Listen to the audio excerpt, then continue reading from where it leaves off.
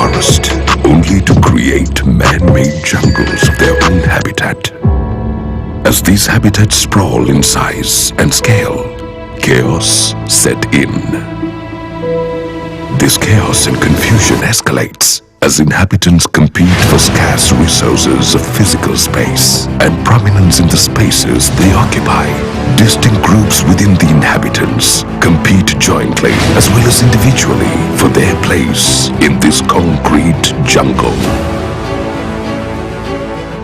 Amid this chaos and confusion emerges the unifying source who will help restore balance and order through the skills, abilities and knowledge of controlling and manipulating space and form to bring justice to all inhabitants in finding their place, their fair share of resources needed to sustain themselves and to afford symbolic expression that define their existence among their surroundings.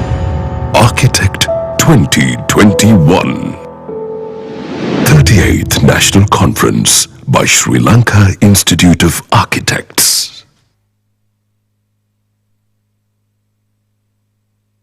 Good afternoon, ladies and gentlemen. We architects are armed with a unique set of capabilities to influence and decide the making of our cities and built environments. This is a great power, and with it comes a great responsibility. This forum today discusses the role of the architect as guardians of the built environment with responsibility over environmental concerns, civic concerns, energy poverty, professional duty of care, and even national security. So without further ado, we welcome you to the 38th National Conference of the Sri Lanka Institute of Architects. And to officiate welcome, I call upon our Guardian-in-Chief, none other than the President of the Sri Lanka Institute of Architects, Architect Beranjan Kurukula Surya. Please welcome him on screen. Thank you.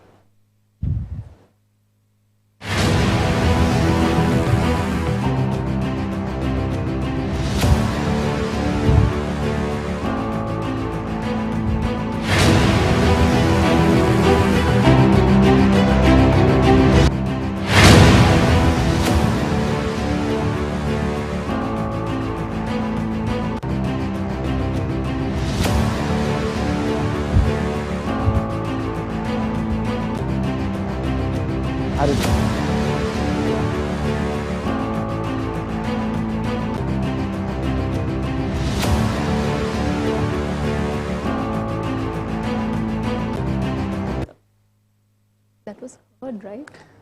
Okay. Good day to you, council members, fellow SLIA colleagues, our international friends, distinguished speakers, presenters, friends watching us online, ladies and gentlemen. Welcome to the first online conference of Sri Lanka Institute of Architects. Our subject area is the architect's social responsibility. Now, social responsibility goes beyond the donation of money or goods or even services. We were searching for a new definition.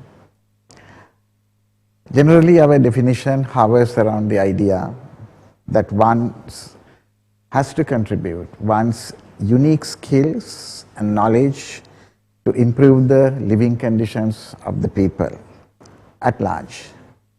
In that sense, for an architect, social responsibility is built in to his profession. So nothing we do can be socially irresponsible.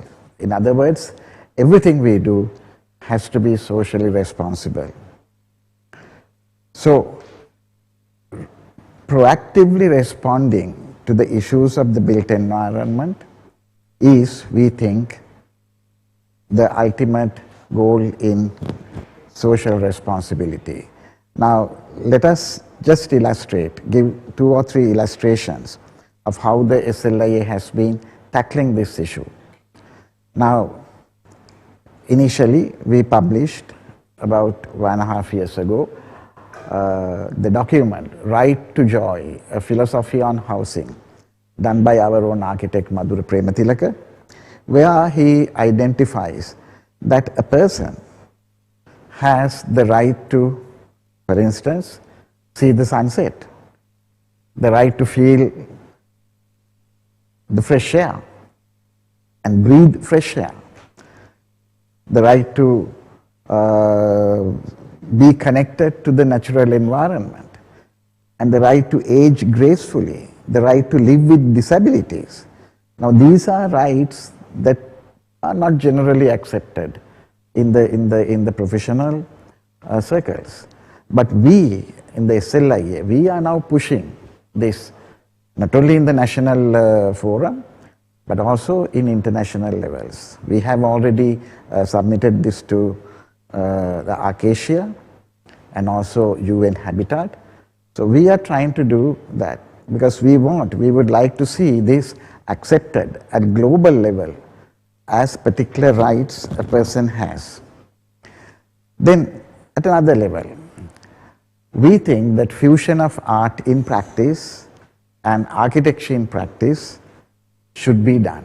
Now, last year, our conference theme was Art in Architecture, where we tried to bring in various forms of art, like even fashion design, music, painting, sculpture, etc., into architecture.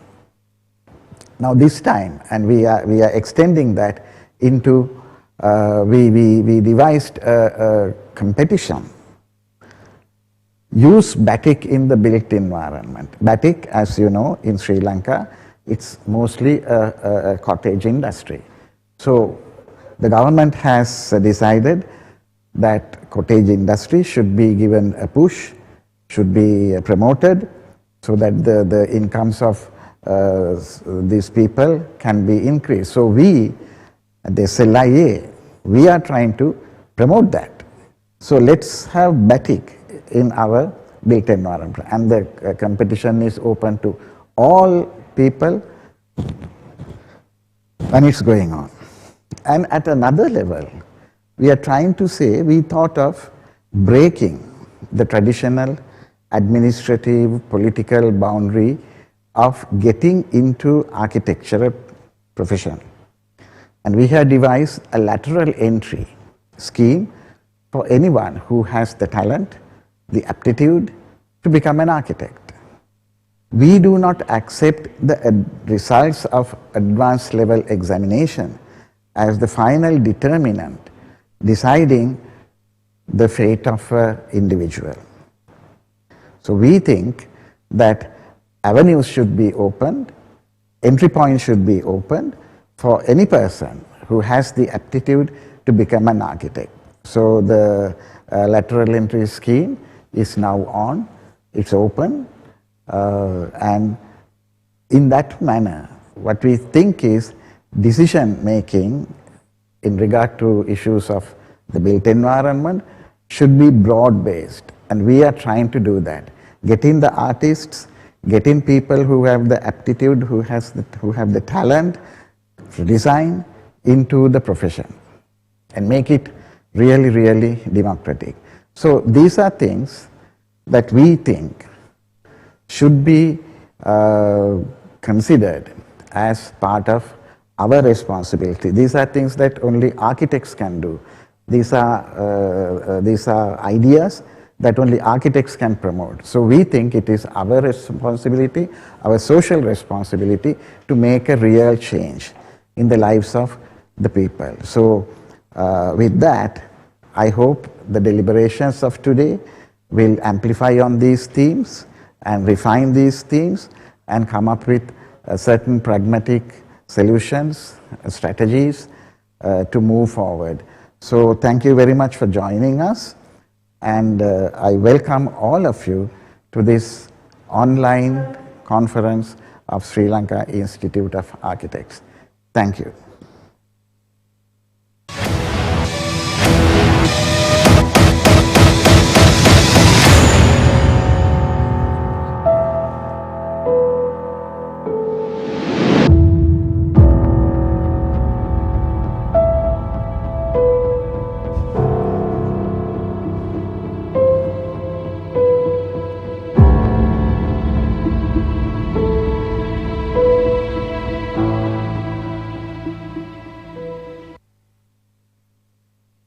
thank you, Architect Veranjan Kurukula Surya, President of the SLIA, for so well articulating the objectives of the Institute. Now, this year's theme, with great power comes great responsibility. What does it really mean for architects? For architects to be considered as guardians of the built environment.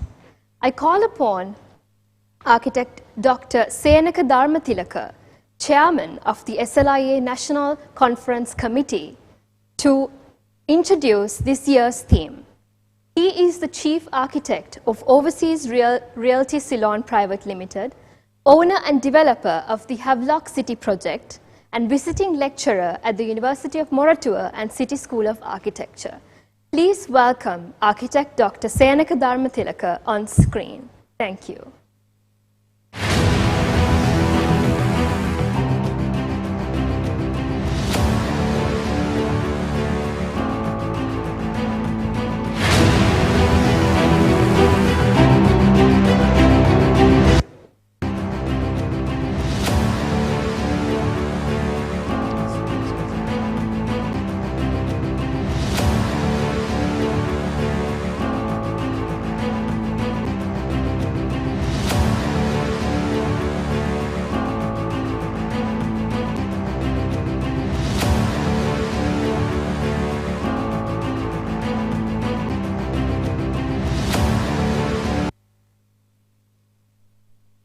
Hi, a warm welcome to our sessions, and before I launch into the introduction of the theme, let me say a big thank you for Kalpani Jayatilaka, who will be joining our ranks pretty soon as a chartered architect, for being such a wonderful host for this evening.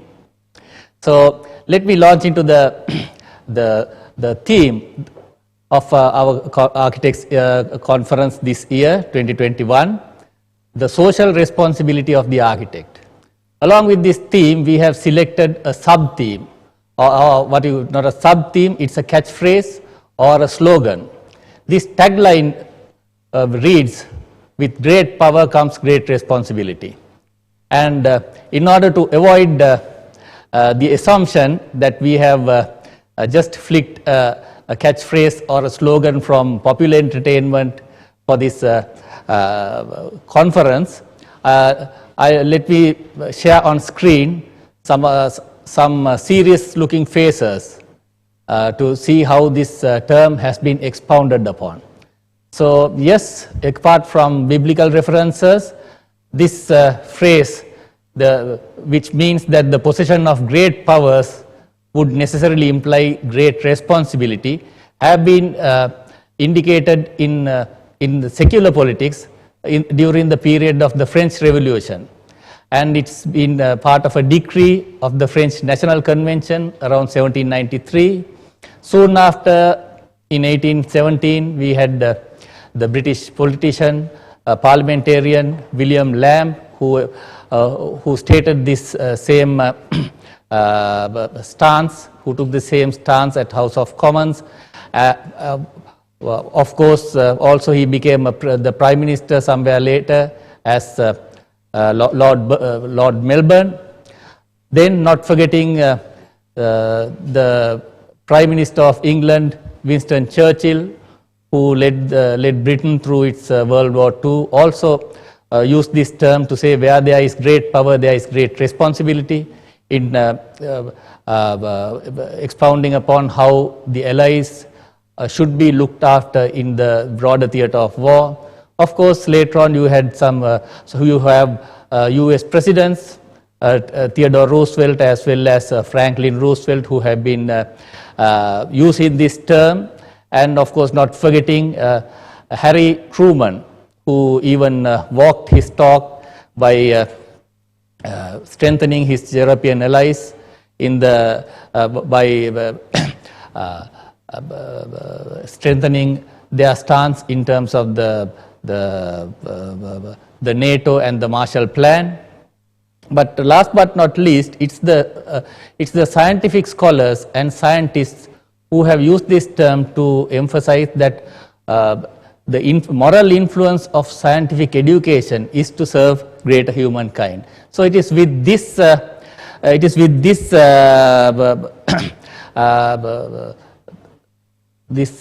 spirit that we bring it to the field of architecture, where this term, which was made very popular by the long-standing creative director Stan Lee of the Marvel Studios, who brought it first in 1962 and of course made popular in 2002 in the movie productions.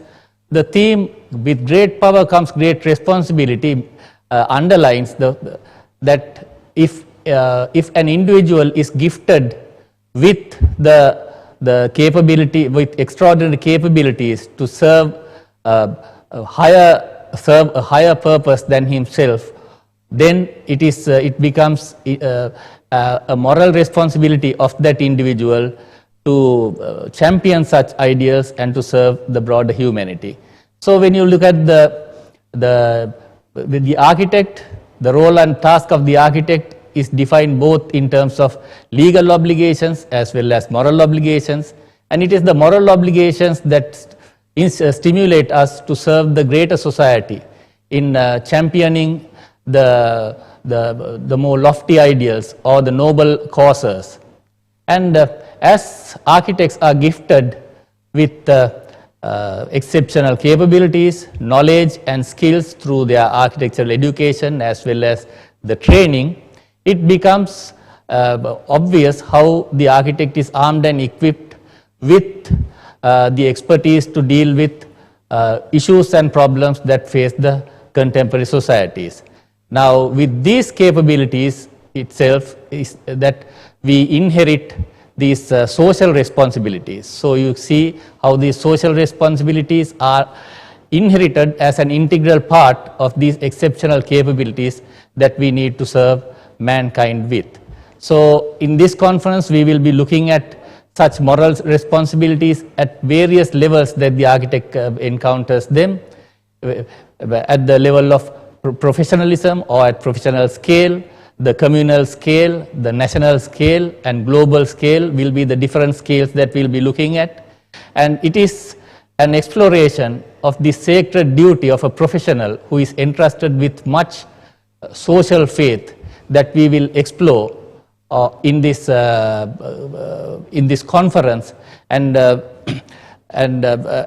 we will get we will involve a lot of intellectuals who will expound upon this subject area. And before I get into the sub-themes and those intellectuals who will be presenting their papers, let me present the logo or the emblem which signifies or encapsulates this ideal for this year's conference, which was designed by one of our own architects, Sagara Jayasinghe, who superimposed two triangles one upon the other to show how to indicate in abstract a human being or a winged superhero who is also given a very prominent heart shape, right? So it's about the heart with the wings. That means capabilities and compassion, how they are being integrated in a professional. So I see how architect Sagara Jayasinghe had experimented with on how the architect transform into a superhero through sketches and drawings. And of course, I wouldn't expound upon the narrative because it's all integrated in the conference booklet that you will enjoy. But let me now go into the sub-themes that we will explore. So under the main theme, the social responsibility of the architect, we will look at the planetary responsibilities that he takes. So in short, we will take how we look at it in terms of the planet. Then we will look at how these responsibilities are encountered at the level of nation, state and community. Then the third sub-theme would be looking at the broader humanity and how the architect in his duty of care would ensure and emanate his compassion towards the greater humanity, irrespective of race, creed, or gender itself, gender, age, and ensure that as a global citizen, how the entire humankind will be under his compassion. So, starting with the first theme, it will be on planetary existence and global sustainability. We see how the architect as a global citizen would champion the causes of, would champion the ideals of sustainability through mitigating environmental pollution and resource depletion, in creating energy efficient buildings in terms of design, and how the same causes of sustainability is championed by urban restructuring and mitigating urban sprawl that ensure that physical infrastructure could be distributed among citizens in a viable, cost-effective and efficient manner, and also by making sure that the commuting distances between the residences and the workplaces is limited to ensure less fossil fuels are depleted from the environment, and the environment is not polluted by their toxic fumes, etc. And also we will be observing how new construction methods could be adopted in the construction industry to avoid material wastage and the efficient and optimum usage of construction material and raw material in the construction industry, by ensuring and exploring design strategies such as modular design and prefabrication, as well as standardization of building elements, etc. Now, Dr. Upendra Rajapaksa from the University of Moratuwa will be explaining quantitative strategies on how these things could be achieved, and the keynote speech by Professor Christopher Benninger is also on the same theme of the planetary existence and global sustainability. Let me just remind you that more than talking about his the presentation, I would sum up the significance of this professor, who writes in his book called Letters to a Young Architect. He says we must understand that our talents and our wealth are only loaned to us in trusteeship to use towards the greater good. So all his efforts in architecture and academia all geared towards ensuring that the humanity is served by the talents gifted to the architect.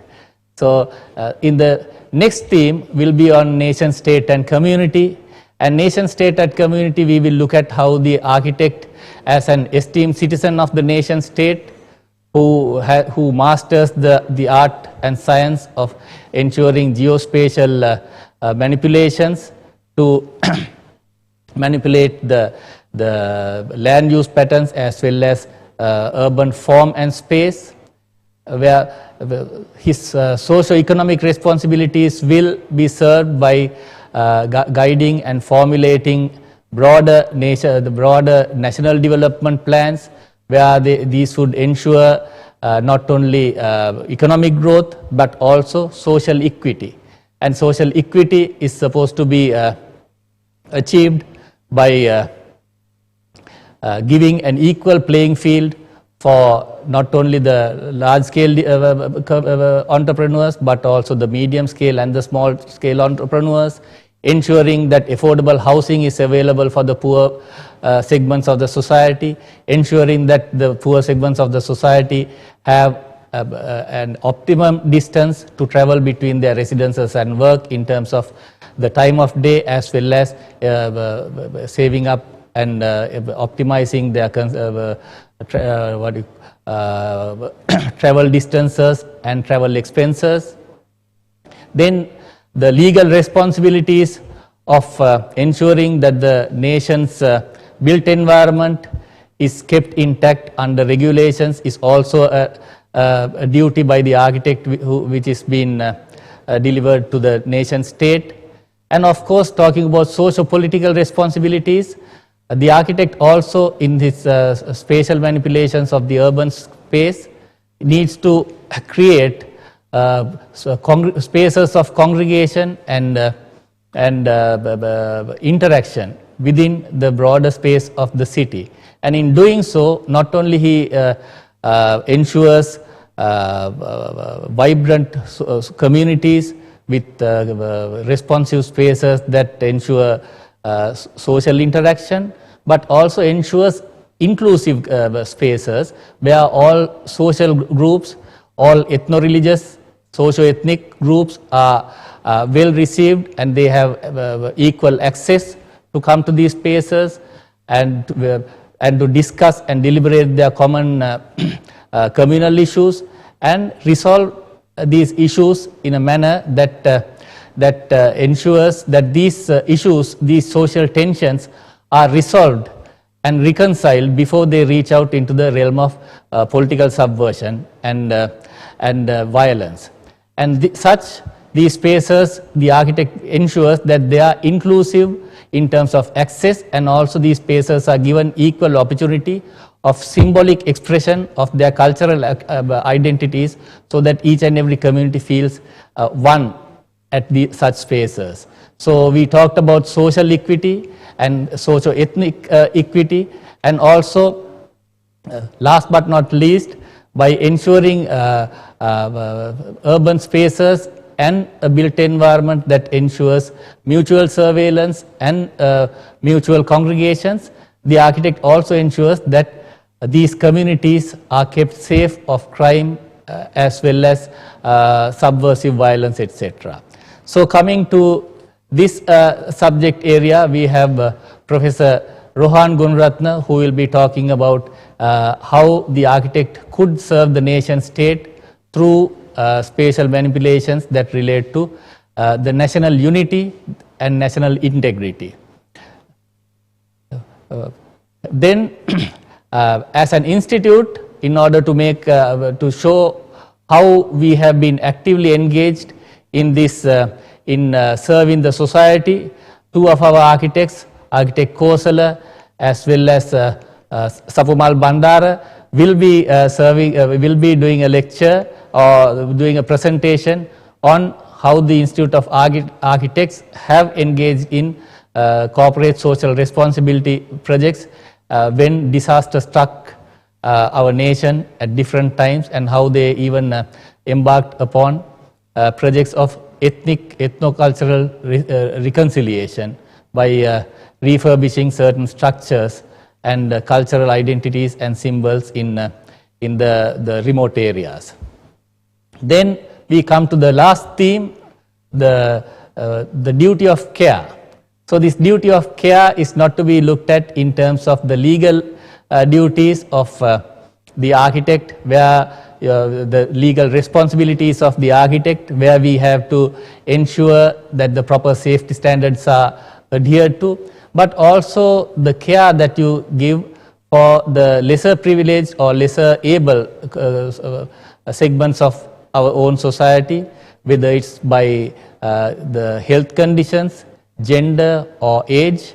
And to expound on this subject area, one of my closest friends, architect Alan Kong from Melbourne, Australia, will discuss about the need to ensure the physical and psychological as well as spiritual well-being of all building users, irrespective of ability, gender or age.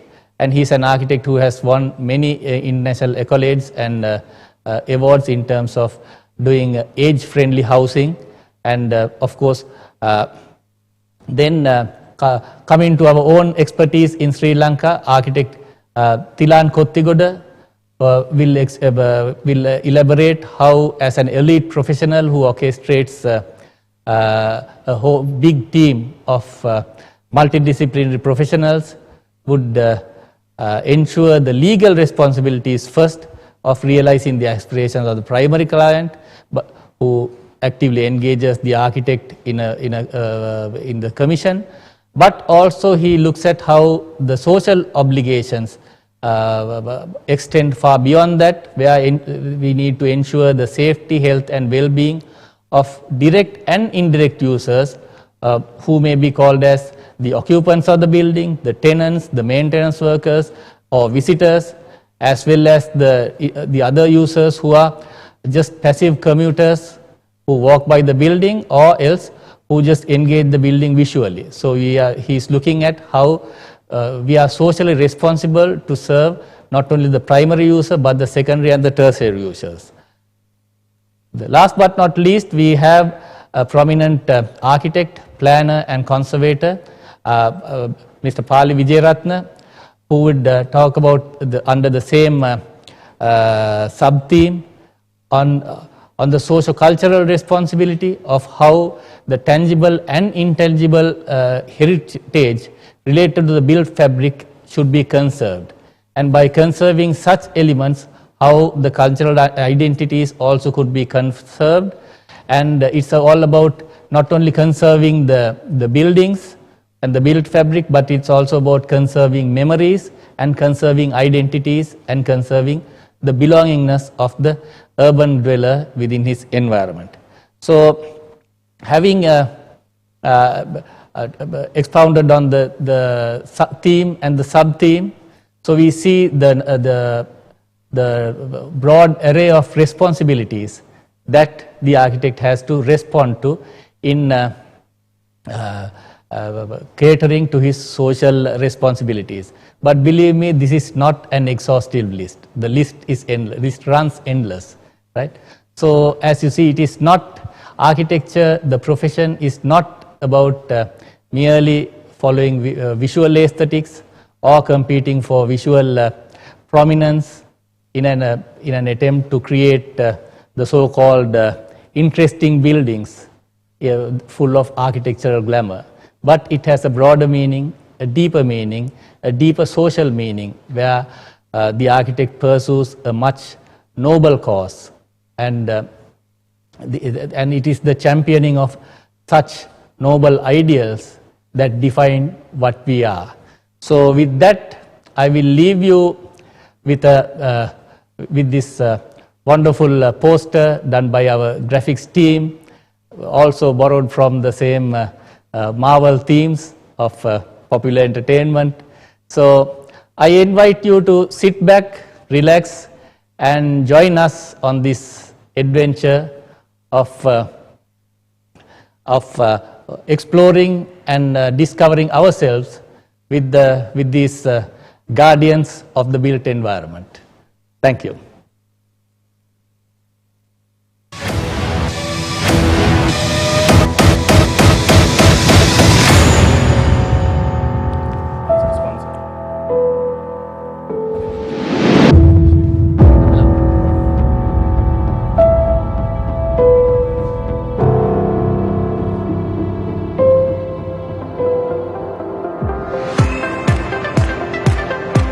For over 130 years, our culture of innovation has shaped the lives of millions. Building better, brighter, and happier lives full of color and opportunities. It all stems from breakthrough research meticulously developed by leading scientists and chemists at our world-leading facilities. We're all part of a diverse family who, together, make Nippon Paint Asia's #1 paint and coatings manufacturer, offering a complete paint and coating solution for total peace of mind. We're a Pan-Asian family unified and driven by our lean for growth culture of vigilance, insatiable appetite, teamwork, agility, leanness, stamina, allowing us to lead from the front of the pack. Corporate responsibility is ingrained in our DNA, promoting sustainability and developing skills, because people have always been at the heart of our company. Together, we strive for a sustainable business that positively impacts lives. Our ingenuity flows through every drop of the billion liters of paint and coatings we produce every year. Adding color to all the industries we supply through strong distribution and in turn enriched the lives of millions around the world. We continue to set new standards in coatings for motor vehicles. Our protective coatings sustain and enhance the performance of bridges, ships, fuel pipes, and chemical tanks. By offering developers and architects a variety of highly durable and weather-resistant options, we make it possible to realize their ambitions. And for our consumers, we strive to deliver the best end-to-end solutions, including design services to perfectly complement our products. We are Nippon Paint. We harness the brilliance of innovation. We inspire the lives of millions now and for decades to come.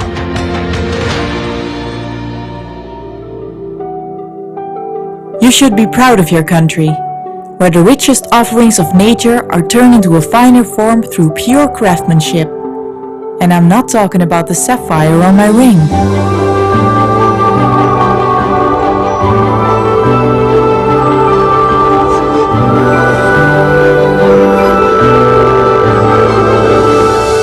Lanka Tiles, the Sri Lankan tile with a global following.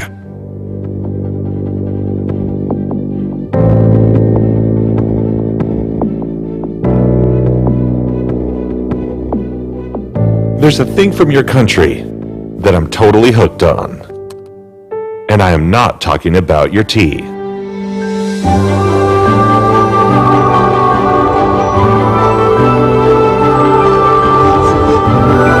Lanka Tiles, the Sri Lankan tile with a global following. Alumix within Lumin Elia Kandai. Monster රසකින් සවිකිරීමේ පහසුව අලංකාරය Alumix within Lumin Elia Kandai. සොබාදාමේ ලස්සන ඔබේ නිවස තුළට ගලා එන්නට හඳුන්වා දෙන Lumin.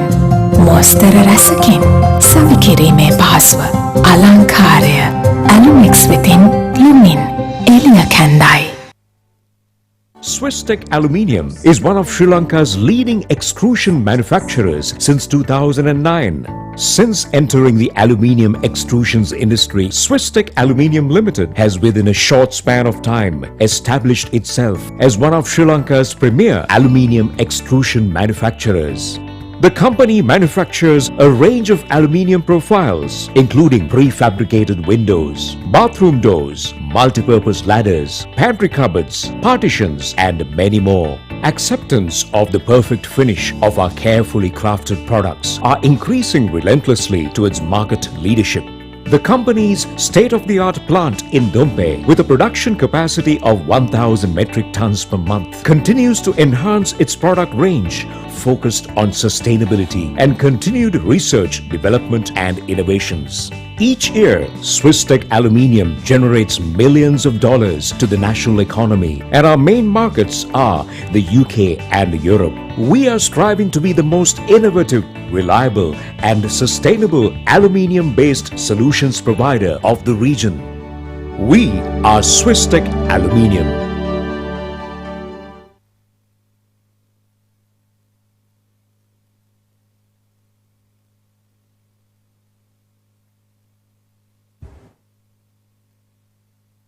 Thank you. And now I must mention our sponsors once again. The strategic sponsor is Nippon Paint Private Limited. Associate sponsor Lanka Tiles PLC. Event sponsors Alumex PLC and Swisstech Aluminium. Official hospitality partner the Kingsbury Hotel. And official travel partner DMC Travels. And also I must thank architect Dr. Senaka Dharmathilaka, chairperson of the National Conference Committee, for giving us such a detailed introduction of the main theme and sub-themes. As he said, it's not an exhaustive list. Our responsibility as architects is endless, but he has indeed picked out some of the most timely issues to be addressed at this forum. And now we move on to a short narrative to introduce Theme 1. Thank you. Architect 2021. With great power comes great responsibility. Planetary existence and global sustainability. Session 1. As a leading global citizen who makes crucial value judgments, the architect assumes environmental responsibilities of planetary scale, deals with issues of sustainability such as the prevention of environmental pollution and resource depletion, champions these ideals through design strategies that ensure energy-efficient buildings and urban structures while mitigating material wastage in construction practices.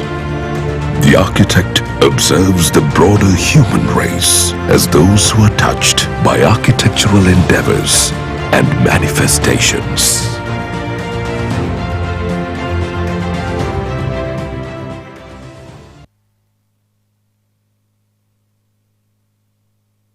Thank you. And now we move on to the first speaker, the keynote address of the 38th National Conference of the Sri Lanka Institute of Architects. I take great pleasure to introduce the keynote speaker, Professor Christopher Charles Benninger, an alumnus of Harvard University and Massachusetts Institute of Technology, where he has studied architecture, urban design, and urban planning under some of the most influential and renowned professionals in each respective field, such as Jose Louis Sert, Lloyd Rodwin, John F.C. Turner, and Kevin Lynch, and even Herbert Gans. In 1971, Professor Benninger left his post at Harvard University on the invitation of architect B.V. Doshi in India to make a shift to Ahmedabad. There he founded the CEPT University School of Planning as a Ford Foundation consultant, thus beginning a lifelong commitment to India and the South Asia region. In 1976, he shifted to Pune and founded the Center for Development Studies and Activities. It's also noteworthy that the World Society of Acoustics recently shifted from Athens to Professor Benninger's Development Studies Center in Pune. Institutions such as the World Bank, Asia Development Bank, and the UN Habitat have all benefited from Professor Benninger's work and advice. In 1983, he wrote the theme paper for the UN Commission on Settlements.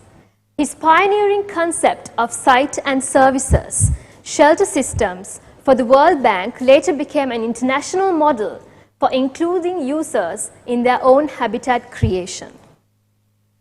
His work on urban design, city management, and town planning has resulted in his principles of intelligent urbanism, which guided his planning of the new capital city of Bhutan. Professor Benninger is renowned for this environmentally sensitive proposal. His 6 city plans in Sri Lanka, prepared in the early 1980s, also exhibits a deep respect for nature and tradition. For his architectural designs, he has won more annual national awards from the Indian Institute of Architects than any other architect. Notable projects include the Center for Development Studies and Activities, Mahindra United World College of India, and the Samudra Institute of Maritime Studies. Additionally, Professor Benninger is on the board of editors of Cities Journal UK, and his notable books include Letters to a Young Architect and Christopher Benninger, An Architecture for Modern India. His recent work has focused on the creation of many education institutes and universities and developing exemplary urban planning proposals. The list, of course, goes on, and I could go on for hours explaining his illustrious profile. So without further ado, I invite Professor Benninger to deliver the keynote address of the 39th Annual Conference of the SLIA on Professional Social Responsibility. Please note that this is a recorded presentation. Thank you. Please welcome Professor Christopher Charles Benninger.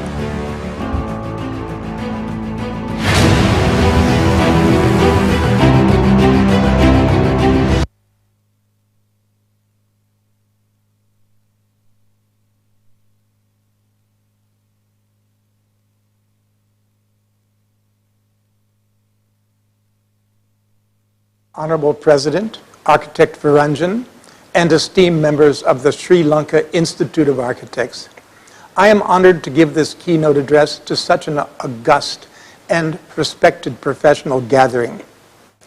This occasion has special meaning for me personally, as 4 decades ago, I was invited by the government of Sri Lanka to prepare the master plans for 6 provincial capitals here in Sri Lanka. These cities were Jaffna, Ratnapura, Kalutara, Galle, Matara, and Hambantota. This assignment, running for several years, took me across your beautiful country from north to south, engaging me with your people, with your culture, with your history, and with your intriguing geography. It also introduced me to your emerging problems of urbanization and national integration. So my romance with Sri Lanka is a very old and a very deep-rooted one. The theme of this national conference, the social responsibility of the architect, is what really attracted me to join you here at your conference today. Our friend, architect Sinaka, shared your theme paper, emphasizing that architects are thought leaders and are prominent members of the intellectual community, and that we are responsible to ideate new visions and directions for society.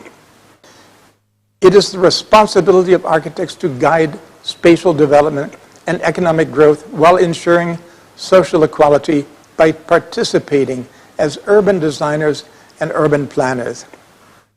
You are perhaps the first national body of architects to come to terms with the fact that an architect is more than just the designer of poetic objects. Like it or not, we are urban designers, city planners, and regional planners. We are important national policy advisors responsible for designing safe public spaces, focusing on hygiene, health, and disaster management. It is our duty to convey that design and planning are comprehensive subjects, engaging all aspects of human existence. We are also futurologists. Our profession prepares us only to act in the future. We as architects always act in the future tense. We must always look forward. On the contrary, accountants are always looking backwards at last year's incomes and expenses and assessing tax implications, while lawyers are arguing contentions of past years and doctors are trying to ameliorate our old bad habits.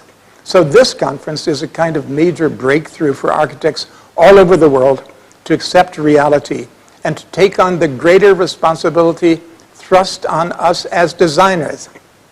It is our responsibility to our communities to proactively design secure and alluring spaces.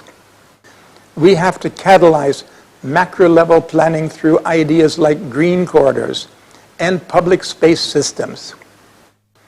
You hit the nail on the head when you stated that our endeavors have a deeper meaning beyond competing for visual attention and beyond striving for architectural glamour. Our role is to serve mankind rather than to create spectacular monuments. This conference imagines the architect moving out of a concern for pretty individual buildings into the public arena of community architecture. I propose that there are 4 paths through which we can promote our agenda. These paths are: 1, creating access to public spaces; 2, creating access to humane shelter; 3, creating access to basic service facilities like primary health and primary education; and 4, educating future generations of architects to focus on the above 3 paths. Path 1, create access to public spaces.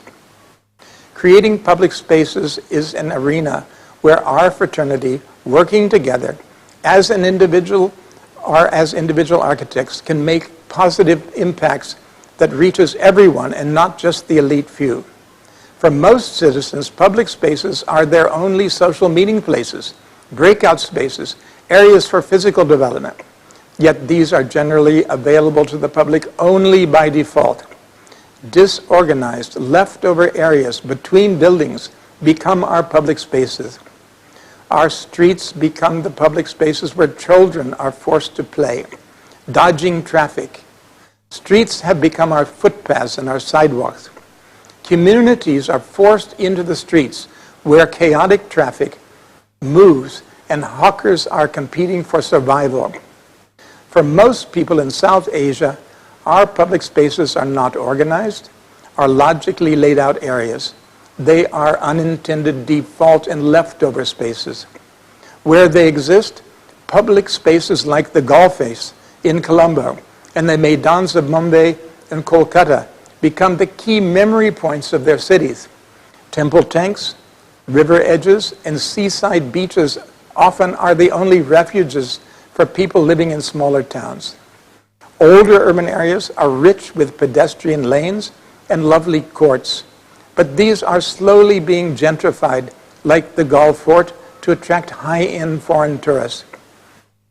There are wonderful examples of architects preparing street plans, cleaning up urban messes, adding paved footpaths, designing benches, and providing trash cans. Street lighting, shade trees, attractive planting, and storm drains transform chaos into civility. Architects have taken old historic streets and reconstructed them, adding sanitary facilities, footpaths, street lights, and proper storm drainage. If I look at Chandni Chowk in Delhi, it is a revitalization plan of old Delhi, and it's a very good example.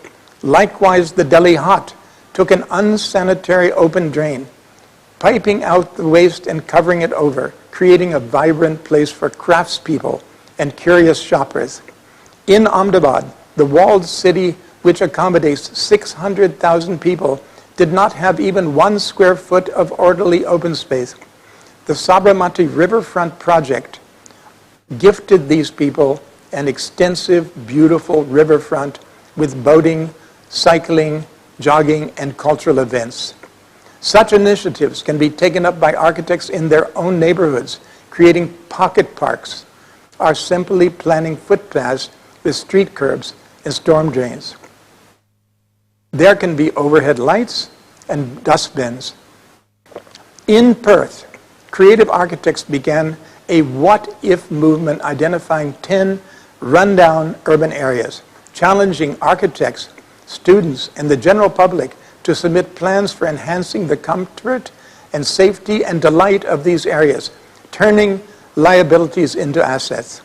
In Sri Lanka, our institute can have a national what-if movement, catalyzing communities to become aware of their public spaces and the potentials of designing for a better tomorrow. May I suggest that each Sri Lankan architect take the street in front of their own home or office and prepare a simple plan for it. May I suggest that each town, the local architects chapter, identify a derelict area and turn that civic liability into a community asset. Our studio's work is always focused on a public space. We try to bring an important public space into each project. In Suzlon One Earth, we created a large central park with a waterfall and an imposing traditional votive lamp tower, our Deep Stumba. In our Global Brain Research Center in Shanghai, we have introduced a large classical Chinese garden, accessible to an urban district. In our urban design for the Bhutanese capital complex, we created the National Ceremonial Plaza in Thimphu, where thousands of people can gather. In our commercial projects in Pune, like Tain Square or Lodha Belmondo, we have made public open space the unique selling points of our projects. In all of our projects, we start with a question, what if? What if we can create generous public space as the central focus of our design? Path 2, create access to humane shelter. We need to study people living in our cities, towns, and villages. We need to estimate what percentage of inhabitants ever visit an architect-designed house. We need to estimate how many of our citizens live in design residences. I suppose less than 3%. If one studies the ability to pay of households in India, less than 3% of our population are even eligible to apply for a housing loan. The rest of our communities are not qualified to make equated monthly installments over years, paving the way to buy their own shelter. In a country where less than 3% of the people pay income tax, and the submission of 3 continuous years' income tax receipts is the required beginning point to apply for a housing loan, access to shelter looks really bleak. Where we have highly subsidized housing, or even give free housing under the Slum Rehabilitation Act, only a tiny fraction of the poor is reached. These free city center units are quickly resold for market value or are let out to higher income renters, allowing the scheme beneficiaries to encash the actual market values. The reality is that a large low-income segment of urban households build their own houses with their own hands, recycling materials and using very appropriate technologies, but illegally on other people's land. We all know that the major barrier blocking shelter solutions is the lack of land. Yet when economic deregulation and direct foreign investment emerged in India, we initiated a special economic zone policy. We call it the SEZ. These enabled large industrial houses to capture hundreds of acres of peri-urban farmlands to create industrial estates. These SEZs are planned as monofunctional zones of several hundred, even several thousand acres. These SEZs only have very large, big plots for large-scale manufacturing. There are no provision for housing. There are no provisions for small and medium ancillary fabrication or small-scale industries. There are no provisions for basic health and education services. There are not even plots reserved for technical and skilled training. This is happening all over the world where similar statutory mechanisms could be widened in scope.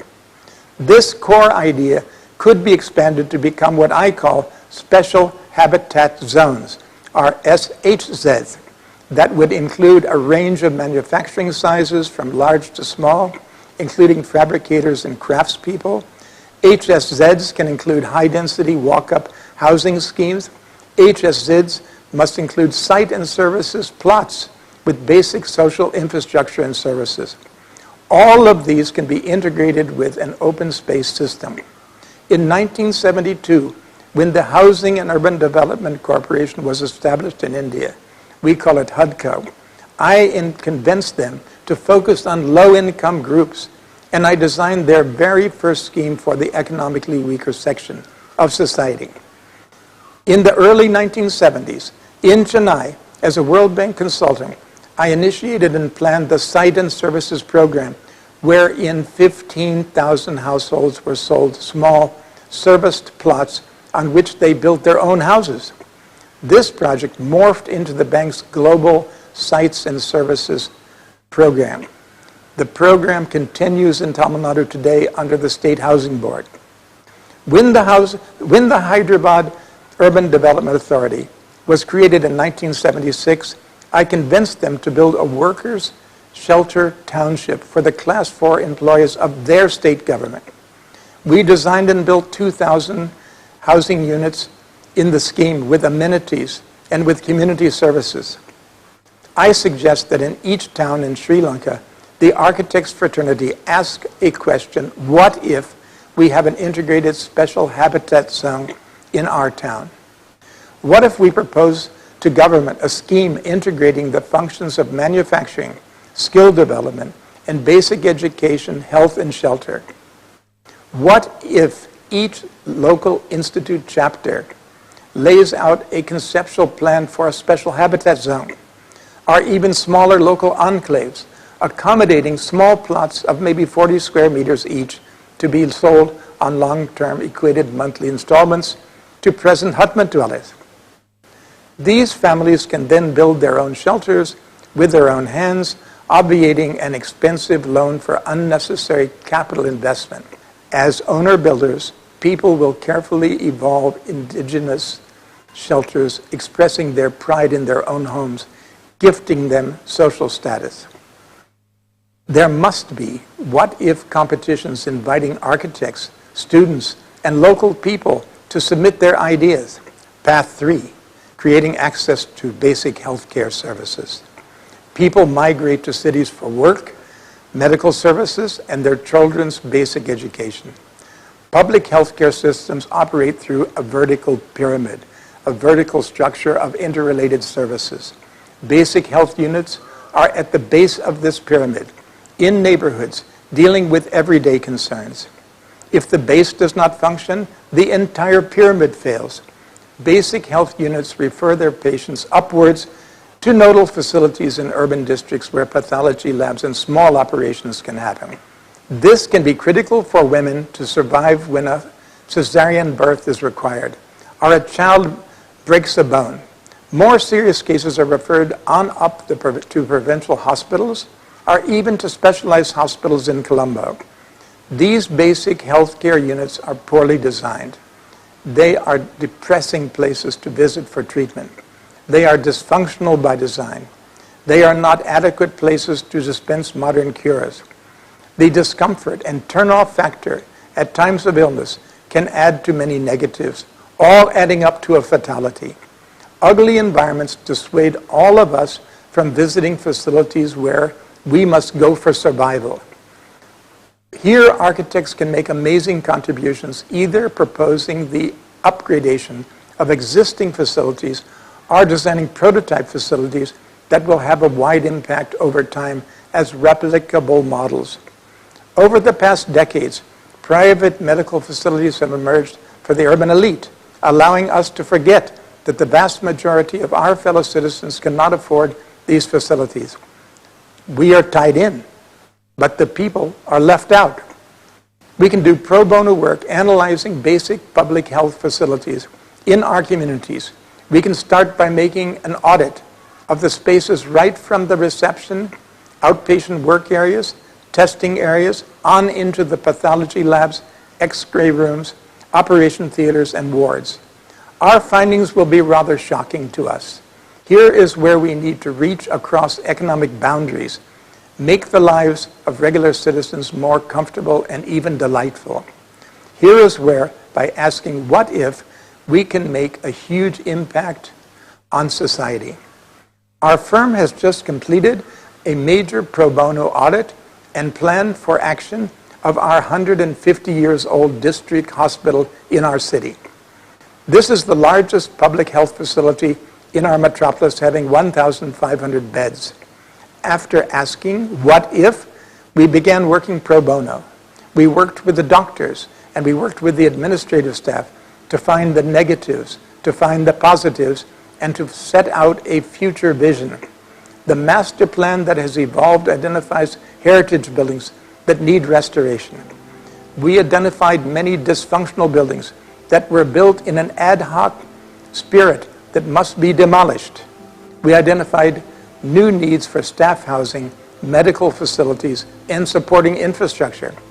We studied the unconnected buildings in about 7 separate plots of land, allowing options for linking functions together, increasing their efficiency. We showed how to add new required facilities in a step-by-step phased manner. Beginning with about 2 million square feet of dilapidated buildings on a chaotic campus, we suggested the demolition of about 600,000 square feet in careful steps.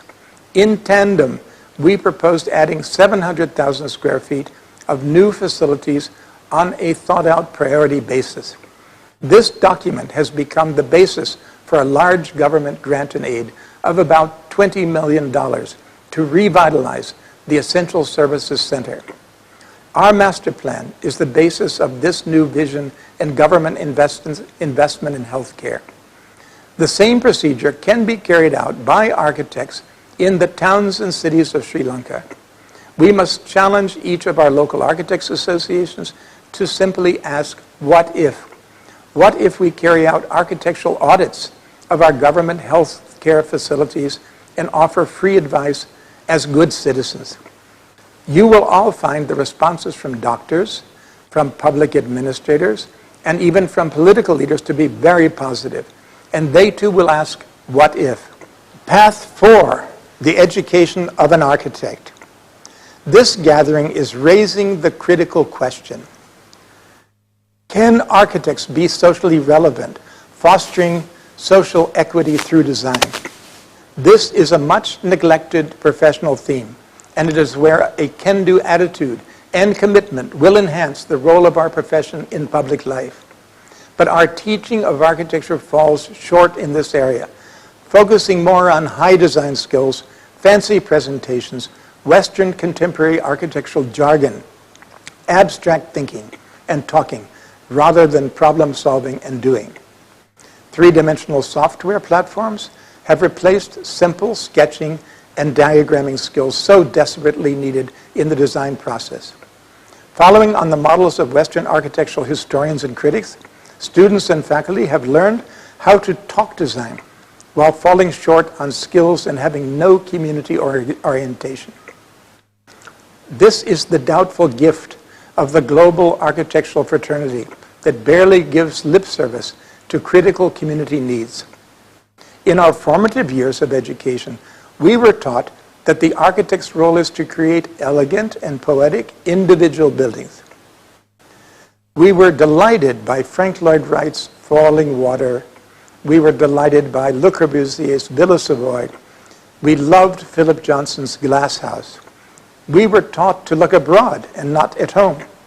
Our imaginations were expanded by spectacular skyscrapers, amazing museums, and structural stunts created in the name of public art. Incredible as these iconic buildings appear, they are experienced by an irrelevant fraction of humanity. In reality, humanity is neglected by our international superstar architects, as well as we mortals practicing here in the subcontinent. We grew up imagining that Frank Lloyd Wright's Broadacre City or that Le Corbusier's Radiant City offered answers to the questions I have raised in this discussion. They do not. Surely, Kinzo Tange's harbor city floating off in Tokyo Bay offers little to humanity. It is fuzzy logic walking on water. Nor does Louis Kahn's Philadelphia plan offer anything to South Asia. We were also taught that architecture with a capital A is achieved while designing high-end seaside resorts or palatial bungalows with really expansive, beautiful gardens. We were misdirected by foreign critics that these wrong ideas were the right ones. These wrong designs, wrong images, and wrong role models have become a frustrating, wrong mental set of ideas guiding young students, leading to nowhere. These models will not enable young designers to solve our society's most chilling urban lapses. Even the great man theory of who an architect should be and what he should become and what he should do is terribly wrong, and it is a terribly wrong imported model. All of us grew up reading The Fountainhead, imagining ourselves as architect Howard Roark. Howard Roark still remains the fictional hero of most youngsters graduating from leading architectural schools. Without going into details here, I want to say that we must reevaluate the Western educational models we are following mindlessly across the subcontinent. We must recognize these curricula for what they are: post-independence, neo-colonial, cultural imperialism of our minds. We must ask, what if we totally abort our present curricula and teaching models completely? What if we start rethinking education afresh? We need to assess how we train professionals to be good and logical hands-on construction people instead of vague philosophers and abstract art designers. In the present scenario, the goal of fresh graduates is to go abroad to the Architectural Association or to the Harvard Graduate School of Design to get a master's degree. This may cost $100,000 or even more. Why is this our vision and our goal? This is really nonsense. The education of architects needs to identify a critical set of skills a critical set of knowledge, and critical sensitivities. These abilities must bring young architects into contact with the urban stresses that designed public facilities and designed public spaces can relieve. There is a clear package of skills needed for hands-on studio work. Sadly, youngsters arrive in our offices after 5 years of education modeled on Western curricula that does not prepare them to study their own context. It does not give them skills to analyze the gaps and lacuna in built fabric, allowing design skills to intervene, generating solutions. Graduates have no idea of what a construction site is like and what goes on there in a construction site. We clearly need graduates who have spent many months working on construction sites. We need fresh graduates who have worked as trainees in the offices of our subconsultants, like mechanical equipment designers and structural design firms. We need graduates who know how to analyze and design construction details using locally available materials and local techniques. We need to get students into our villages, into our slums, and into our lower middle class neighborhoods using social research methods to assess the gaps in infrastructure, the gaps in public space, the gaps in transportation, and the basic social facilities that are required. Craftspeople like masons, carpenters, and metalworkers are literally unknown to our young graduates. Why? Students of medicine work in hospitals as assistants, amongst patients, as helpers to practicing doctors throughout their education. Maritime students are sent at sea on the ships early in their studies, moving back and forth between learning on the land and practicing at sea. Our master craftspeople used to teach understudies how to make sensitive buildings and how to work with their hands. I ask, what if we study these models of education and see what can be learned from them, developing more relevant curriculum for our future profession? Now, I would like to end by asking a question. What if we dreamed in the daytime? I challenge our fraternity to stop dreaming while asleep and to awake, dreaming in the daytime, sparking public imagination. Cynics will counter me, arguing that the architect's role is serving a tiny elite of boutique designers. They will say that our role is to teach good taste, spreading respect for poetry by example. Instead of asking, what if, they will be asking, how can we? We must ignore the cynics and be optimists, proactively jumping into the public sphere, teaching civics by example. By exhibiting the possible, we will make the impossible a reality. I am not saying to jettison high design. I love high design. I am saying bring high design to the people. I'm saying bring our beautiful gardens and landscapes into the public realm. I'm saying let our primary health centers and primary schools be very beautiful places to be in. In my book, Letters to a Young Architect, I suggested something. I suggested we must understand that our talents and our wealth are only loaned to us in trusteeship to use towards the greater good. Let us become the trustees of our neighborhoods, the trustees of our cities, and the trustees of our regional ecosystems, using our unique talents and skills, showing the way forward. We should awake each morning and ask ourselves the simple question, what if we can make our communities better places to live in? Then we can start dreaming. Thank you so much. Be safe and be blessed.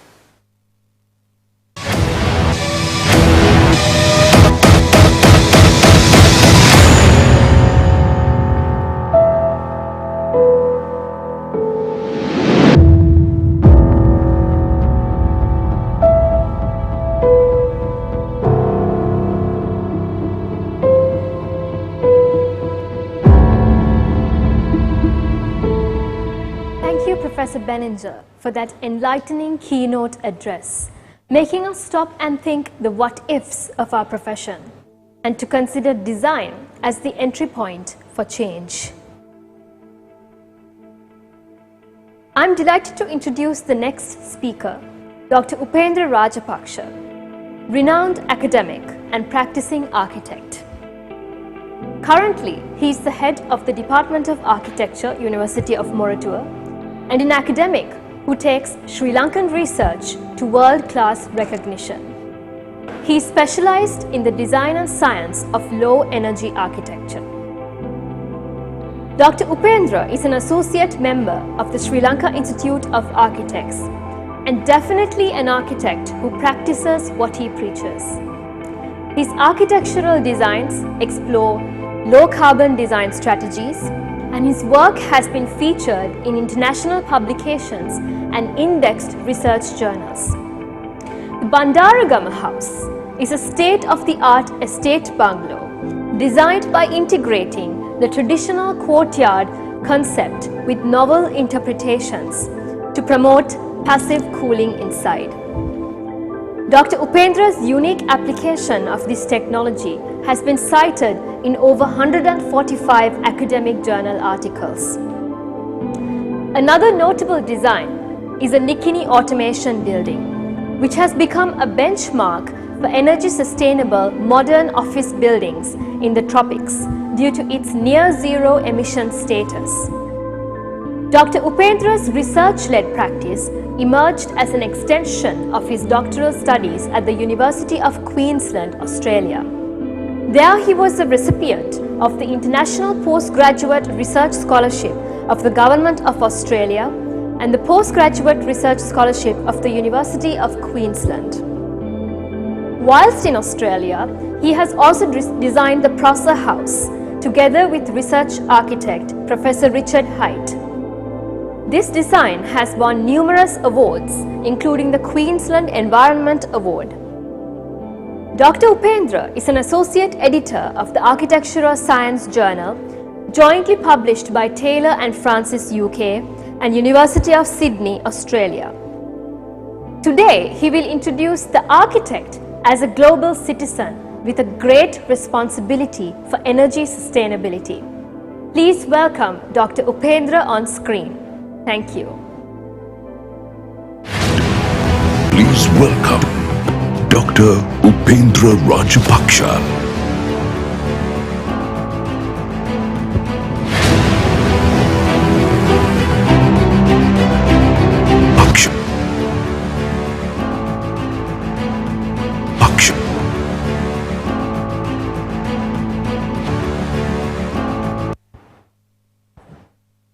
Good evening. Thank you very much for the organizing committee for inviting me for this presentation. And I'm going to talk today a design guide for architects, a design guide in order to prepare for the climate emergencies in the future. So it's about a very generic model of architecture for exploring thermodynamic and aerodynamics in architecture, and in preparing the problems that we are going to expect in near future due to climate emergencies.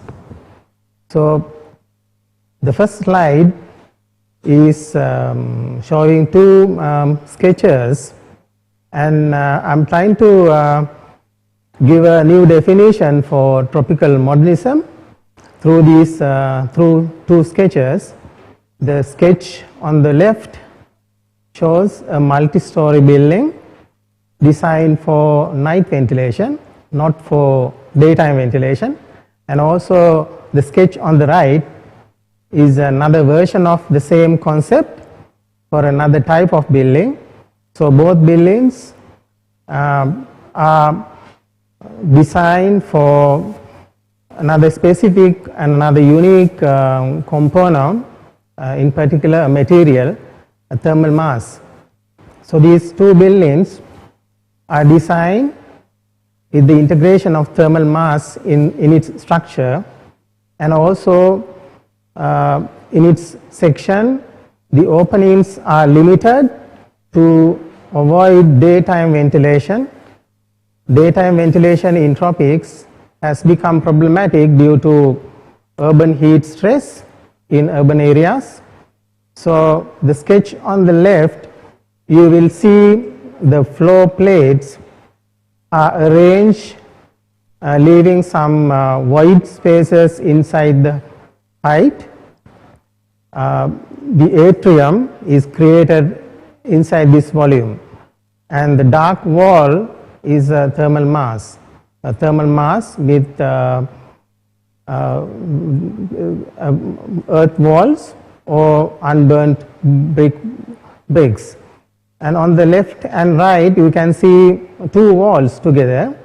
The two walls are double skin envelope, leaving a small cavity in between, and this cavity is designed to get ventilation in the night. The small white patches on the bottom corner of the envelope is an opening for ventilation. And these two buildings, in fact these conceptual models do not integrate windows or simple unprotected windows at the envelope to get ventilation. So ventilation during the daytime is not promoted through this building. And you can see some red lines vertically, that is for the hot air to escape at the higher level. So the section is designed to get ventilation at a very lower level, and then the section also provides some openings at the higher level on the wind shadow side to escape heat from the inside. So this is a conceptual model, but developed over the past few years using some research evidence and practice examples. So why we designed this form is because of this scenario or the typical behavior we can found in Sri Lanka, for example, Colombo. The images, the three images show actual thermal images of some of the built environments found in Colombo. The left one is a recent office building built in Colombo, and as it shows, you can see the red colors. The red color shows the temperature levels. For example, in that building, the surface temperature is around 40 degrees centigrade. So this is a problem that we find in most of the situations in Colombo today. And the two graphs on top, the one on the left shows some lines, and the topmost line shows the internal temperature of inside of these buildings when the air conditioners are off. So the temperature reading goes to 40 centigrade degrees. So you can see the severity of this building population, and this is a result of an investigation carried out to 86 buildings found in Colombo district. And on the left, the building, the graph, the illustration shows dot points, and those dot points represent the energy footprint of these buildings, of these 86 buildings. And you can see some of the buildings have extensively high, very high energy footprint levels, like 400 kilowatt hours per meter square per annum. So according to this investigation, and it was found that the national average of our luxurious office buildings, the national average energy footprint is around 250 kilowatt hours per meter square. And this is extensively higher than the good practice level. So So therefore, I am trying to elaborate that, as architects, we have a responsibility to design, to provide comfort for people who live inside, and also we have a responsibility to design buildings with low low energy footprint levels. But from this study, we can say that we are not doing enough, in fact, in architects in Sri Lanka. So this is a very pathetic situation, right? And so simply, we don't respond to the climate outside. You can see the heat outside of the buildings is a problem or problematic situation, and we need to address this. So the scenario is to understand why do we need energy during operational stage of a building. We need energy to maintain visual comfort, thermal comfort, to run equipment, and also for various maintenance purposes. But from one side, we have the climate, and therefore the heat due to climate, radiation, then high levels of air temperature. On the other side, we have the building system or building design. So what we need to do is that we need to match these two things appropriately. So in the interventions for bioclimatic design is considered that integration of architecture with climate, considering people, and then also considering the technology and materials need to be emphasized. But the problem with the climate, I would like to show the issue with the climate in tropics. For example, the graph on the left top shows the real climatic situation in Colombo. The red and light blue patches show the maximum and minimum temperature, hourly temperatures recorded in Colombo. And you can see that the blue rectangles shows the limitations of air temperature and humidity which can provide human comfort. So you can easily see that the climate in Colombo is well above comfort zone. So that is mainly because of heat stress. Then the graph on the below or graph on the right, there are 11 lines, and those lines are curved, and those curved lines shows that cooling effect of ventilation is diminishing with the wind speed. So therefore, there is less meaning for increase the wind speed because wind speed has some limitation. In addition to that, the graph on the left bottom shows the cooling effect of airflow with the change of humidity. Now, for example, the climate in Colombo, we have the humidity levels as high as 80%. So therefore, in tropics, the cooling effect of air is extremely limited due to heat stress and also due to high levels of humidity. So how do we address this situation? And also, it's very unfortunate to show that, some of the misunderstanding, and this is a building found in Colombo, and it has several courtyards, and it's a low-rise building and designed for stack force ventilation. It is originally designed for stack force ventilation, but as you can see in the 3D model, the courtyard temperatures are around or is equal to the ambient level.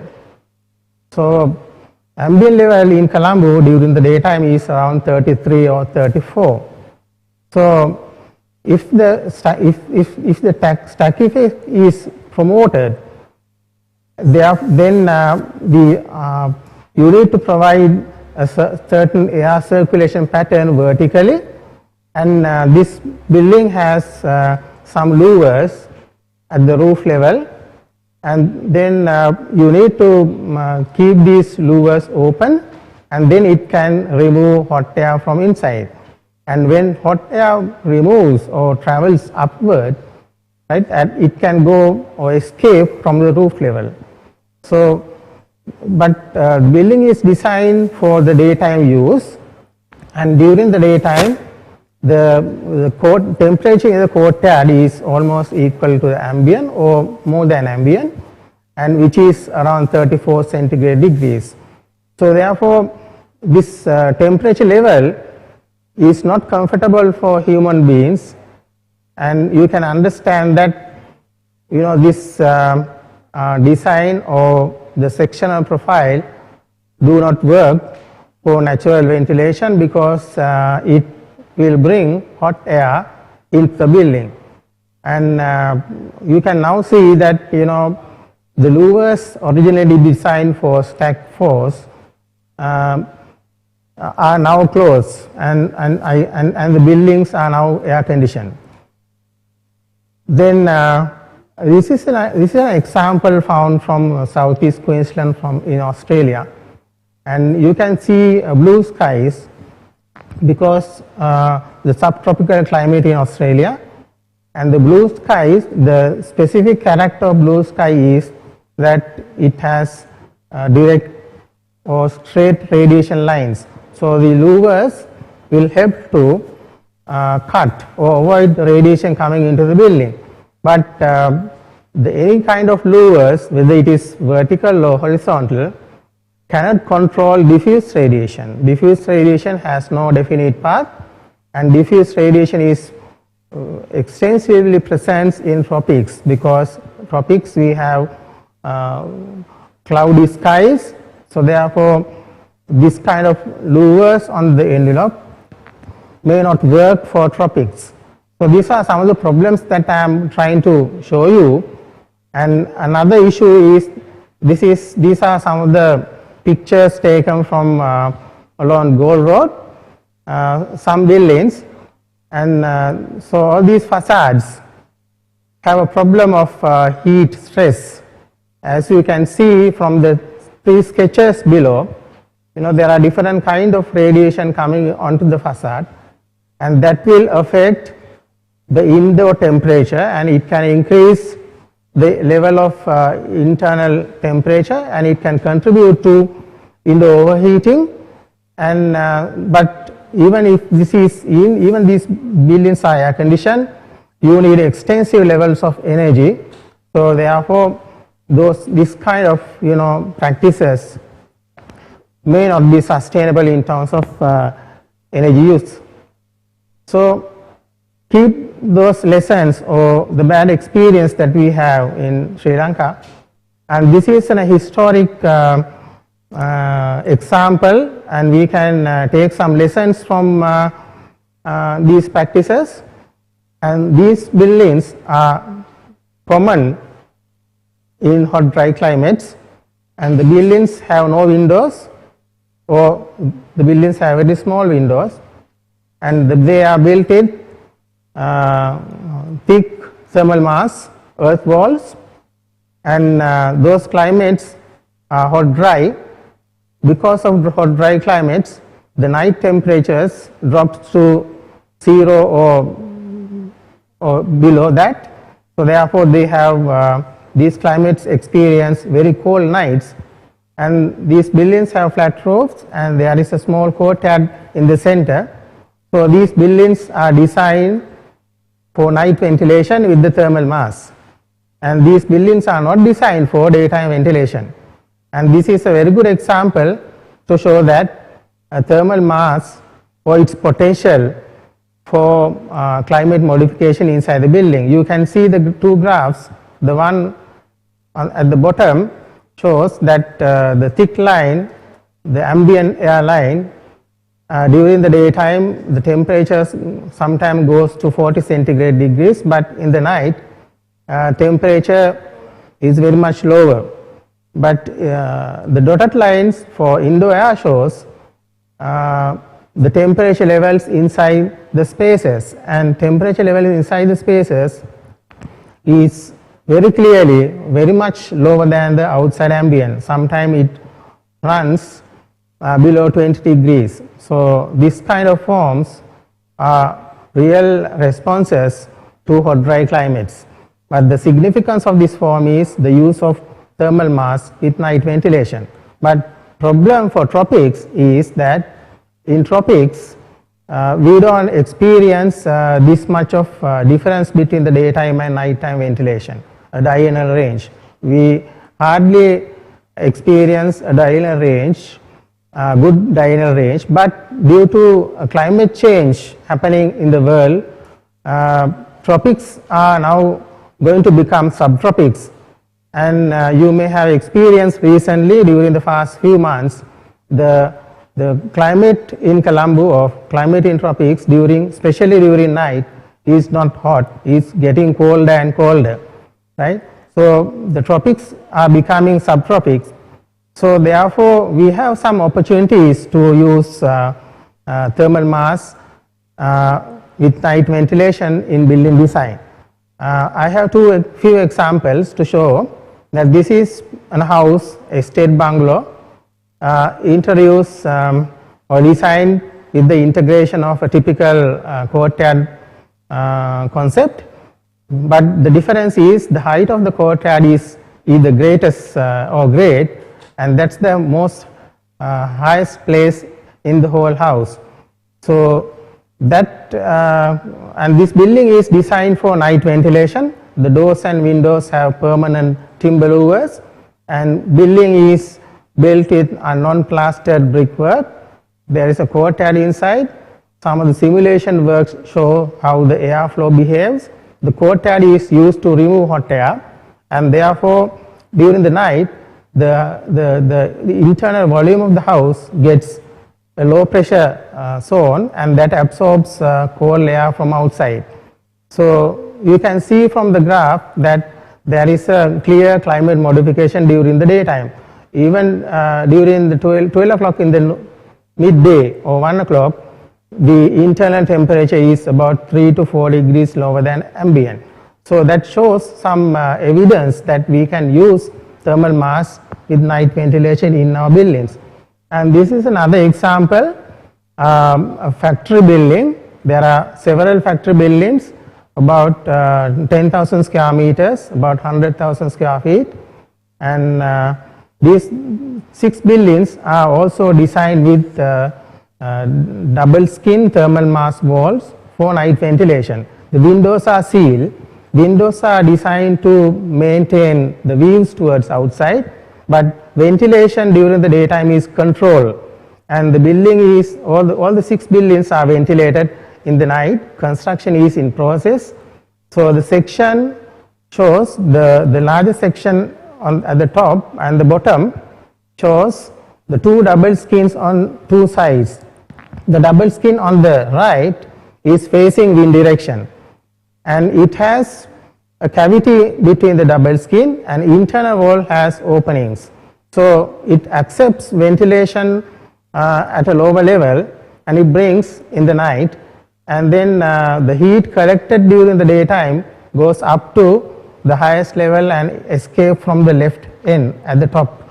Then building is elevated from the ground, and objective of this elevation is to ventilate the floor slab in the night. So the concrete floor slab at the factory floor space is ventilated in the night, so therefore its surface temperature drops. So on the following day, the heat from internal air can be absorbed into these pool mass surfaces, and it works in fact in terms of air temperature control. And the building roof has panel to panel fixed solar panels, and it produces 1.6 megawatt electricity, and it is connected to the national grid.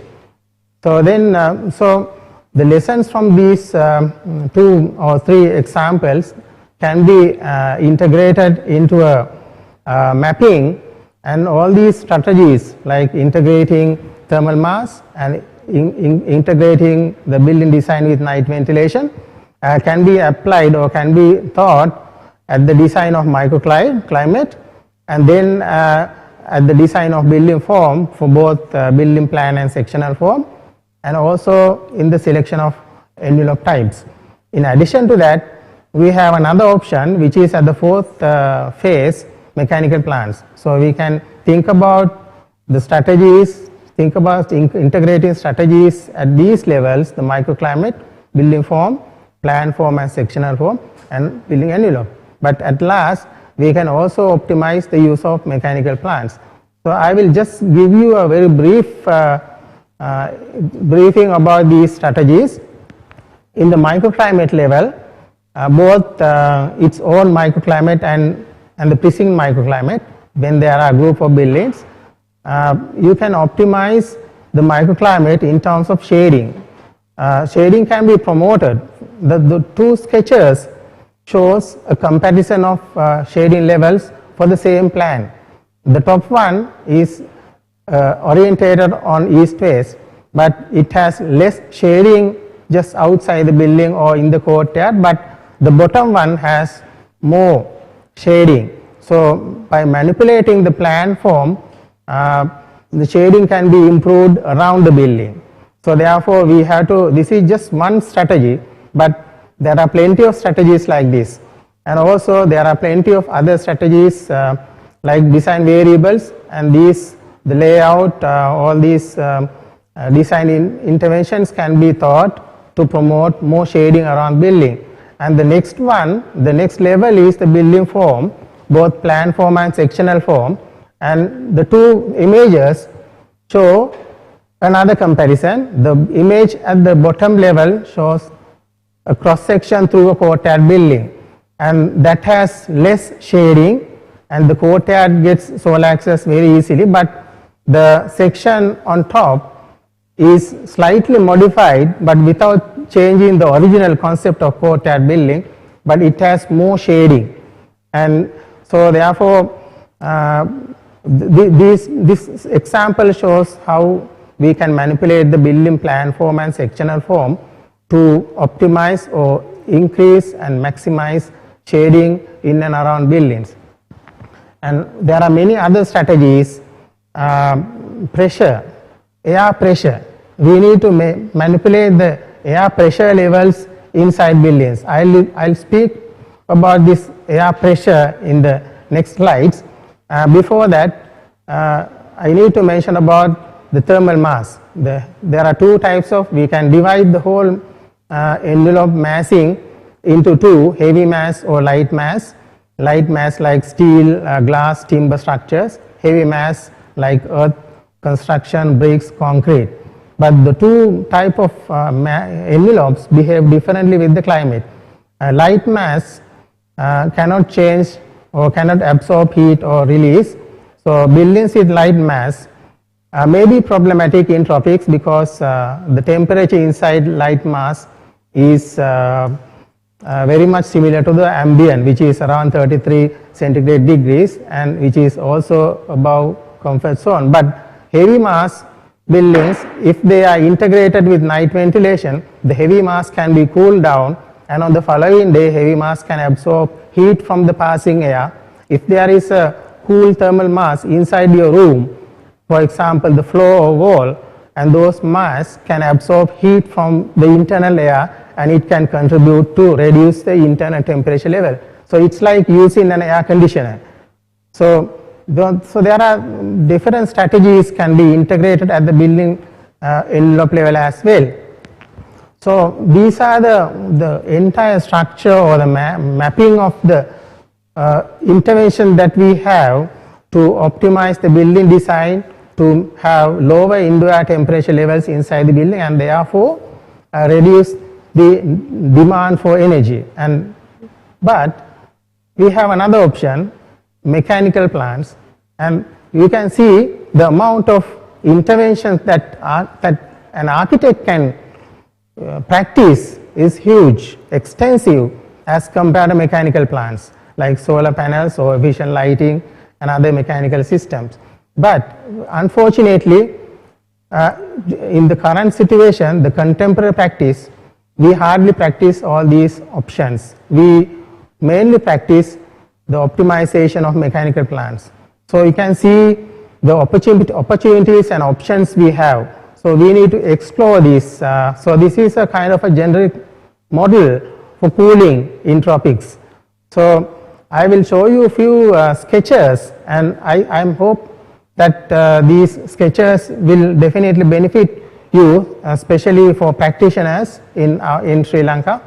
And the two sketches, especially on the left one, is a section through a volume. That volume has several height, several floors, and if you can create a dark atrium or atrium without daylight, atrium with some thermal mass, but atrium which gets some night ventilation, it can help, or it will help to maintain relatively low air temperature inside the atrium or a small courtyard.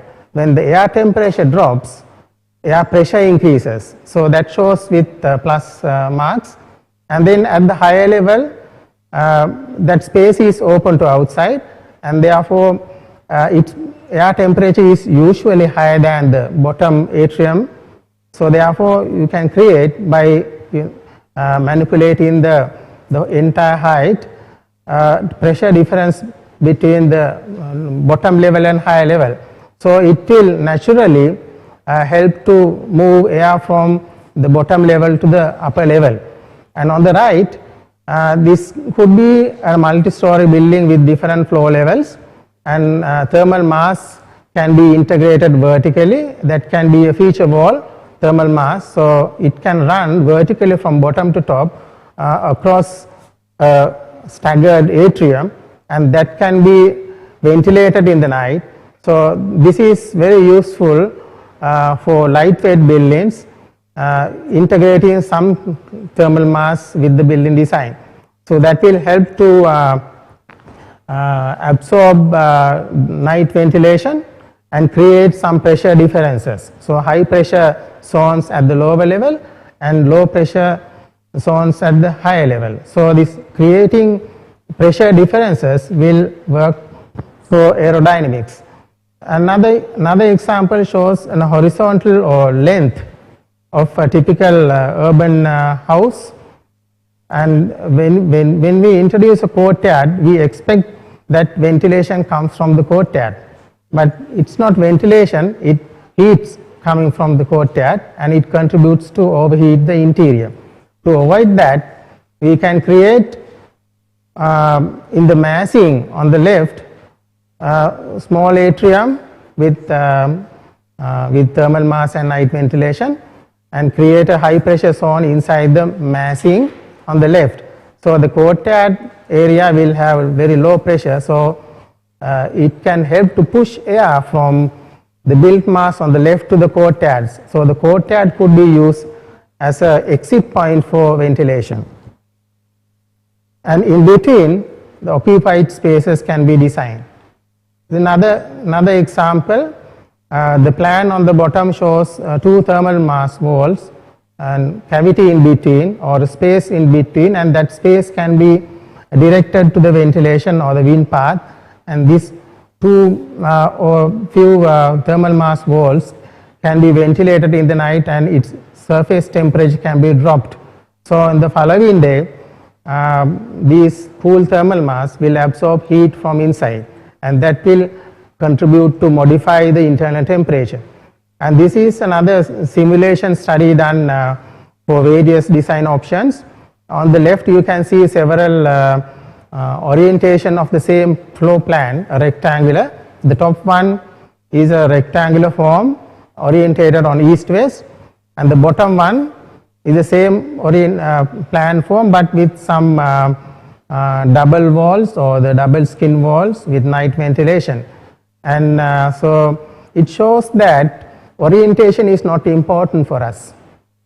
Orientating shorter facade to east-west is not important. The plan form with the red arrow is orientated towards east and west. All the longer facades are east-west, but they are integrated with thermal mass, double skin and night ventilation. But it works. So the conclusion from this study is that orientation is not important. What is important is orientation to wind flow, not to the east and west. So the ultimate result will be like this. The graph on top, on the right, the black line shows daily peaks, but the blue lines shows the synchronized air level. So we can design, we can manipulate all the plan forms, sections, envelopes, and promote synchronized air level at a very low level. And this is an answer for the present context or present problem of heat stress, right? So the lastly, I would like to compare the two practices. In the conventional practice, the elements of architecture are spaces, volumes, walls, roofs, windows, openings. But in low energy architecture practice, elements of architecture is climate, air temperature, wind, airflow, radiation, humidity or daylight. Also, in conventional practice, elements of compositions are center, hierarchy of spaces, axis, and so on. But in low energy architecture, pressure, manipulating pressure inside the building, manipulating radiation inside the building are important consideration. So at last, the final, in conclusion, that this integration can be thought and considered during the design stage. That is very important.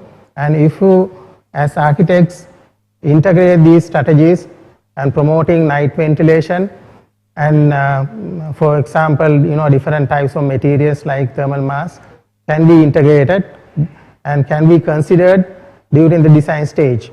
And what is required for this is only a 6B pencil and few butter sheets. And the cost is, as same as the conventional practice. So therefore, I'm hope that my presentation today is helpful for you. And so thank you very much for organizing committee and the SLIA for organizing this national conference. Thank you very much.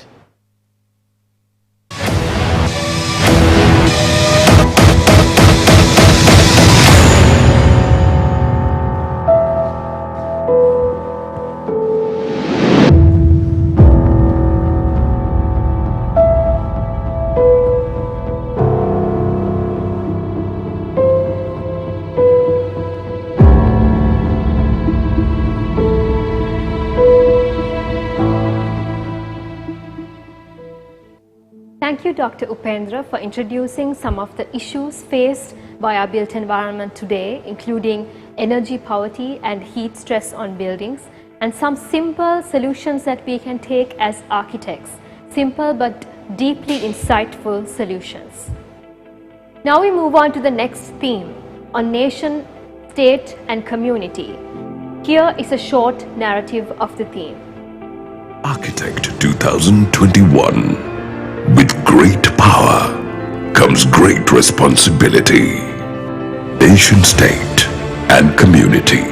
Session 2.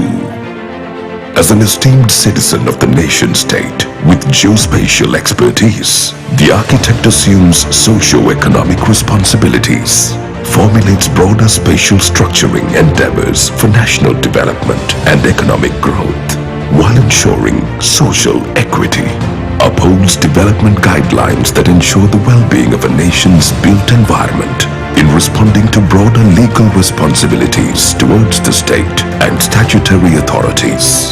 Performs the socio-political responsibility to foster public spaces that accommodate mass congregation and expression, and ensures equal access and representation for all ethno-religious groups in such public spaces to facilitate discussion and resolution of communal issues. This helps to diffuse ethno-communal tensions and ensure national unity.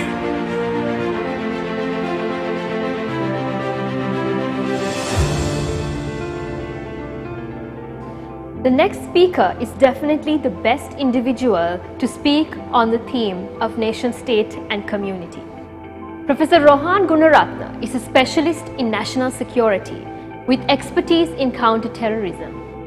He is an honorary professor at Sir John Kuthalawala Defence University and senior advisor to its Department of Defence and Strategic Studies. In service of the nation state, Professor Gunaratne has been a special assistant to the senior science advisor of President Professor Cyril Ponnamperuma, a research assistant to President J.R. Jayawardena, and consultant to both the headquarters of the Joint Operations Command and the Ministry of Defence. He also holds the unique honor of writing the blueprint for establishing the Ministry of Defence think tank INSSL. He is the author of 20 books, including Inside Al-Qaeda, Global Network of Terror, published by the Columbia University Press, and 3 Pillars of Radicalization, Needs, Narratives and Networks, printed by the Oxford University Press. Together with Professor Ari Kruglanski and Dr. Jocelyn J. Bellinger, Professor Gunaratne has edited the Insurgency and Terrorism series of the Imperial College London Press. He received his master's from the University of Notre Dame in the United States, where he was a Hesburgh Scholar. His doctorate was completed at the University of St Andrews in the UK. As a British Chevening Scholar, he has supervised the doctoral studies of Admiral Professor Jayanath Kolamage and Secretary of Foreign Affairs Sri Lanka at KDU, and also the General Professor Taito Karnavian and Minister of Home Affairs Indonesia at NTU Singapore. Having heard such an illustrious profile, I'm sure you cannot wait for Professor Gunaratne's address on national security and the role of the architect in creating Sri Lankans. So without further ado, please welcome Professor Rohan Gunaratne. Please welcome Professor Rohan Gunaratne.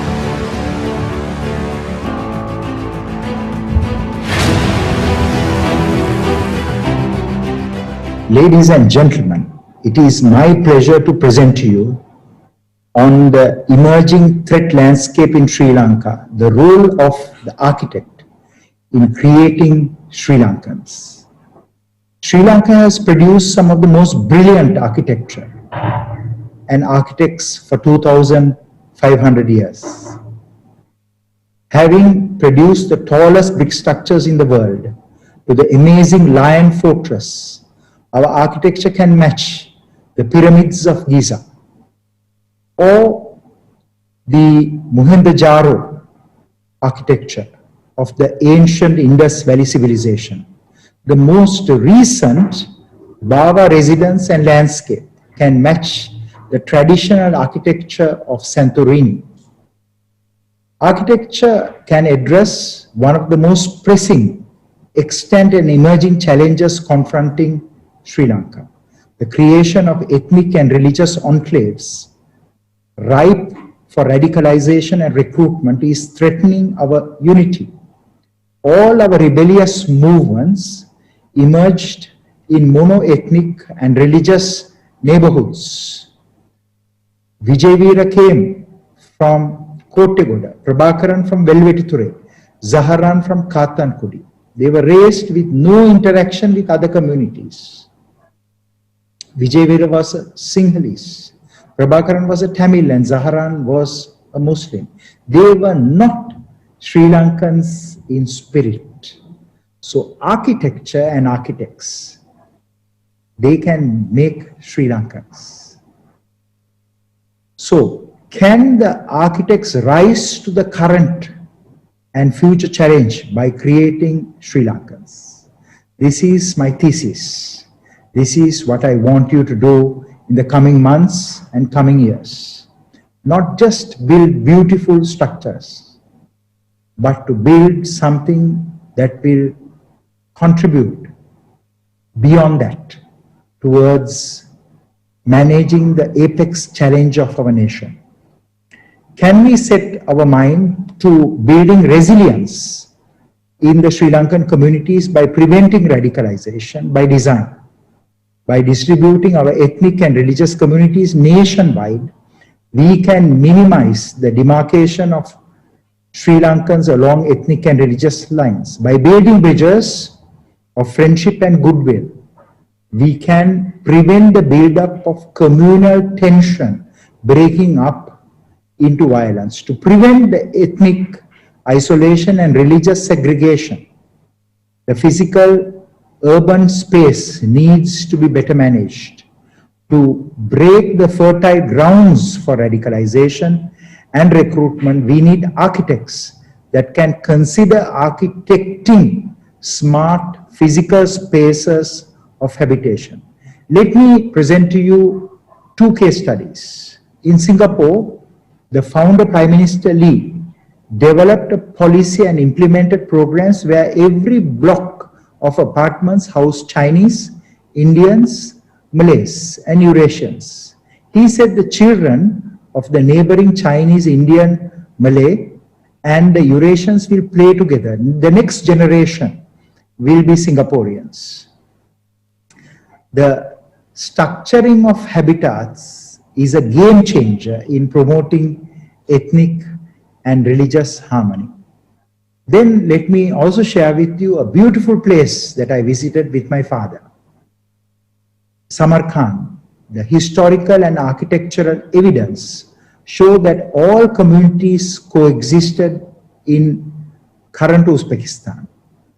It's just next to Afghanistan, and it's one of the most amazing places I had been to. The Islamic mosques, the Jewish synagogues, the Manichaean temples, the Buddhist shrines, the Hindu kovils, the Zoroastrian houses of fire, and the Nestorian Christian churches were next to each other. The geographic proximity of the houses of worship demonstrated the understanding each congregation had of other faiths. They all celebrated each other's festivals. All these faiths emphasized on the commonalities of their religions rather than speak of the differences. That is what we should do in Sri Lanka, especially after Easter Sunday attack. We cannot afford another terrorist massacre of the scale of Easter Sunday or a backlash of the scale of July 83. We need leadership at all levels to address these apex challenges. So the architects too must rise to this challenge. With the rise of ethnic and religious politics, we should develop innovative approaches to secure our communities. If we school, work, live together, can we still harm and hurt each other? I interviewed almost all the detainees of the Easter Sunday attack, and they all told me that because they studied with the other communities, they didn't want to become suicide bombers. So almost everyone who did the suicide attack, they had grew up in a very isolated environment. They didn't speak Sinhalese. Of the 10 attackers that were finally selected, a man called Rizkan and Sanasdin backed out because they had come into contact with Sinhalese. They said, how can we kill another Sri Lanka? If we are separated by ethnic and religious enclaves and look at each other with suspicion, prejudice and resentment, politicians will divide us ethnically and religiously. Historically, architects created the structures to live harmoniously. The challenge of the early 21st century architects, such as you in Sri Lanka, is to architect that one Sri Lanka. Let me also share with you that if any of you go to Khatragama, you will see a Buddhist shrine. You will see a Muslim mosque, and you will see a Christian temple, and you will see a Hindu kovil. And it is the same in Kandy. So I want to share with you, like Sri Lankans lived so beautifully together, we can do it now. I also want to share with you that in Anuradhapura, there's a 5th century Nestorian cross. And that clearly demonstrated that the Christians also lived with us. So did the Hindus. The Sinhala kings married the Hindu queens. So I don't see any reason why we can't. The king of Anuradhapura had 6 advisors. 2 of them were Muslims. 2 of them were Sinhalese. 2 of them were Tamils. And I want to conclude my presentation by sharing with you that geography, demography, and ideology shapes the social, political, and security landscape. As the state, that is the Sri Lankan state, especially the last regime, rulers did not understand the landscape. They didn't manage and control the communities. And foreign ideologies such as Wahhabism or Salafism took root in Sri Lanka, and they flourished. The Islamic State, I want to share with you, have seeded an infrastructure. The terrorist group that calls itself ISIS, they created an infrastructure in Kathankudi, the Muslim-only enclave. There were only 6 non-Muslim families, and they also converted or they left. So it was a Muslim-only province. We cannot have that anymore, especially after Easter. Everyone should be integrated. And I want to share with you that other than Kathankudi, Kalmune has also to a large extent become that. And that is why we saw that the Islamic State, the Zahran's group, shifted their infrastructure from Kathankudi, a town, to a city, the biggest city in the eastern provinces, located in Ampara. And we have to make sure that there's proper town and city planning. And let me go back to history a little bit and share with you that when the Portuguese colonists expelled the Muslims in Colombo, the king of Kandy embraced them. Then the king sent to Kalmune 8,000 Muslims and to Kathankudi 4,000 Muslims. That is how these communities emerged. So Islamic State built on the infrastructure in Kathankudi and in Batiklo, and later expanded it to Kalmune in the Ampara district. The last stronghold of the Islamic State was in Saindamardu, in South Kalmune. So until government ensures that all communities interact with each other, in the cities, in the towns, in the villages, exclusivism will lead to extremism, and extremism will lead to terrorism and mass violence. So I ask the architects here, especially those who can think, for you to map Sri Lanka and create very ambitious and far-reaching plans to distribute the communities so that we can once again be Sri Lankans and we will love each other. Thank you very much.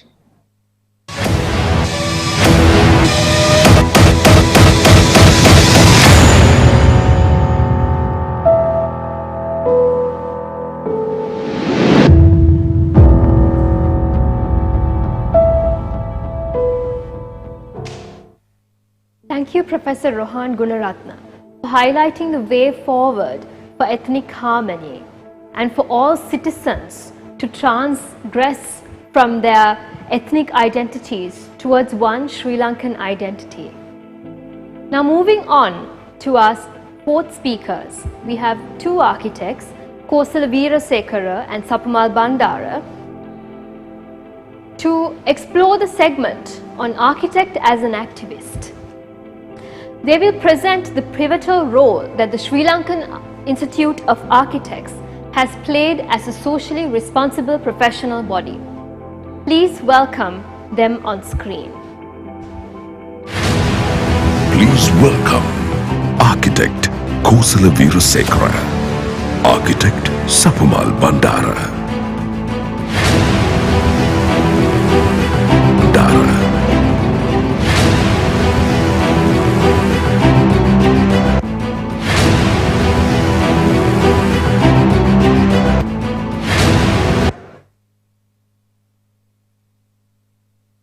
Very good afternoon to all of you.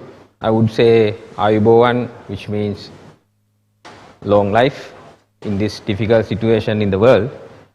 So, first of all, I would like to thank the President, Senior Vice President and the Council of SLIA giving us this wonderful opportunity to showcase the work, the socially responsible work that the architects have done locally and globally. Originally, this presentation was planned as a joint presentation with my colleague, Architect Kosala Veerasekara. Unfortunately, due to his bad health conditions, he was unable to make this to this stage. So we would wish him speedy recovery. At the same time, I would take the presentation forward. So as we all know, like our main role to do architecture, but ultimately the architects in the past have played a political and a social, at the same time kind of an environmental involvement during, I mean, from the past to the future when they are doing the planning, at the same time all the city planning and infrastructure planning, and during all these utopias. At the same time, the responsibility of the architect, mainly we identify as to look after the aesthetics of the buildings and the practicality and the other aspects of the building. But further on, we have another responsibility to look after the public and the general public at the same time, and we have to be responsible architects. We have to do our due diligence and the reasonable skill and care practices in the built environment. So that's where the social responsibility of the architect plays a pivotal role in the society as well as in the built environment. So the target is to create better places that can make the community more livable, right? I mean, when you get a project, the architects will do the designs as per the requirement of the client, but ultimately when it comes to the social responsibility, it has to be socially responsible, where the community will be benefited out of that, and at the same time they will be given the proper livable environment within the spaces. So in this process, most of our architects have played a pivotal role during the natural disasters and natural calamities, and when planning the infrastructure, as I said previously. So at the same time, the SLIA have been in a full swing and at their best capacity, promptly and proactively in the Sri Lankan and international arena to reach out to the public, and at the same time to take this role of responsible architecture into the practice. So with the help of the local government agencies and the non-governmental and non-profitable organizations and the well-wishers of SLIA, they have played a pivotal role as a socially responsible professional entity in this society. So in the same time, I would like to mention during the past, the Council of SLIA has established a separate committee, rather we would say the Disaster Assistance Unit, DAU, we will shorten it, as part of the CSR projects in SLIA. At the same time, this is coming under the resolutions of ACASIA, ACSR project as well. So under the SLIA DAU chairmanship, Architect Russell Dandeniya, the Senior Vice President at the moment, SLIA, and who is also the chairman of ACRC. So we have cohesively and with international and national level done a lot of work at the same time in the local and the international arena. So let's move on with a couple of examples. So this is in Sri Lanka, in the southern area of the country. So this is in 2007 when the flood hit in the southern area.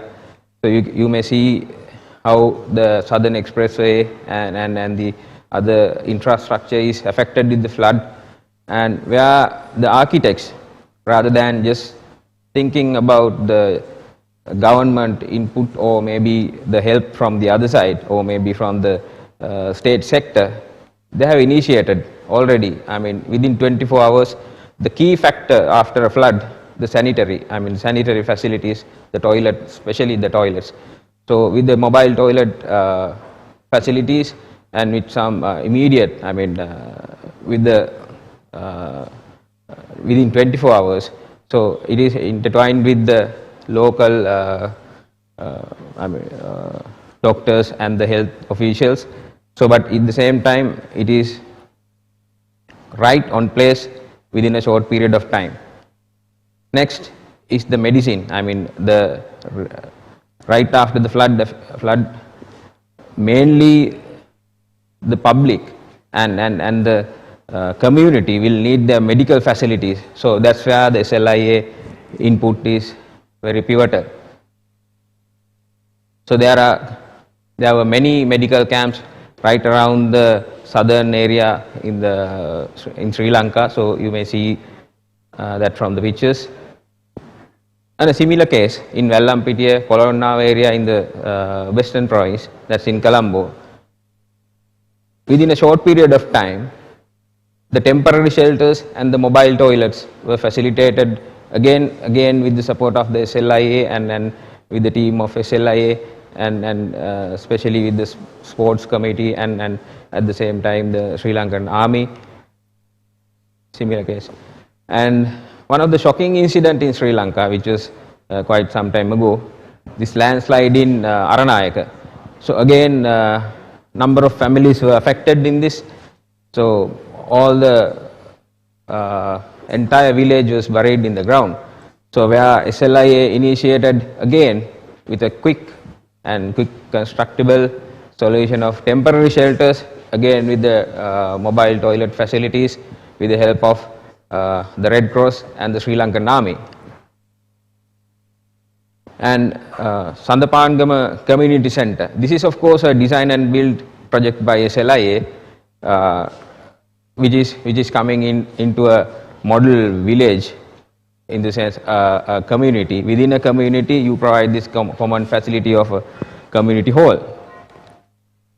This is quite a different approach taken by the Young Architects Forum in SLIA, with the waste material like wood and other stuff that were collected, kind of a small device, or rather a bench or a bicycle stand, we could say bicycle stand, which was gifted to the people of Jaffna. There were a couple of units which are located in the public areas in Jaffna, which is, you may see the usage of bicycles is very unique in Jaffna culture. So this was kind of another project initiated by SLIA.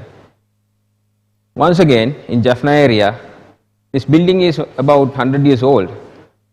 So this school, the Vivekananda College in Manipai, they didn't have any option rather than demolishing it and just go up for a new building. This was their oldest library in the area. So SLIA has taken the initiative and renovated, rather they retrofitted the entire building with the Tamil and the traditional architecture, which is very unique into that area. So this is where they embraced how the architects could serve the communities, I mean the different communities. Once again, security fence to surround the Sri Mahabodhi and Ruwanweli area in Anuradhapura. This was once again a request from the DIG Anuradhapura after the Easter attack. So where SLIA initiated to make some prototypes and to protect the sacred area, now which is the project at the moment undergoing. Once again, for the World Environment Day, the SLI initiation to clean up the beach. Usually this is kind of a common activity, somebody would say, but ultimately this is from architects. That is the speciality in this. So after followed by a tree planting program, and which is the indigenous plants which are sustainable in the coastal belt was planted. A common problem in the Sri Lankan Buddhist architecture at the moment, where most of the Buddhist temple, most of the clergy do not take into notice that when they are preparing new buildings or putting up new buildings inside the temples or maybe renovating the old buildings, they don't care about the architecture or the space planning or the master planning of the buildings inside the temple, which was very much evident during our history. But this is kind of an handbook for Buddhist architecture. When they want to do some kind of a renovation or a new building, they could have a look in this book, and they can learn how to demolish or to renovate, or whether to retain this building or sometimes to put up a new building which is relevant to the place. Otherwise it will be this donation based Buddhist architectural culture has ruined most of the temples at the moment, you may see. And this is kind of a sample in Poggala, which SLIA have done as a showcase for them to understand how these things can be done. Once again, going little further, for the building of rehabilitation of spinal cord injured patients in Avisavella, this is kind of an unusual situation. Of course, came to SLIA. Rather than we provide these usual devices for these differently able people, the grab bars and things like that, rather than that locally custom made using these bicycle chains and pedals wherever this, you can find those things from these workshops, kind of a different approach where people could use those things near their wells and kitchens, where they can easily work around with, while they are in the wheelchairs. So this is done in Avisavella with the help of all these physiotherapists and the medical officers in the area, again from SLIA initiatives. Model toilet block for schools. This of course is with a wonderful background story. Once upon a time, one of our senior architects went towards the eastern area of Sri Lanka, again to do a CSR project. But ultimately on the way, he was enjoying one of his favorite food. So on the way, he got this usual calamity with his physiques, and he wanted to do his usual practice. So when he went to this small school in that area, so he went into a washroom, rather a toilet in this small school. Ultimately he found there's no water inside the toilet, only the toilet blocks are there but no water. So somehow he managed to come back and came up with a brilliant idea to rainwater harvesting and storage, and how to use them to flushing and to clean the toilets when there's a water scarcity. So this is where it is planned out, and that senior architect is none other than our senior vice president architect Russell Dandene. So when it comes to the SLIA disaster assistance unit, so after the new committee was appointed, a model housing settlement was replanned. In the sense, it was planned as a modular unit and given with a safe house concept, where the SLIA could contribute to the government where there is a calamity or a natural disaster is happening. So they can jump in and then help them to do this construction, and with the available material and with the typical material. There were several options SLIA has presented to the government, and it has got an approval with US dollar $325,000 allocation, and it's readily available. During a calamity it will be implemented. So we have a couple of options: prototype safe houses with typical material, or maybe with other available material. So this is the master plan we have done as a sample village. So it has all the community facilities and the other supporting facilities with the model houses incorporated in the master plan. So at the same time, this entire thing goes behind the social responsibility roundtable discussion from Arc Asia is happening in Sri Lanka in Colombo in 2014 and 18 with special respect to the climate change and the refugees in Arc Asia, and then the way forward. At the same time, the preservation of the conservation in Asian heritage. So these are the evidence. Another international role played during this past, the recent past, with the presidency under architect Rita So, and at the same time our own architect Russell Dandenier, the chairman ACRC, and our local architects and the team of international young architects had a series of ACRC workshops online, and at the same time you may have witnessed yesterday at the inauguration this guideline, the Arc Asia COVID-19 guideline, which is done quite rather beyond the architect's role rather than just doing the planning and the infrastructure. So the architects have got together internationally and created an Arc Asia COVID-19 guideline. So it is available at the moment. So this was in detail presented by architect Tony and architect Tana yesterday at the inauguration.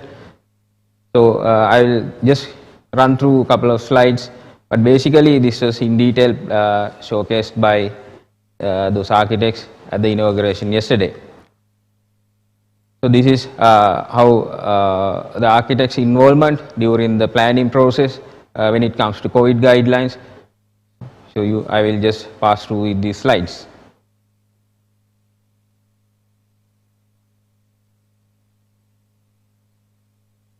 Once again, the social responsibility of the architect, the main theme of Architect 2021, as the welcome speech by our President Architect Veranjan Gurugulu Surya, he mentioned about the innovative use of batik in built environment. So this competition is run by SLIA. It is initiated, and over about 50 to 75 entries already registered under this. The traditional batik producers or the designers have entered into this competition. We have different categories. So our intention was mainly not just to get a byproduct of this batik industry, just to create something innovative that can be used in the built environment. Ultimately that will appreciate the batik industry, and our main target was to make it an SLIA Arts Award 2021. So this will continue. As far as we are concerned, this Arts Award will continue in the future, as our President mentioned at the beginning. So this portion, kind of the social responsibility of the architect, and once again appreciating the art and architecture, and at the same time, as you witnessed in my previous slides, that is the architect's intervention in the Sri Lankan and the international arena, where everybody is working on a cohesive platform to make the environmental people friendly and public friendly. Thank you very much.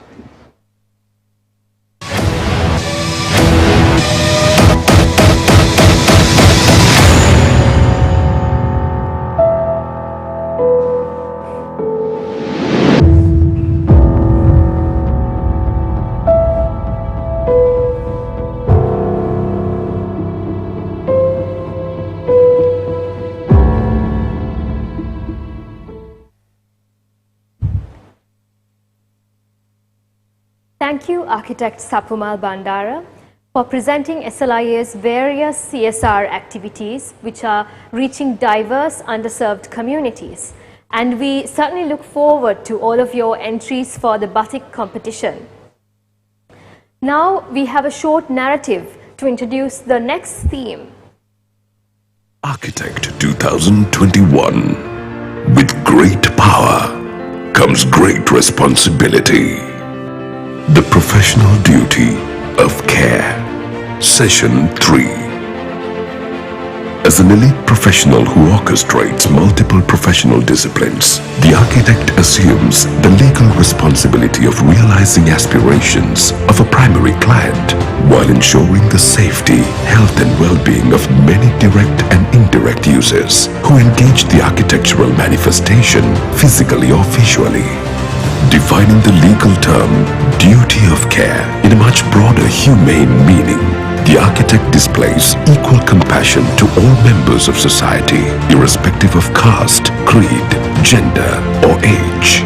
Charged with the socio-cultural responsibility of preserving tangible and intangible elements of heritage related to the built fabric, the architect conserves cultural identities.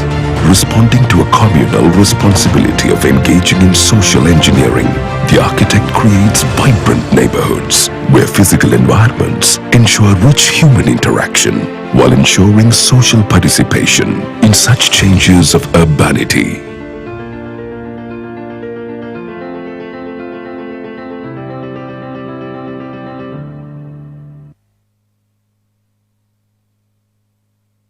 The first speaker for this theme is architect Thilan Kottigoda. He is the founding partner of KWA Architects, and he has worked in the UK and in Middle East before forming KWA. He has won many academic awards, including the Professor K.R.S. Peeris Award for the Best Designer in MSc Architecture and the SLIA Award for the Best Results in the Part 3 examination, and the SLIA Award for Best Results in MSc Architecture and BSc Built Environment degrees from the University of Moratuwa. Thilan also acts as a visiting tutor of design for the University of Moratuwa and the City School of Architecture. Today, he will speak on the very intriguing topic of making proper custard for your jelly, somehow related to high-rise buildings and public safety. I'm sure the topic has kindled your curiosity, and now to lay your curiosity to rest, I welcome architect Thilan Kottigoda. Please welcome architect Thilan Kottigoda.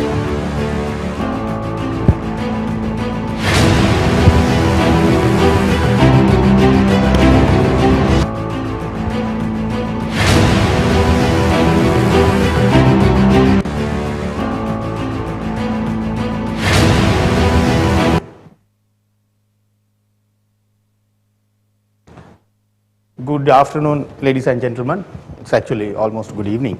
So today I've got a little presentation and a little bit of information to share with you on this intriguing topic. I mean, it's actually about proficiency in high-rise building design and public safety, but I call it making proper custard for your jelly. So let's find out whether this is a cooking program or a speech on architecture. So safety in high-rise buildings, it comes in several forms. I mean, as we know, safety of the public as users inside the building and outside the development within its property premises. That's essentially the main component of public safety as an architect or an engineer of a project would have to be responsible for. But at the same time, we have also the safety of the public as those who experience the development as part of a city. I mean, going into the safety of public as users, this comes in many forms. It comes as structural safety of a building, fire safety, passive and active forms, vertical transportation and safety from falls, safety of MEP systems, safety during construction, and these are essentially very well documented, coded, regulated, legalized. And architects, engineers, all the construction professionals are legally bound to follow these codes and regulations. At the same time, we also have the safety of the public as those who experience a development, a building or a collection of buildings, a project as part of a city. We talk about responsibility of the larger built environment, responsibility to the larger built environment, effects of the microclimate, things like urban heat island, wind, sunlight patterns, ventilation, how those things get affected by the developments, high-rise buildings especially, then economic well-being of the citizenry, and how high-rise buildings or dense built architecture can affect these things within a city development. We also talk about social well-being of a city or of its city dwellers, and the cultural shift that large mega developments would bring to a city or a country. We also talk about environmental behavior, psychology of the citizenry, about placemaking, about city being a space for the public as well as for the buildings or the owners or the occupants of those buildings. So safety of the public within the city becomes essentially a part of the responsibility of the architect who designs this city, mainly in the form of high-rise buildings and high-dense developments. So high-rise buildings often are very prominent, celebrated static citizens of a city.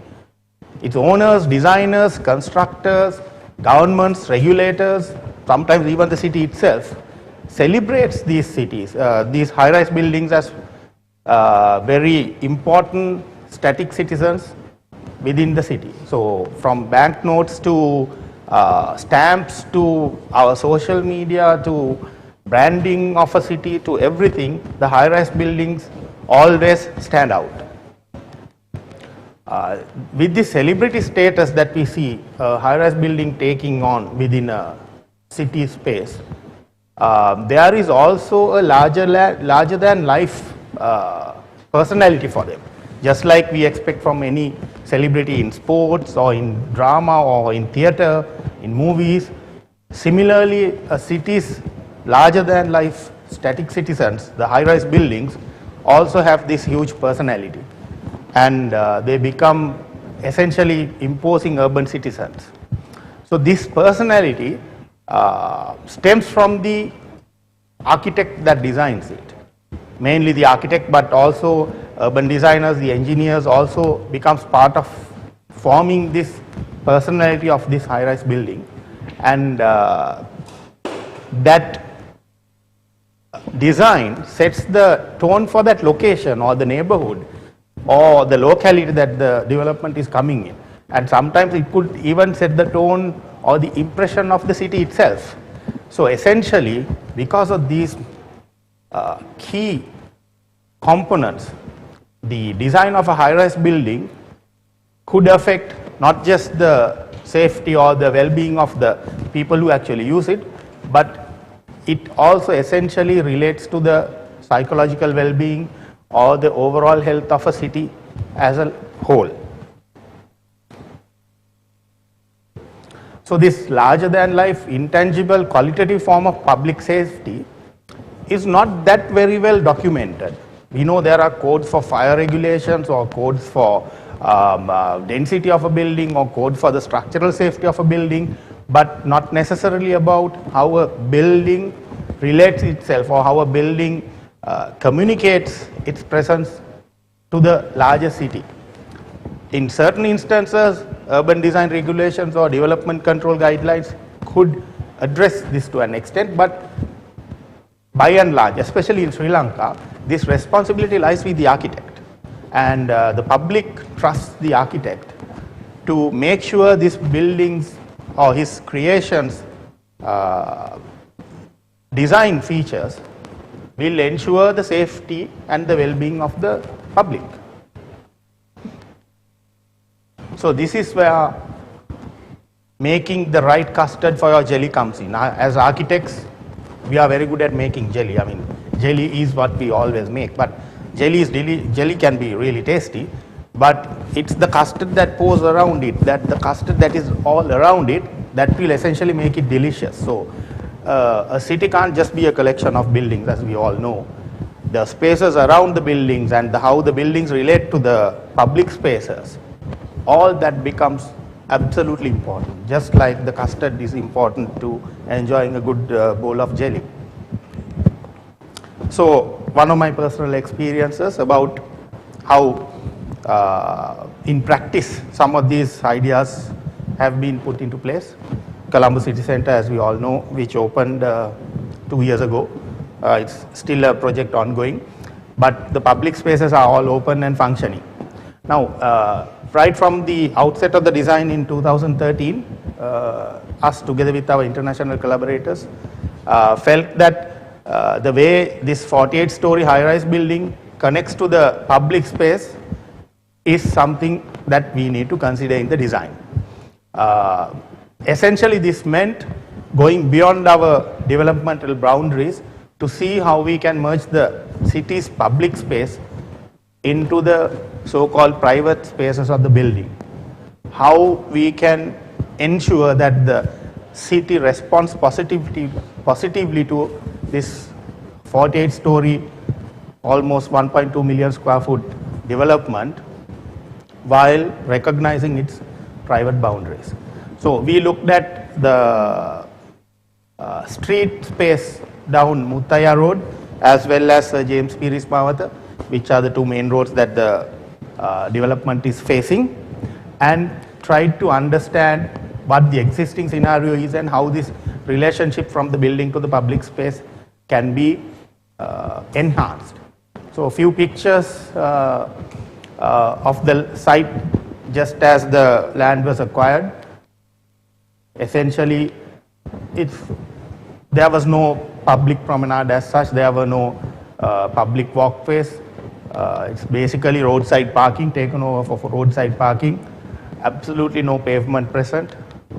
People are walking down the tarmac to get from one place to the other. And there's a lot of stray garbage and haphazard vehicle parking happening down there. So the CCC design attempted to ensure that the public entrances into the building were merged into the public space outside.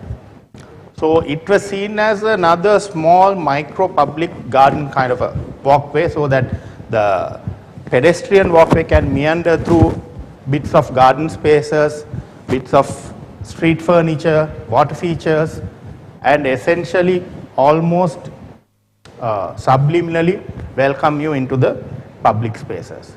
So together with the international landscape designers, entire streetscape was designed. Then it was presented to Urban Development Authority as well as Colombo Municipal Council, who legally owns the pavement spaces or the public spaces along the roads in Colombo, and the presentation was done to explain how this 48-story high-rise building was trying to merge into the public space. I have to say all government agencies looked very positively at this, and they welcomed this approach from a private developer, and the expense of designing all these public spaces as well as the expense of constructing them were borne by the developer. So there was essentially no cost to the taxpayers in enhancing this urban space. The entire landscape, including the types of trees, plants, shrubs, bushes, which are going to be planted, were all identified and presented. Variety of colors, textures, finishes, all those were identified earlier on as well. So from that, a detailed design was done to show how the landscapes could merge into the public walkway. And few water features were added, tall trees, shrubs and bushes, flowering plants were added. And essentially, towards the completion of the shopping mall, where the Colombo City Centre opened to the public, the streetscape also came alive. So, built-in furniture for the use of the public, wide, comfortable walkways, variety of finishes and textures to keep the interest in the street space continued. Water features along the edges, all these help to merge the private space into the public space in a seamless manner, welcoming the people in Colombo into the building. So subsequently, around high-rise developments in other parts of Colombo as well, we see this trend continuing, sometimes not always as funded by the developers, but also government agencies are also taking the initiative in creating these very exciting and interesting public spaces along the waterfronts, along little urban pockets where public space and the private space definition is now slowly dissolving. So the idea is that as we do this, as the number of high-rise buildings within Colombo increases, this elimination of the definition of private space to public space will enhance the overall health of the city in terms of the spatial psychology that the urban dweller experiences.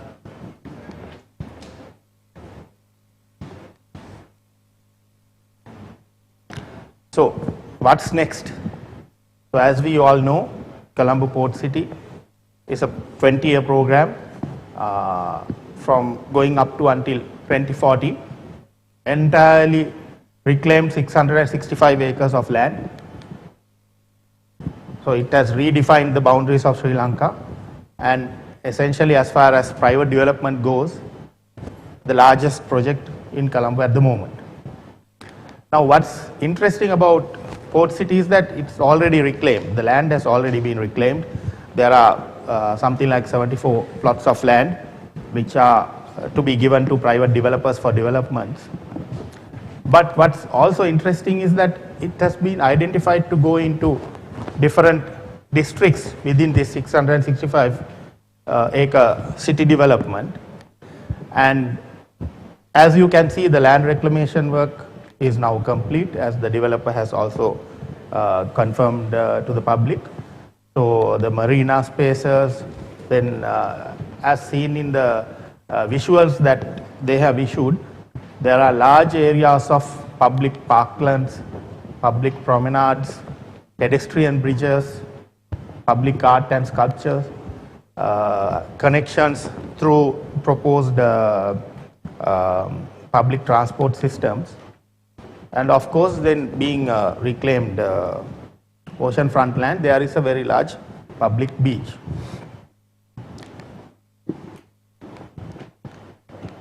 So what's so special about Port City? I mean, as a political entity, it's always controversial, but I'm touching on the architectural and design features of that.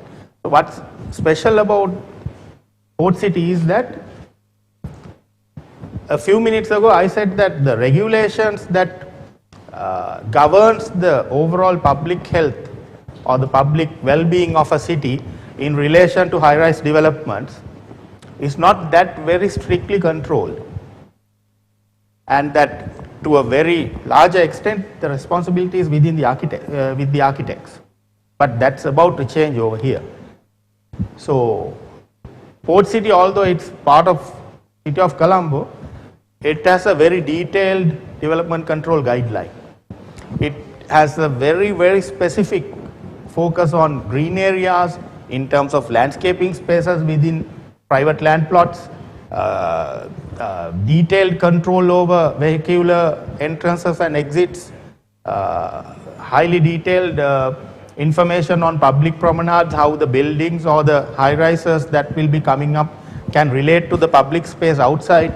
In certain instances, even the height of the public promenades that the private developer has to maintain are all very explicitly explained and controlled.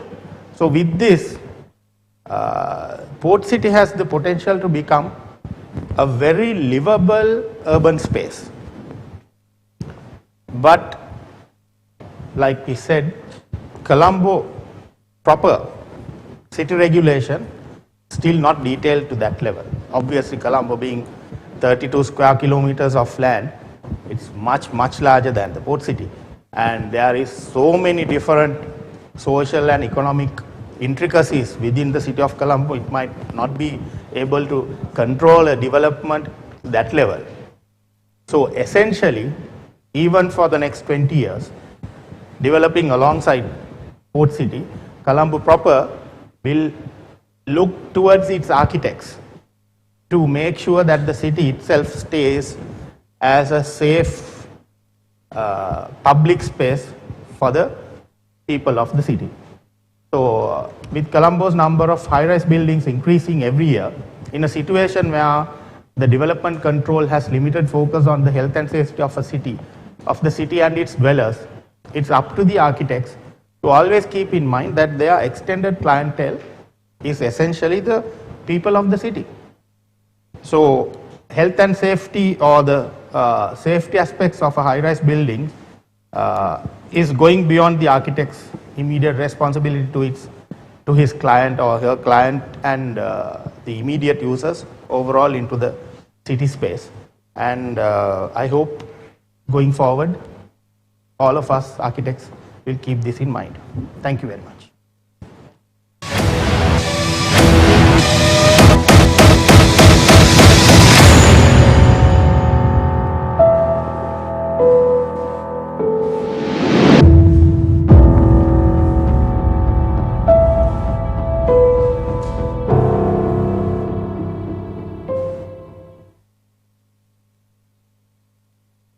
Thank you, Architect Thilan Kottigoda, for sharing your knowledge on Colombo City, the emerging Colombo, and within that context, our professional duty of care owed to the public and different stakeholders of the city.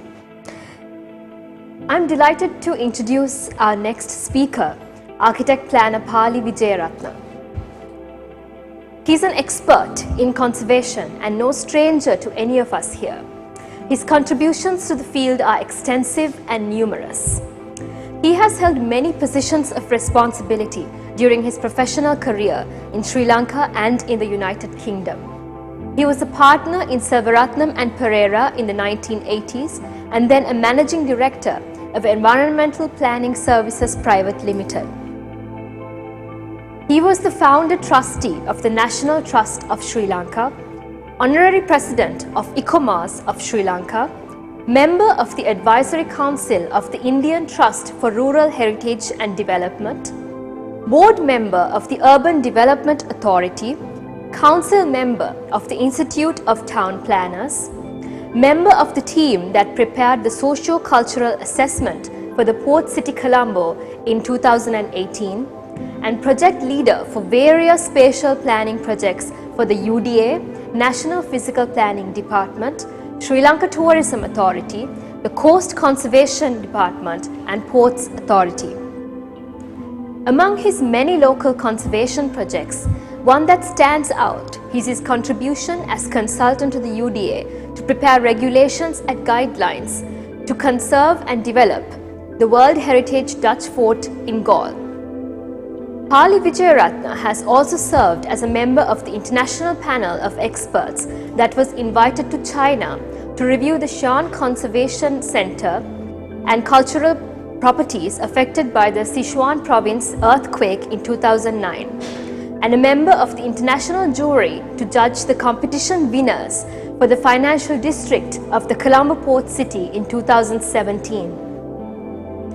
In 2005, architect planner Pali Vijayaratna was the UNESCO appointed resource person to conduct a national workshop in Lahore, Pakistan on enhanced awareness of the World Heritage Conservation and support for the World Heritage Conservation process in Pakistan. He is the winner of the Pata Gold Award for the UNESCO Sri Lanka Cultural Triangle Project of Sigiriya and the recipient of the Prince Claus Fund in the Netherlands and the American Ambassadors Fund for Preservation of Historic Buildings.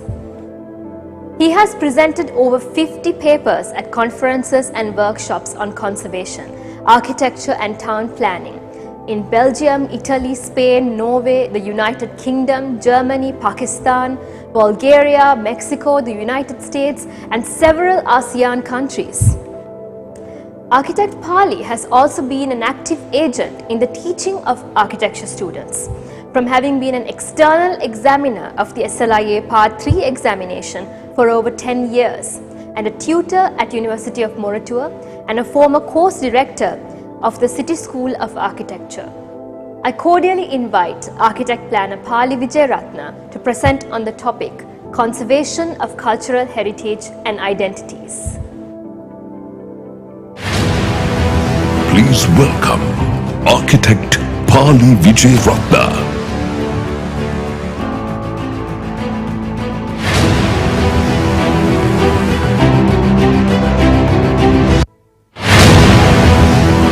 welcome Architect Pali Vijay Ratna.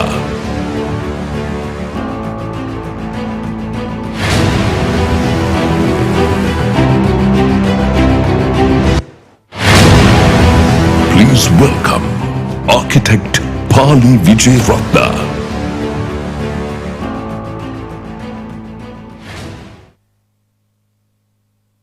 Thank you, ladies and gentlemen. Good evening. Let me first start off with a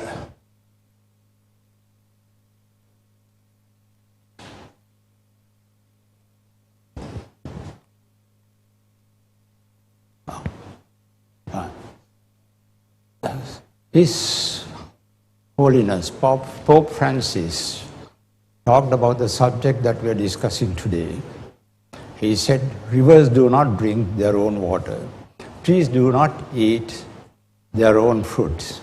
The sun does not shine on itself, and the flowers do not spread their fragrance for themselves. Living for the others is a rule of nature. We are all born to help each other. No matter how difficult it is, life is good when you are happy. But it's much better when the others are happy. That is the subject that we are discussing today. And I don't know whether SLIA heard that Pope, His Holiness's statement, but we have taken the cue. Now, when it comes to architecture, architecture is the art. This was spelled to us, and we all learned it in our school days by John Ruskin in 1849. The architecture is the art which so disposes and adorns the edifices raised by man for whatever use at the sight of them may contribute to his mental health, power, pleasure, and is necessarily distinguished carefully between architecture and building. To build is by common understanding to put together and adjust the several pieces of any edifice or receptacle of a considerable size. So we have to decide whether we want to be builders or whether we want to be architects. That's a responsibility that we have to discuss today. And this was stressed further by William Morris, his own contemporary in the 19th century. Past is not dead. It is living in us and will be alive in future, which are now helping to make.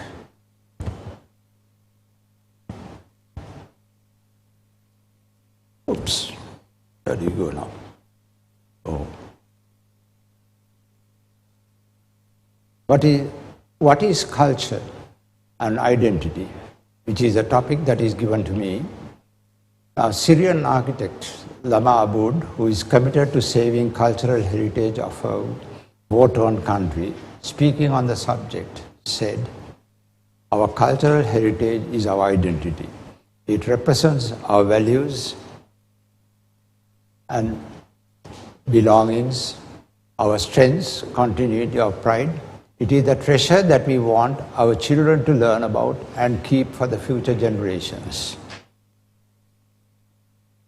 Now, in a multi-religious, multiracial country such as ours, historically we have developed a hybrid tangible and intangible heritage that has come down to us for generations, whilst the popular culture that we all practice today is in a flux.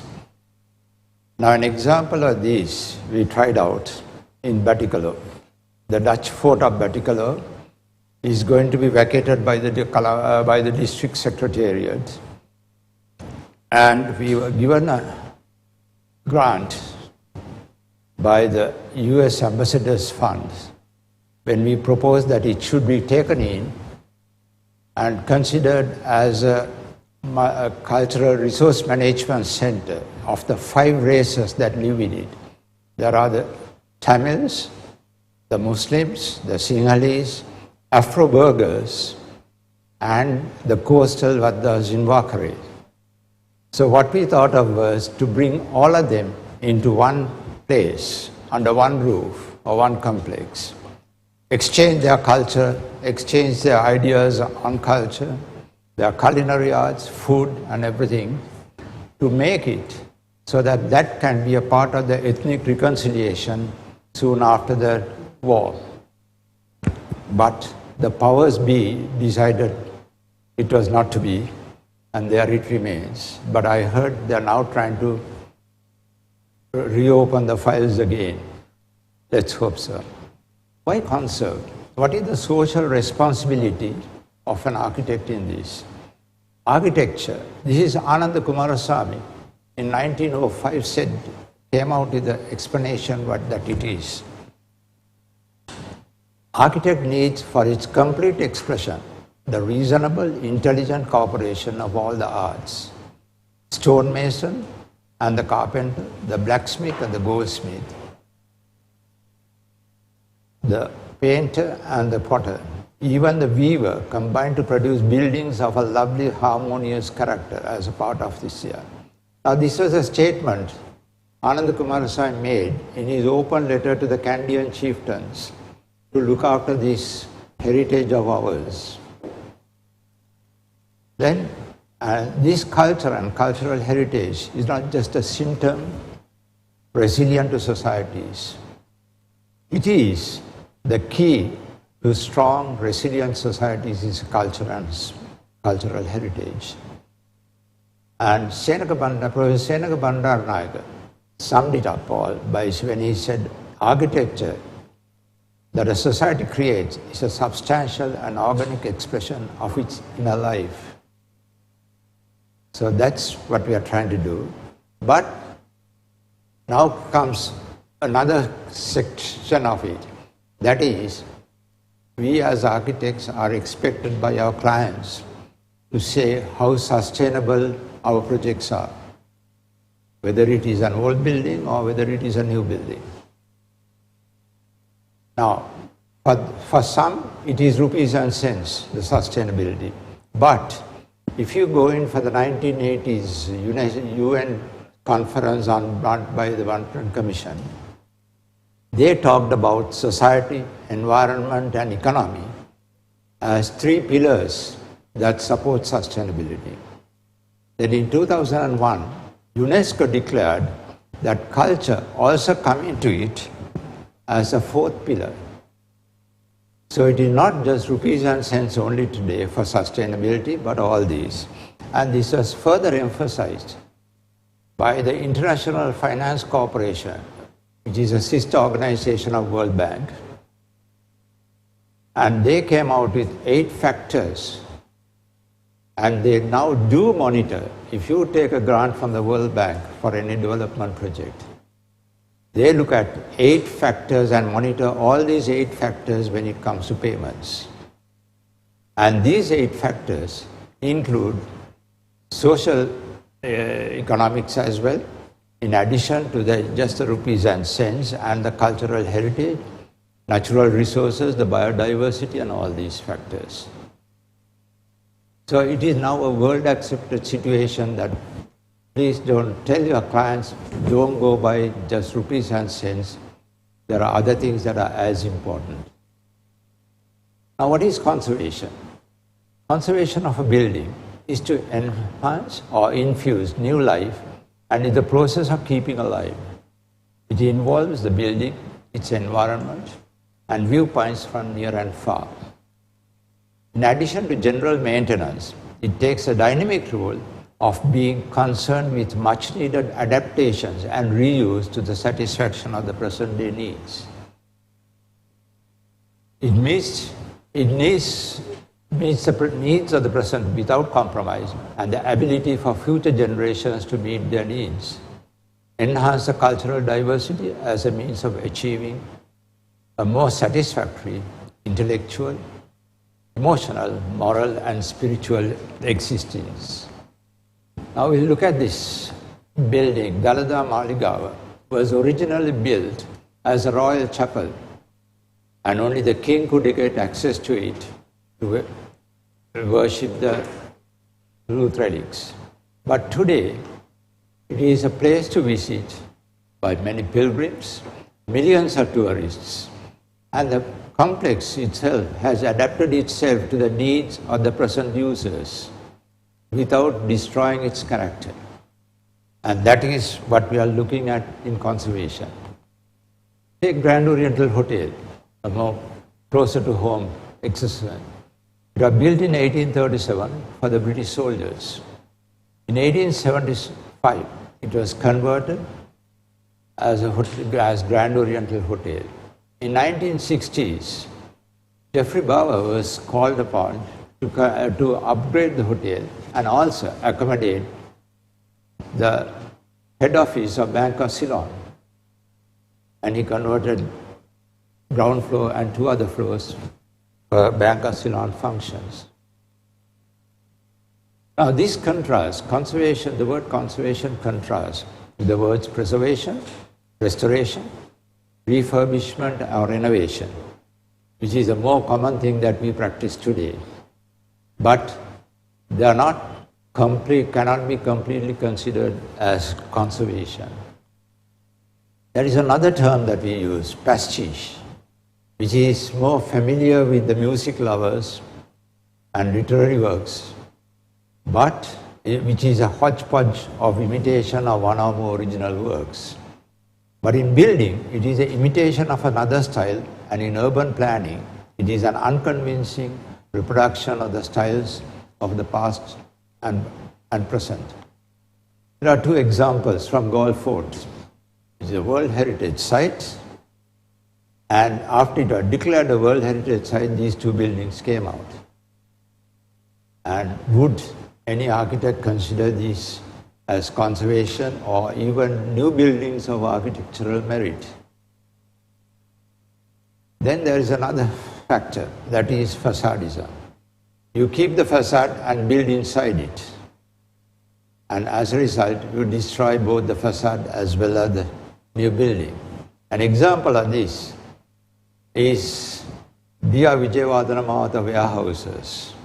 You can see the one on the left-hand side of the 3 groups of warehouses. They have kept the facade, built inside it, making a complete mockery of not only historic buildings, but even modern architecture as well. Now, cities are never static. As my previous speaker said, they transform in months, years, and in centuries. But with all these, with all these changes, there is one factor that is related to the people. That is their sense of belonging to that city. And sense of belonging cannot be identified with totally new buildings. But they have. And a good example of this will be found was in the post-tsunami development work, where people refuse to leave their familiar grounds, saying that they belong to that place. It may be a village, it may be a town, it may be a city. But that sense of belonging is what we are talking about as social responsibilities of ours when it comes to planning and design and architecture. Now, recognition of historic sites, it can be by age, as the Antiquities Ordinance says. It is associated, or it can be a place that is associated with history, associated with the events of national importance. Now, for example, the House of Parliament should have been listed the first day the Parliament sat there, because it became, on that day, it became a place of national importance. Now, even the whole Parliament is not listed, but it is of national importance. Then associated with people of national importance, like authors like Martin Vikramsinghe, the leaders, and even the singers and other people. Then also it relates to the local community in a small scale. That is what they identify themselves as. So we have to consider all these when we recognize historic sites. Now, how do we intervene or introduce interventions in historic buildings? Now, on the left-hand side is a lawyer's office inside Dutch fort in Matara. Would you consider that multicolored building a good example of architecture among single-storied old Dutch buildings? Or do you consider inside this golf fort there's a streetscape and you see the buildings in a row? Do you consider that architecture of any importance, never mind the historic side of it? And these are both sites identified as part of our heritage. Then, in contrast, take York Street, Colombo, the streetscape. It was still built on either side of the street. Some of them came in before the independence, the others came after the independence. But they are still, they follow the street lines, the horizontal lines, the vertical line movement, and they are in harmony with each other. Whereas, you take the presidential secretariat, that is the old parliament, and that is a building of national importance. Before the buildings in the background came on, when you walk in, drive through Golf Face, you see this building and identify it as a building of national importance. Today, it is dwarfed in the shadows of all the other high-rise buildings there. So it has lost its importance visually. In contrast, take St Pancras railway station in London. It was originally built in Victorian Gothic. In 2007, additions were made to make it into a Eurorail so that you connect North London into the other cities of Europe. And what did they do there?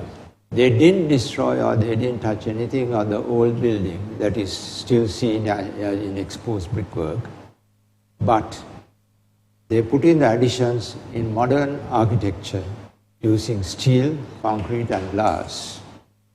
And the contrast can be seen. And that contrast is the spirit of age and the continuation of the history of that building. There are no replicas, no mummification of the styles that were there earlier. Then in new infill buildings in a historic street in Leipzig, Germany, paying due respects to the historic buildings on either side, the new building is set back and takes a low profile so that what is dominant is the historic nature of the street and the buildings thereon. Then this is another adaptive reuse of a power station built in 1947, Tate Gallery, which was converted to the Tate Gallery of Modern Art in 1994. Look at the exterior of the building, they still retained it. But the interior, all what they did was they removed the equipment that was there and brought in contemporary architecture into it, or contemporary interior finishes into it, to make it into a modern art gallery. That is conservation and its true principles. Then there is another aspect of it, conservation by relocation. I know how many of you have been to Nalanda Gedige. Nalanda Gedige was originally located right in the center of Sri Lanka, historically. A little known fact. But it was under threat due to the Mahaveli scheme, and they felt that it might be flooded out. So Dr. Roland Silva decided that that will be done the same way Abu Simbel was done in Egypt, by bringing the building piece by piece, block by block, brick by brick, to a high ground, and he built it there. I had the privilege of visiting the site with him at 11 o'clock in the night. That was the time that he visited sites, woke up everybody, and then we had a look at it. And that were the efforts that he made towards saving that building. Then, on the other side, the bad examples, which I can show from the rest of the world. We are not the only ones who are guilty on these bad examples. This is Cook's house, Captain Cook's house. Captain Cook, as you know, is one of the pioneers of moving into Australia, the Englishman.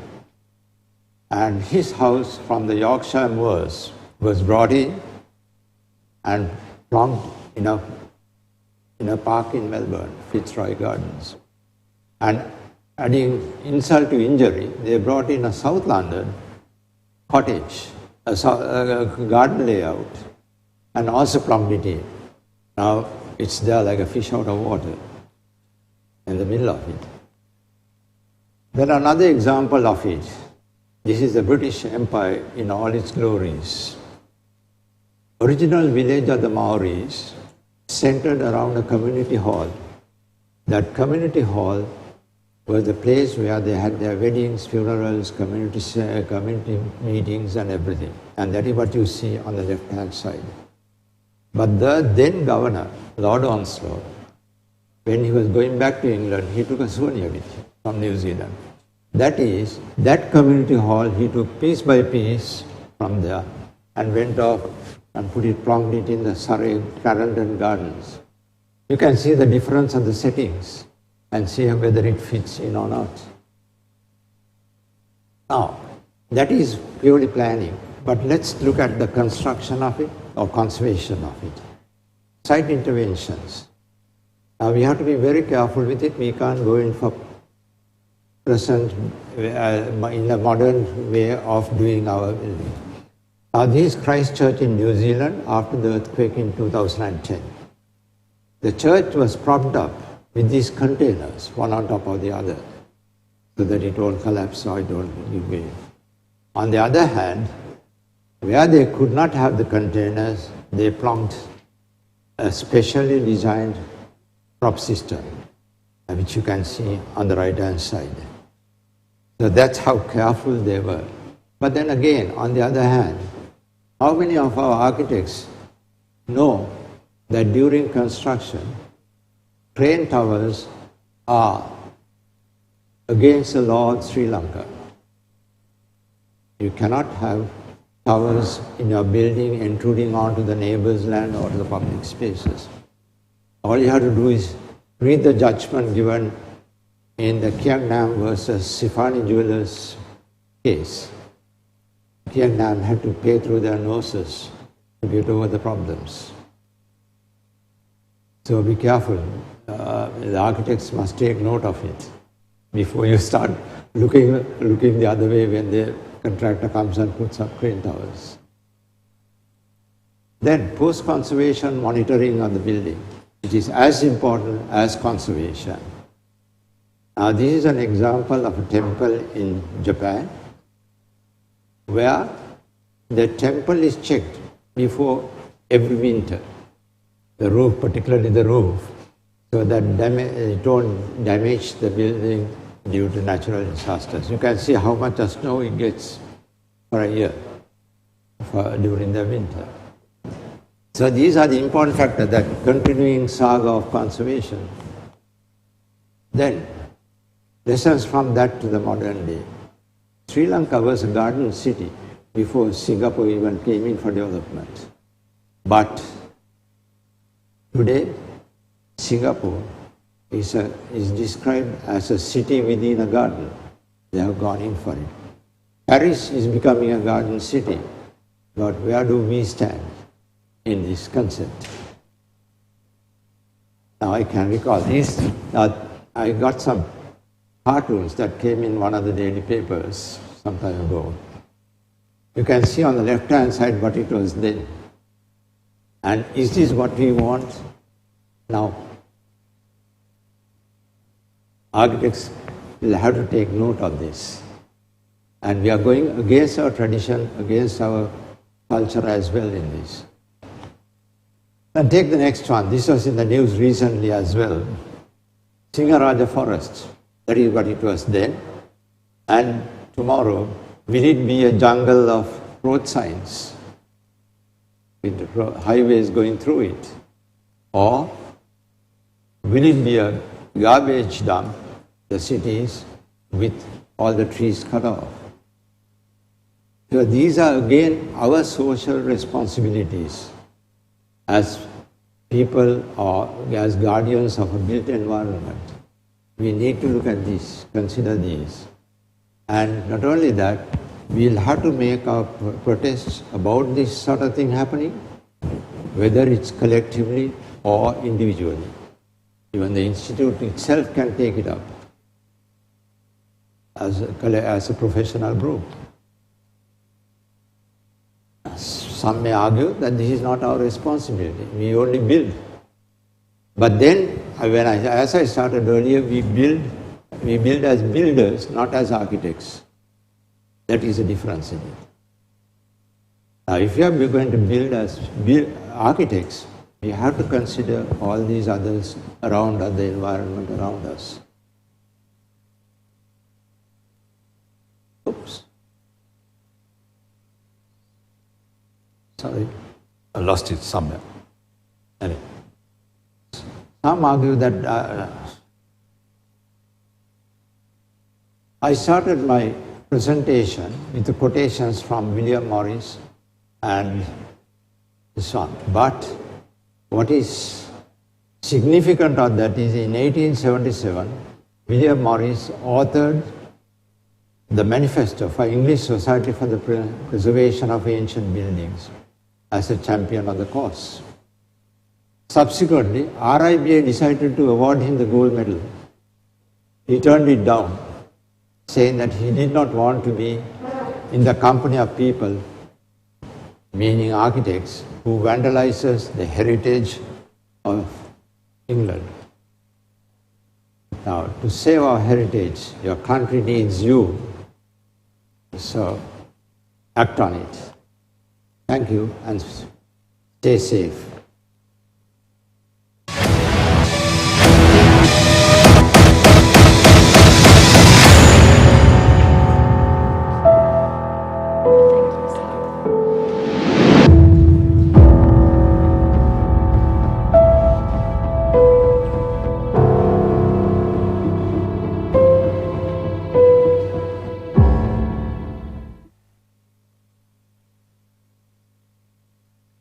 Thank you, Architect Planner Pali Vijayaratna, for articulating those principles of conservation so well. And from the presentation itself, we could feel the sensitivity required for that great task in our cities. Our last speaker, but nevertheless important, is Australian architect Alan Kong. He is of Scottish, Chinese and indigenous descent.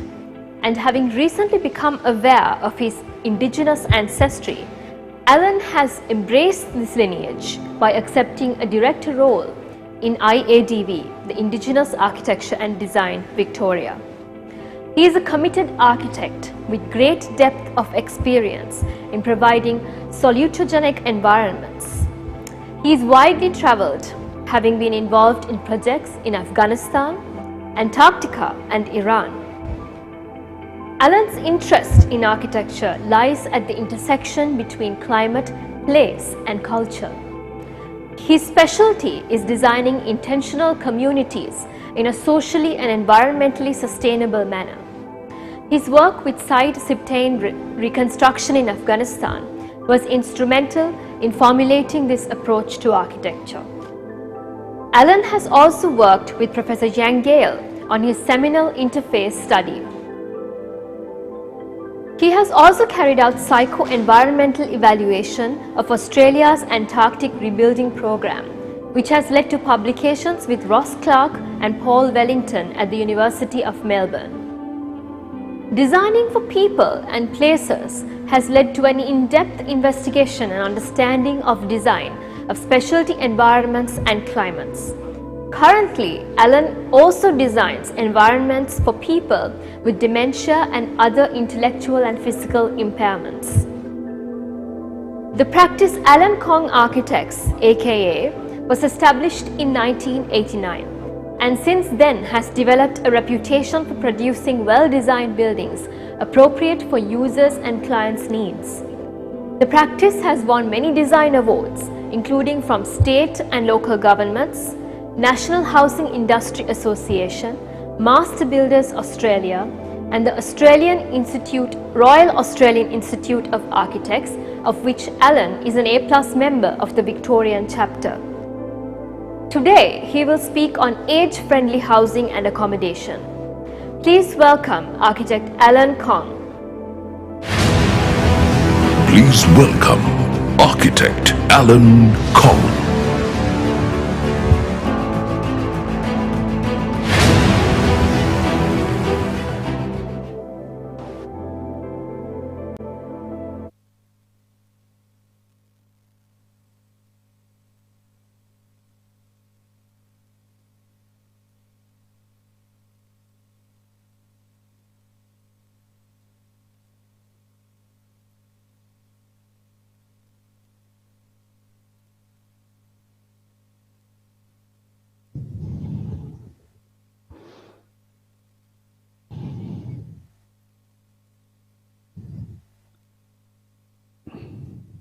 Thank you for the opportunity to speak to your conference on the social responsibility of the architect.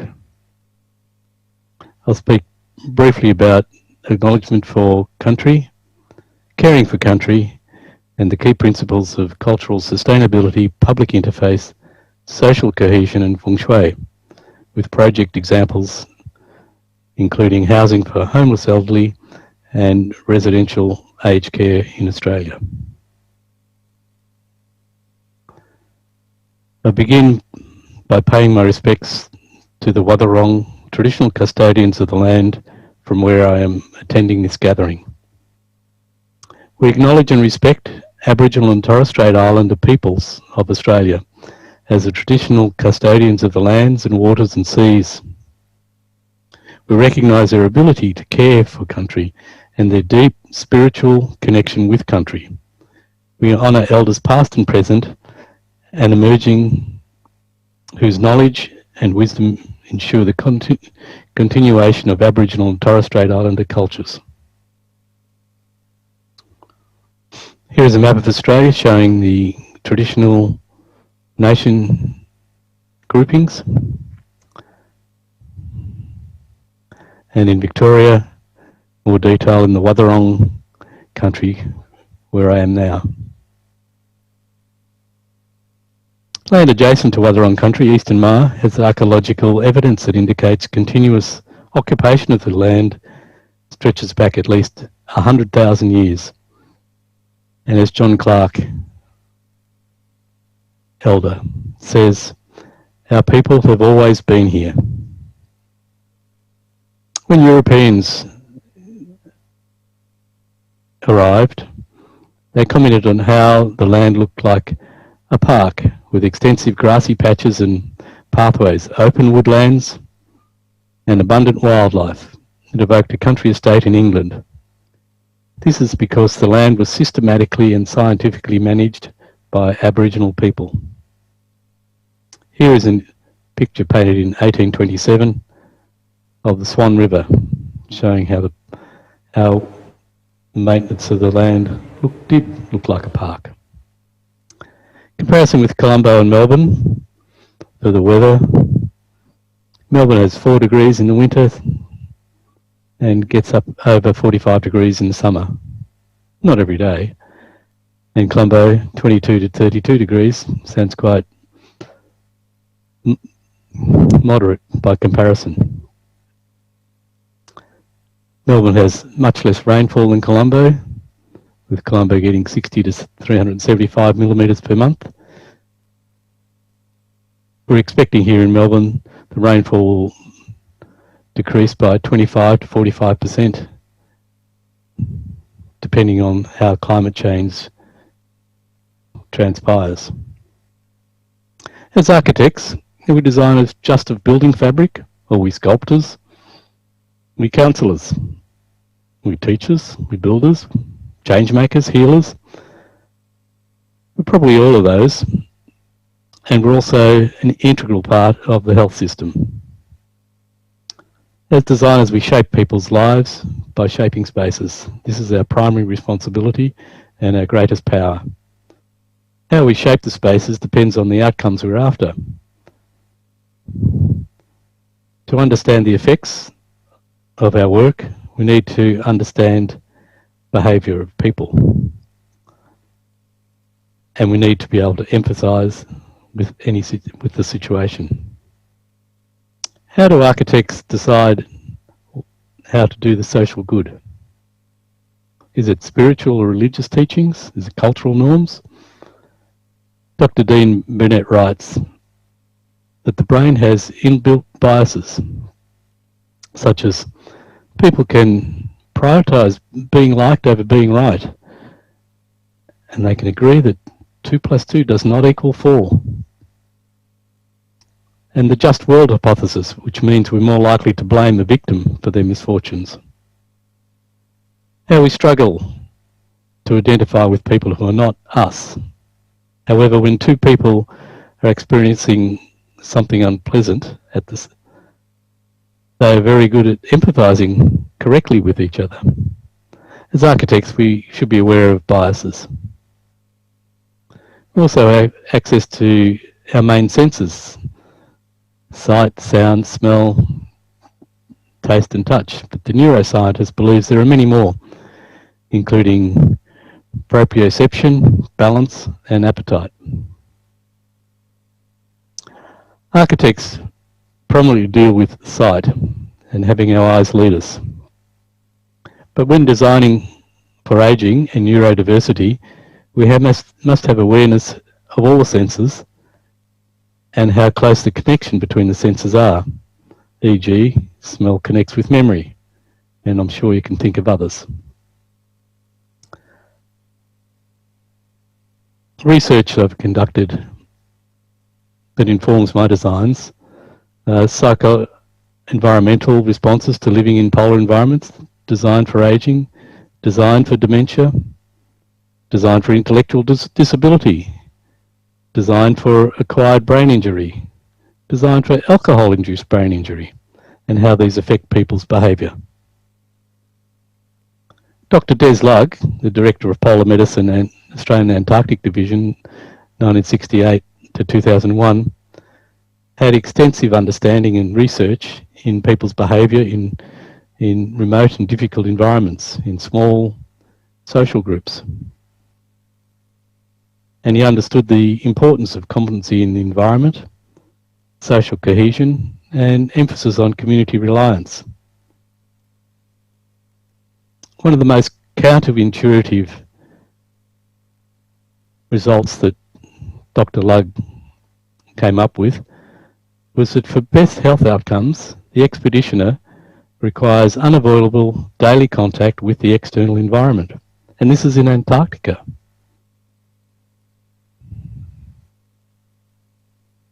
Another fundamental research done by Jan Gell, the life between buildings using public space. This emphasises how important the space around buildings are and how the edges of buildings create the social environment that creates better communities. Feng Shui in traditional Chinese medicine also relates to the same factors in a more traditional and long-serving way. An early project I was involved with was with Dr. Said Sibtain, who had conducted extensive research in Iran and Afghanistan on earthquake-resisting housing. And when earthquake struck in 1976, the project came up in north of Afghanistan, Reconstruction Saganchi.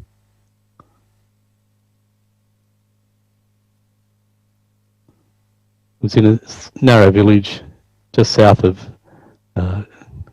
Tashkogan or Hulm. The earthquake had devastated the village.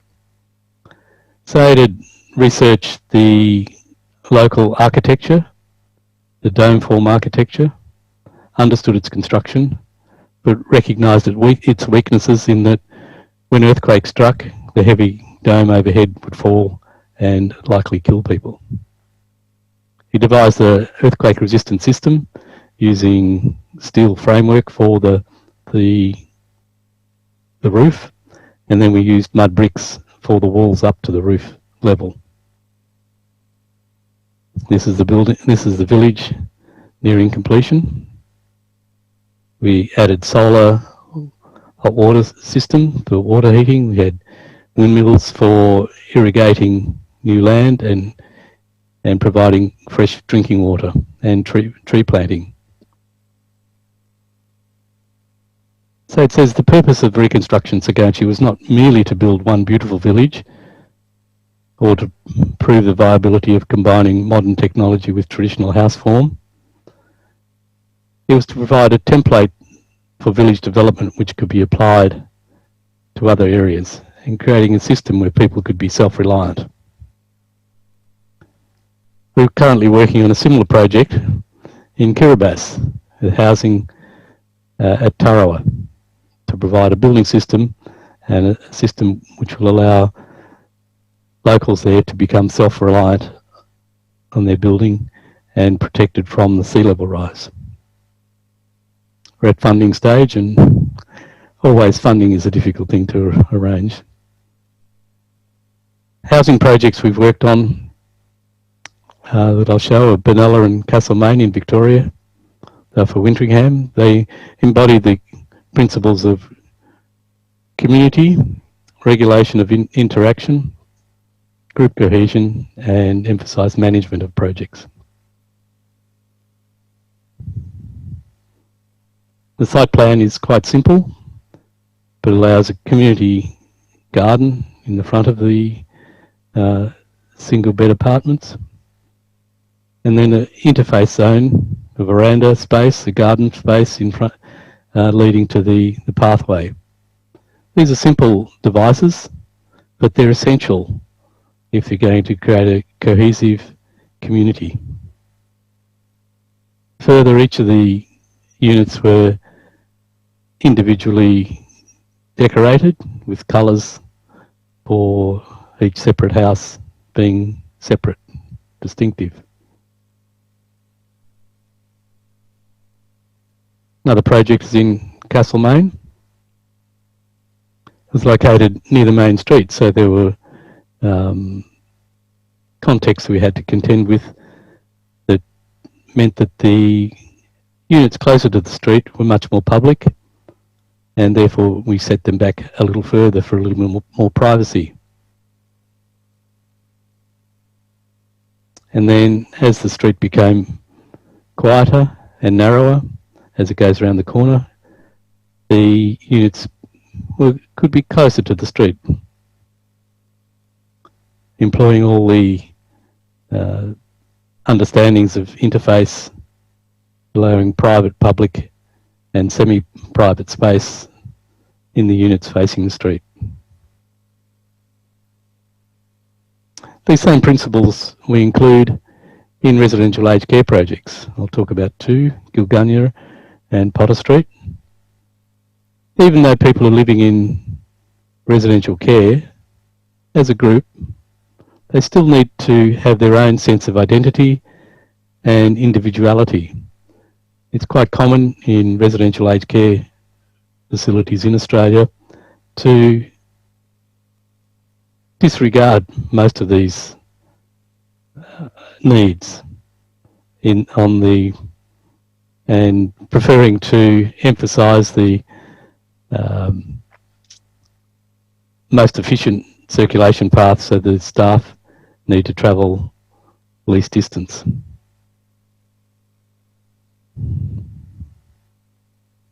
These projects have been awarded or recognised by the UN with the Scroll of Honour and the World Habitat Award. These are for elderly homeless people, homeless elderly people. Some of the traditional corridors, traditional nursing homes have corridors like these. They create a hothouse environment where residents very rarely get access to outside. The double-loaded corridors induces social isolation, makes it difficult for wayfinding, and makes people feel like they're trapped in. The lack of access to strong daylight is also a problem. Lack of access to gardens, lack of access to sunshine as opposed to daylight. 90% of women and 80% of men in Sydney nursing homes, when the study was undertaken, are vitamin D deficient, which is an important aspect of our maintaining good health. 25 to 30% of residents in aged care are depressed, meaning that often they have to take medication to improve their lot. We have to, as opposed to housing in the community, when we're dealing with residential aged care, there's a lot more comorbidities that we have to be mindful of for our design parameters.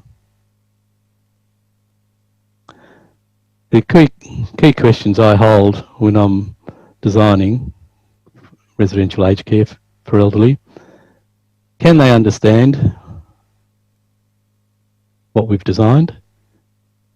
Can they manage what we've designed? And does it have meaning for them?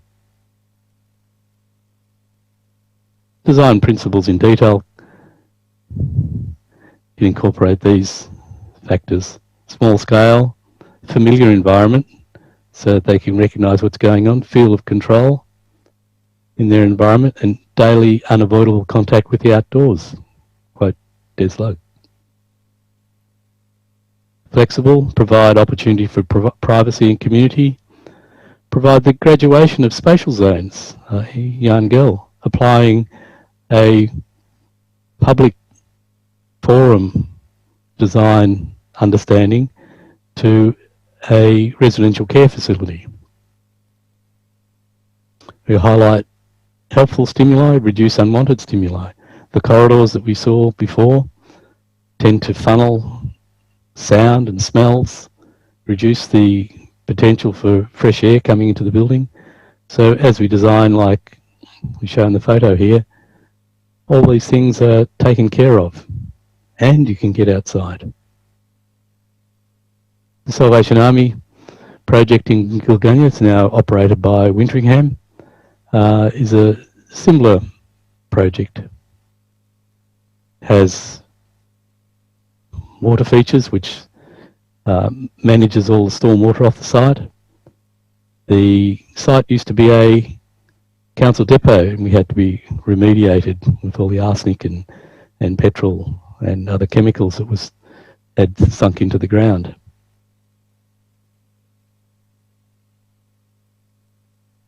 The pond provides a wayfinding element, which means people can orientate themselves to that feature and recognise where they are on the site. The trees provide shading for the summertime, and they lose their leaves in the winter. This helps ameliorate the city heat effect, whereby cities generally heat up because of their hard surfaces.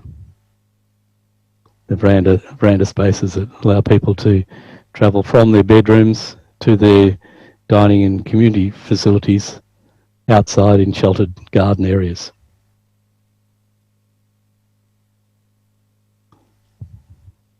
The paths have different characteristics, so it makes it easier for people to find their way, to recognise the path to their place as opposed to the path that's going somewhere else. In Dandenong, Potter Street, Dandenong, we did a place for Wallara, Winteringham and Housing Choices. This combined young people with intellectual disability and older people with general comorbidities of ageing and alcohol-induced brain damage. The place is simply planned. The common buildings are in the centre, building that was there on site, and use it as a common area, and the accommodation is surrounds that.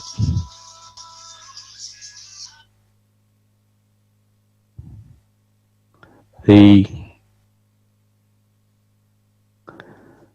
spaces are easy to navigate and create smaller cluster zones within the larger facility. Again, we talk about the interface between the private and the public, so that control over their spaces. Provide opportunity for being by themselves, privacy, or amongst a group. Providing landscaping within the buildings, within the facilities, rather than a solid building with landscape on the outside. Familiar materials, soft and domestic, gives them positive associations. The variety of outdoor and semi-outdoor spaces, you can see from here to beyond and decide whether you want to go there or not. Decide whether that's a mate over there or someone you're going to stay out of the way of. These sort of design features reduces depression, reduces aggression, increases bone and muscular health, reduces the risk of vitamin D deficiency, lowers blood pressure, increases appetite, increases healing rates, improves circadian rhythms, sleep better. So they're very beneficial. The project has been recognised by a number of organisations with awards. I'd just like to finish off with a project in Colombo that I'd visited.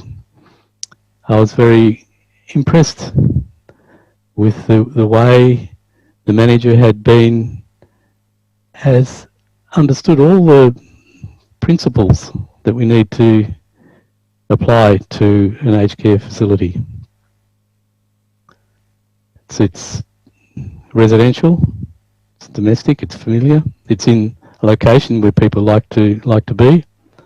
I remember that the residents like to sit out on the street side there and watch the office workers go home at the end of the day. As opposed to a corridor like this, which is still being built in Australia, where residents would find it difficult to find their way or find it even daunting to navigate a corridor like that. In comparison, the Colombo project had small, intimate sitting area like this with a good light coming in from the side. The features you need to see, the doorway is picked out nicely against the wall colours and creates a very comfortable environment. So just to conclude, a quote from Martha Thorne, the Executive Director of the Pritzker Prize. It's not enough to make a community space and say people are going to see each other, Thorne said. Architects really have to understand the context from the client, the cultural context, to the bigger context, to the economics, to the future of the residents who will live there. That's our challenge. Our responsibility is to examine the biases we have, to use research, to have evidence-based design, to employ deep listening of context and country, and value your own heritage. Thank you.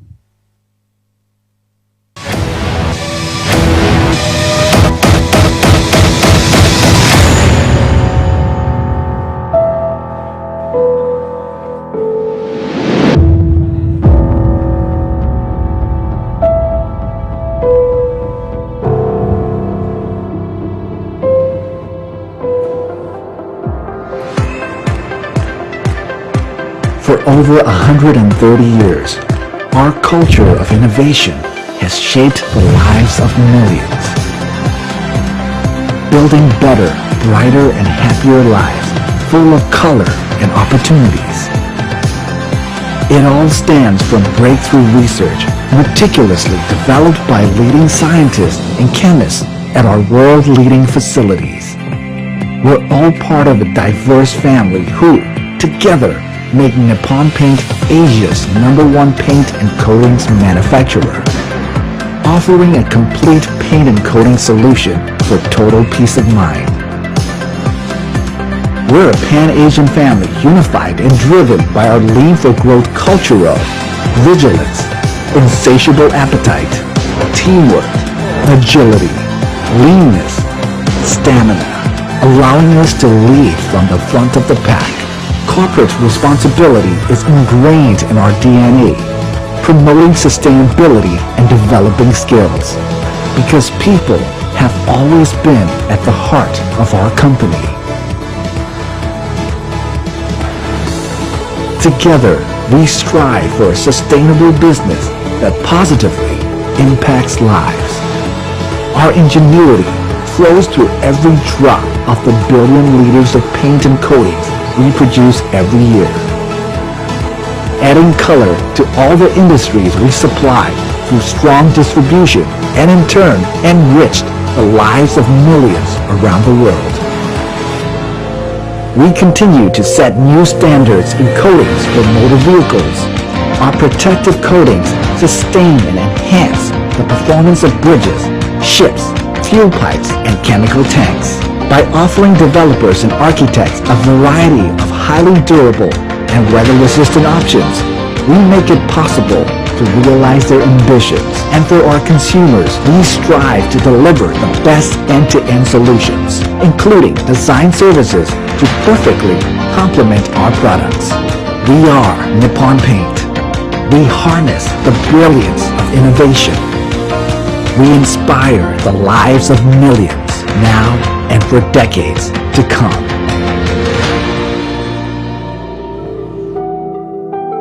You should be proud of your country, where the richest offerings of nature are turned into a finer form through pure craftsmanship. And I'm not talking about the sapphire on my ring.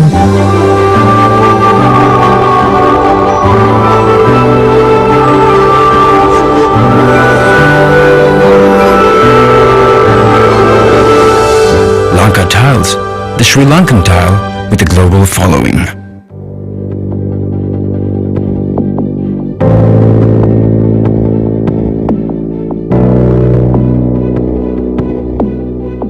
There's a thing from your country that I'm totally hooked on. And I am not talking about your tea.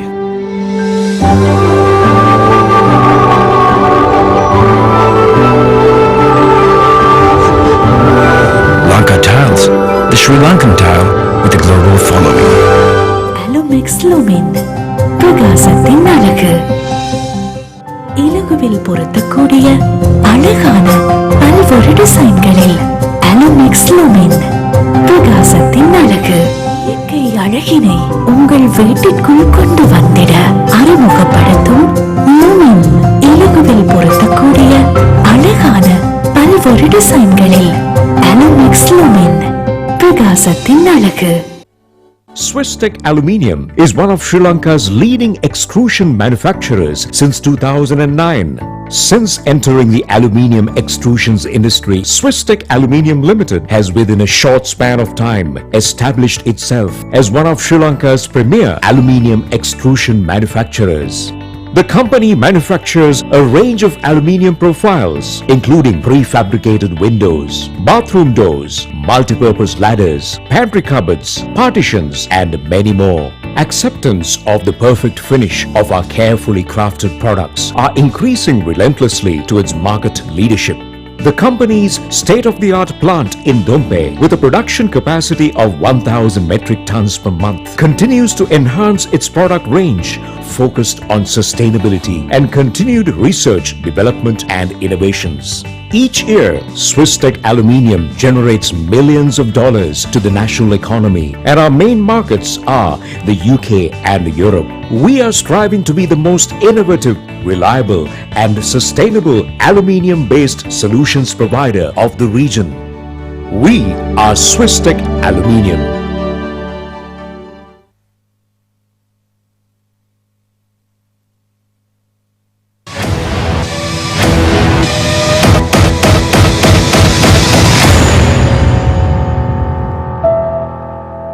Welcome back. Now it's time for our Q&A panel. Let me introduce our panel moderator, Architect Professor Ranjit Dayaratna. Professor Ranjit Dayaratna is a fellow of the Sri Lanka Institute of Architects and a former Assistant Secretary.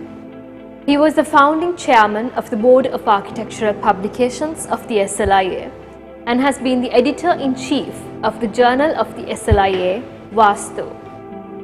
Previously, he was a senior lecturer at the Department of Architecture, University of Moratuwa, and is currently a professor of architecture at the University of Bahrain.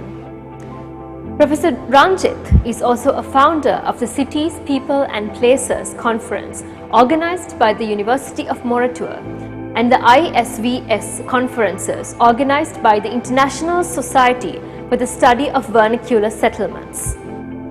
He also serves as the editor-in-chief of the Scopus Indexed ISVS e-journal and the Cities, People and Places journal. An erudite scholar, he has published widely across architecture, on housing and urbanity in particular and architecture in general. So over to the panelists now.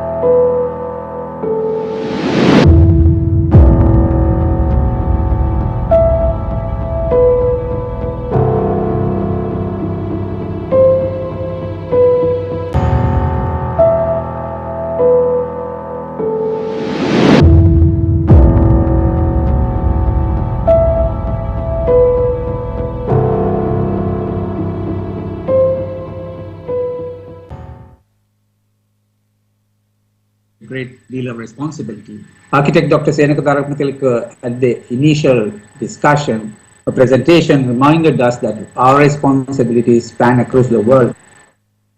From the planetary responsibilities to nation state and to humanity, professionals have to act with a great sense of care. That was the bottom line, and that is why we are here, trying to understand how that sense of responsibility of duty of care could be implemented, turned into action. To begin with, we had a very visionary keynote speaker, Professor Christopher Charles Beniker, who, quoting from his wonderful book, Letters to Young Architects, reminded us that the talents that we have as architects are indeed lent to us. A wonderful quotation. Talents that we have as architects are lent to us not for personal benefit only, but to be used for the greater good. And that is something that I think we architects have to remember on a daily basis. He talked to us about where those greater goods lie and where do we have to act. And he talked about the public spaces, and he talked about housing, specifically the poor, the low-income settlements, and he talked about the medical facilities that are not available to a large chunk of the population, and he talked about dysfunctionality that has been created about design, and he talked also about education, which is central in the business of training architects to raise and participate in this responsibility. His bottom line, he was raising a wonderful question which was based primarily on this key phrase that he used often, which is what if. And he suggested to us that we as architects in Sri Lanka raise this question and initiate programs and practices, try and intervene into creating wonderful places and spaces in public areas, public spaces. And he showed us how in China, for example, some of those activities have been actually implemented. He challenged us to create special habitat zones for slum habitation, rehabilitation, and open spaces to be integrated, and pointed out what was done by HUDCO in India, for example, the sites and services practices, the health and shelter practices, and to create smaller local scale enclaves where self-help and self-building could contribute to the creation of healthy urban spaces. And he said that's where we can, in fact, participate in the accomplishment of these social responsibilities. And he asked us, what if we launch design competitions proposing to upgrade existing facilities, to replicate models for medical facilities, public health facilities? Or what if we can make a huge impact on society, showing how these ideas have been implemented across the world?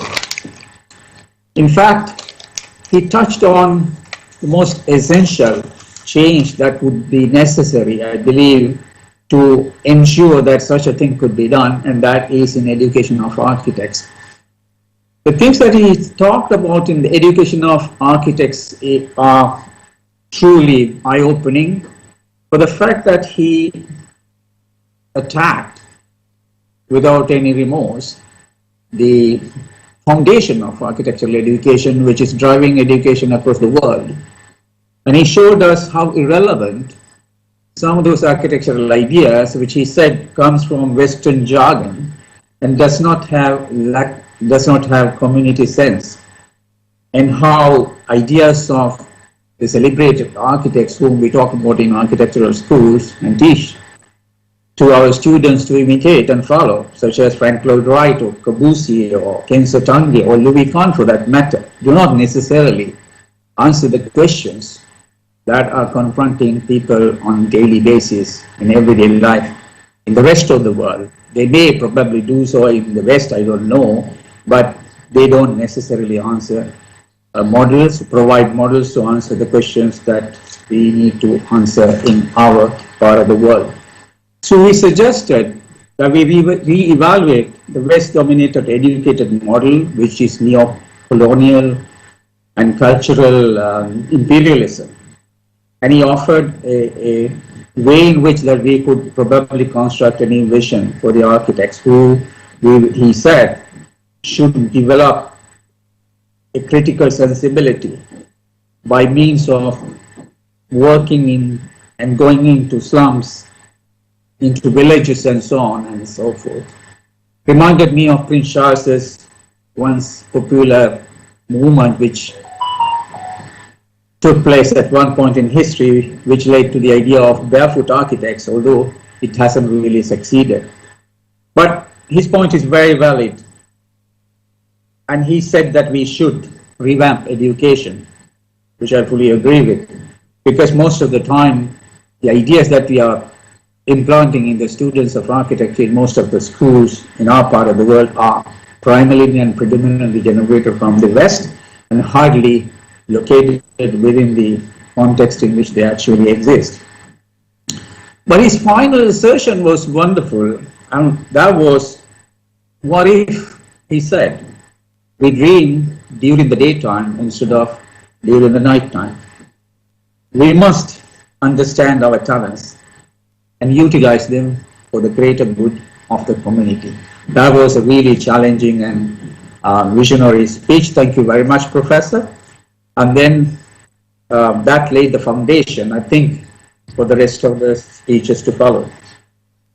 We had our own architect, Upendra Rajapaksa, talking about energy efficiency in building design and on green urbanism, and he showed us the real problems that exist in the society, and he showed us thermal mass, ventilation, and how we could create real buildings that could provide daily comfort without being a burden on the planet by resorting to the engagement of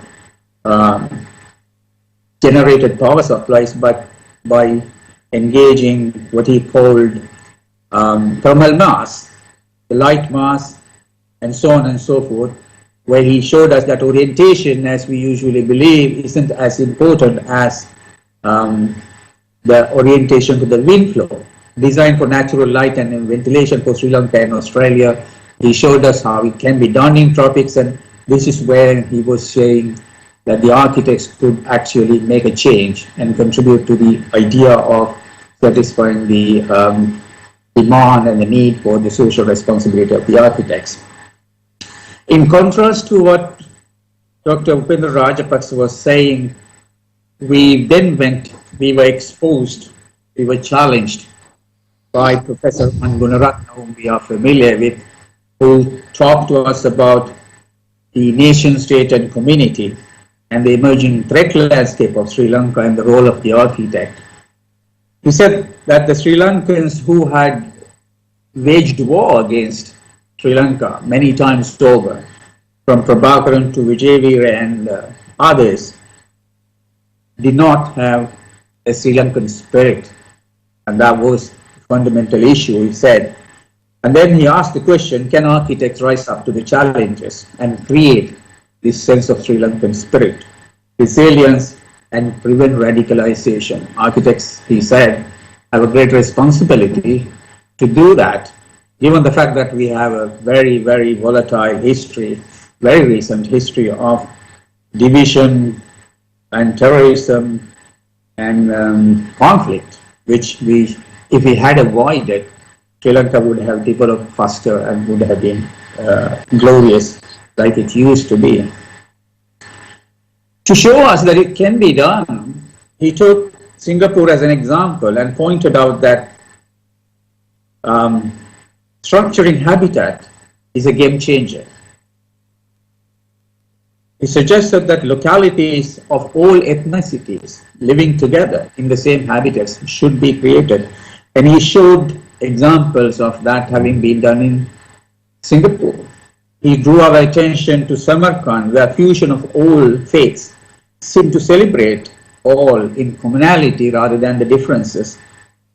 And he highlighted the very similar places that exist in Sri Lanka, such as Pataragama, or indeed the 5th century Anuradhapura city, with the kings having had advisors from all different religions and faiths.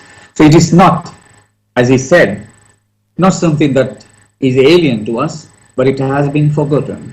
And he said that we architects have a great responsibility to try and create spaces and places and architecture that would embrace all ethnicities and cut across the differences and create and highlight commonalities in such a way that we could create a collective sense of Sri Lankan spirit.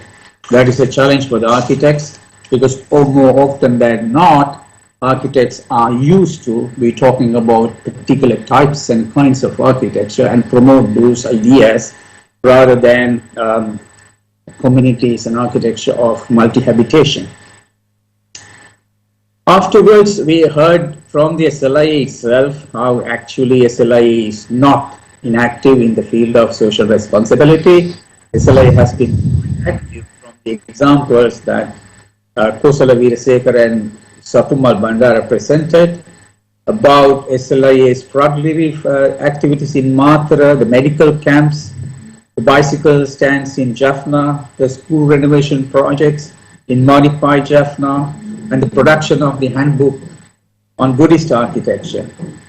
And not to mention the COVID guidelines, which were very useful during the last couple of months, I believe, and then the competition that the SLIA has launched in order to promote the use of local batik in the built environment. So SLIA is indeed active, have taken up the social responsibilities, but obviously there is a lot more to be done. Afterwards, we heard from our architect, Ilan Kottigoda, who talked about the proficiency in high-rise buildings and public safety. And he gave us an interesting analogy about the high-rise buildings. He talked about the high-rise buildings as static citizens. He equated them to static citizens. The celebrities, because he says that the high-rise buildings that are standing in the city acquire this particular status like a celebrity, and the society expects from these high-rise buildings exemplary behavior in as much as we expect exemplary behavior from the celebrated personalities in our society. The high-rise buildings should create place and should set the tone for the locality and create a sense of well-being of the city. And that's what he said is intangible safety that he wanted to talk about. And he said that the city cannot be just a collection of buildings, which is what is happening in many parts of the world, including Sri Lanka. I think one would imagine places like Dubai or Singapore, for that matter, where perhaps there are examples of wonderful spaces created in between those buildings. But most often than not, high-rise buildings stand alone as celebrities, misbehaving, as he says. So his point, his challenge to the architect was to try and understand the high-rise buildings as persons, static, celebrated citizens who should be asked to behave well and create places. And then to illustrate how this can be done, he gave us a wonderful example of the port city in which it has been reasonably well achieved. Then we had our architect, Pali Vijayaratna, who was talking about conservation of cultural heritage and identity. And he said that, as Pope has mentioned very interestingly, that the purpose of living is living for others, and that is a rule in nature, he said. And he connected this idea with what John Ruskin has said quite centuries ago about the architect's contribution necessary to the society in terms of mental health and well-being through the practice of architecture as an art. He looked at William Morris, who said that the past is not dead and past needs to be preserved, and so on and so forth. And in that, again, he connected his ideas with Professor Van Gunaratna's challenge of producing and maintaining and sustaining places which are multi-religious, multi-racial, such as the Batticaloa Fort that he showed us, where Tamils, Muslims, Sinhalese and others have been living together and continue to live together. And places such as those need to be nurtured and conserved for the benefit of mankind, and that is why conservation is necessary. He talked about social responsibility of architects, quoting from Ananda Kumaraswamy, about culture, society, environment, and economy, which are the four pillars of sustainability, and how all of those aspects are invariably connected with conservation. He showed us examples of the Candida Malika, the Grand Oriental Hotel. He commented that the very purpose of conservation of cultural heritage is to create sense of belonging among the people, which is what I think Pottigada was also talking about when he pointed out that the high-rise buildings need to create place and sense of belonging. Character, the ambience, the complexity, and compatibility of the context is important, he said. And our social responsibility is to ensure that we once had such a city, such a country, which was the green land, which we have lost, whereas Singapore has achieved it now. And we venerated and celebrated those buildings and places in the past, and it is those that need to be sustained and recreated and rejuvenated through conservation of cultural heritage and identity. And that was a very touching speech by Pali Vijayaratna, which connected with what Professor Van Gunaratna said, indeed, about multi-racial, multi-ethnic lineage of our culture, which had existed in the past in many buildings and places, which actually needs to be sustained. And finally, we had Alan Kong, who talked about the Indigenous Architectural Design Institute's activities in Australia through age-friendly housing, and taking his case from the Australian Aborigines and Torres Strait Islanders, and how they are able to produce their own traditional knowledge, wisdom, and skills. And he showed us that architects have multiple professional skills, from being architects, being craftsmen, and so on and so forth. And all of these has to be employed, like Professor Bellinger said at the very beginning, that they need to be employed to do good for the society. He took us on a wonderful visual montage exposing us to the nuances of constructions, employing earth-friendly materials and techniques and ideas that have been carried out in Australia by the Indigenous Architecture Design Australia Council. And he focused on the residential elderly care buildings in Australia and demonstrated how simple, traditional building materials, techniques, and technologies have been able to create healthy, livable environments to provide simple joys of life, such as sunshine, views, light, privacy, flexibility, and opportunities for community life. These are the fundamentals of architecture indeed. Thank you very much, the speakers, for those wonderful speeches that I'm sure have challenged the architects who are often stuck in their offices doing buildings, getting contractors to build them, to come out of their comfortable office spaces to be challenged, to shoulder the inherent social responsibilities that they have, because presumably they have great power, and great power does not come without responsibility. And this is conference. Now, having listened to all of the speeches, it's my duty now to bring the speakers to a common discussion. And to do that, I have got a couple of questions raised by the audience, and I would first pose those questions to the speakers, and then subsequently I would also open the discussion for the participants if they have to raise any questions. The question one I have received actually is for Professor Benninger, comes from an anonymous person in the audience, in which he asked the question, it is commendable how you champion the cause of developing social infrastructure, such as public spaces, hospitals, etc., for the unprivileged communities. Then he's asked, can we know if such communities could be defended against their everyday life in terms of long commutes between their living habitats and workplaces? This is one question. The second question. Can you repeat that question? What was the question?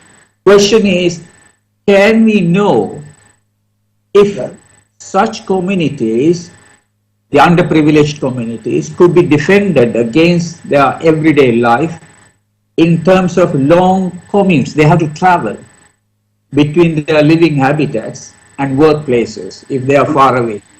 I think the point being made there is that lots of those slum dwellers and low-income communities who are living in the city itself are living there because they are so easy and close to the workplaces in which they make a living from. And if we locate them in specific locations away, then they are going to be inconvenienced. And what's your response to that? Or how would you deal? Good question. Should I answer that now? See, I think I would like you to answer that question before I go to the next one, because it can be complicated. Yes, please. Don't misunderstand me. I'm not telling to tear down slums. I'm telling, see, slums are growing all the time. One thing is to upgrade existing slums, which I think is very important, giving potable water, maybe common latrines and so many facilities like pathways in the monsoon that you can walk in. But the cities are growing. People are migrating into cities. So this special habitat zone is not meant to replace slums. Because as the anonymous questioner mentioned, it's very correct that there's a kind of ecology between where people live in slums and where they work.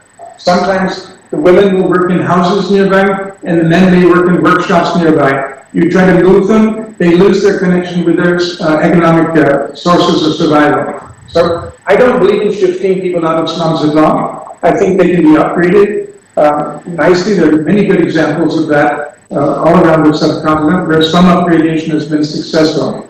I think the Assad group in Ahmedabad, Kirti Shah, is a master at this, and there are many people we can learn from who've done slum upgrading. My argument is that while we're upgrading slums, we can create an alternative kind of community where instead of doing SEZs all over India, humongous special economic zones where only large-scale multinational industries, generally Indian ones, can come in and set up shop. Even we don't have space in those SEZs for small-scale ancillaries to those industries. We don't have housing for workers. We don't have medical facilities. So I'm simply saying, let's take that tool, which is a statutory mechanisms which allows bringing land together and to create new communities, instead of them being mono facility ones, only having large-scale industry. Why can't we use that same legal mechanism to create true communities? I'm not looking at one solution. I'm not looking at one end-all. SHZs, I'm saying it is a place where we can do work. So I agree with this question. I think it's a very important point he was making, that we shouldn't be tearing down hutments in the name of building new shelters for the poor. Thank you very much. I think the second question is also connected, so I'll put that to you. The second question asks, how can such communities be empowered with right to the city, as Henry Libre and David Harvey advocate for affordable housing being available within cities for underprivileged working populations? It's connected. This poor has to have a right to the city. They need to be part of the city. So this is the point that they are making. Do you have anything to add to that? I think, see, this is a very big issue, and I like the words right to the city, because if I look at a city like the metropolitan area of Bombay, hardly 24%, 25% live in legal housing. Everybody else is living in illegal shelter. What does it mean? They don't pay taxes, they can't vote, they're not part of the city, they don't have a right to the city as a democratic society, they don't have a right to the city in terms of any social security, any medical care guarantees, children's education. They have to struggle for everything. So to me, as a kind of a theoretical base, this word, right to the city, is huge. And it's something, and if people don't have a right to the city, that's where terrorism starts. That's where anti-nationals can feed a lot of energy by talking about this. And I think it's something that maybe we're the only profession who thinks about these issues. It doesn't mean we have solutions, but at least we can start a dialogue about right to the city. And we will find answers. We will find ways to make cities more convenient and congenial to people. I think, again, I don't know why he was anonymous, he has very good questions. Yeah, I agree with you. Yes. Thank you very much. There is another question to you, Professor. This question Anusha Rajapaksa is asking is, what steps were taken by you to capture the vibes of the context, well, so-called magical context in Sri Lanka or in Pune, maybe in the urban setup or not, and the steps taken to retain the social sensitivities simply to make such solutions into human-friendly solutions, not urban horrors? I'm not really sure if I understood the question. In brief, this is referring to some of the examples you presented, I think, in Sri Lanka and Pune. Okay, let me tell you something. Because of the virus, we thought as an architectural firm, we want to do something. Nobody was asking us to do anything. Nobody was giving us a commission. So we went down to the 150-year-old huge medical facility in the city called Sassoon Hospital. And we found it was on 7 different plots. Most of the buildings in which they are operating were dilapidated structures. Medical facilities weren't properly connected. So we approached and said, we would like to do a free pro bono master plan. Can we do this? And they were very excited about the idea. Even the commissioner in charge, he got involved. The doctors got involved, the administrators. So we didn't wait for somebody to ask us. We didn't go to politicians and say we want to do this huge hospital with 1,500 beds, which was in a complete chaos.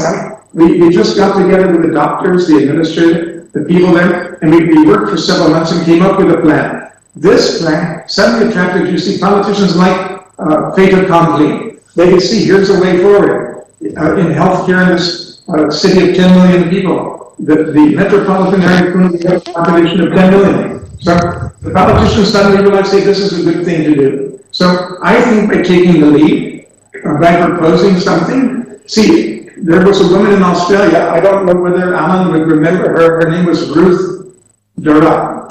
Ruth Durrell was in Perth, and she started this what if movement, where nobody asked her to do this, but she asked the students of architecture to identify 10 derelict spaces in the city. One of them incidentally happened to be right in front of the assembly hall, and some of them were in the center city, some of them were in slum area, and they had a competition. Anybody could enter, architectural firms, students, kids in secondary school. It was a huge success. And you see, that's where architects don't have to wait to be employed. We can be proactive, we can start something. Anyone can start a competition in their district of the city to improve the city. So we have our professional practice, we have to survive, so we have our fee-paying clients, but then we can also initiate these kind of activities, and particularly the Institute of Architecture can do it, because you're a community, and whether you realize it or not, you're a very powerful community. People will listen to you. So I think the answer is start a what-if movement for anything. Open spaces, turning derelict spaces. See, your golf face, I haven't been to golf face in some years, but the last time I went about 3 years ago, it was neglected. Golf face is a huge central city open space, but I felt when I saw it 3 years ago, maybe it's been upgraded since then, but it was the same way it was in the 1980s, and it had deteriorated. So Can we take some of these spaces and say, okay, let's have a competition, how to make these better places? Go back into the city and look at spaces where we can initiate activity. Proactive is the word I'm using. Even one architect, we've done a plan for our neighborhood here in Balimari. All the streets we showed where sidewalks can go. Nobody asked us to do that. And we put it in front of the administrators, and then they designated this area as a smart city pilot project. Now, taking it still forward from there doesn't mean we are able to take it as far forward as we'd like, but we took an initiative and did plans for sidewalks, some parking, etc. How to give hawkers a place where they can have some respect and have a place to sell their goods.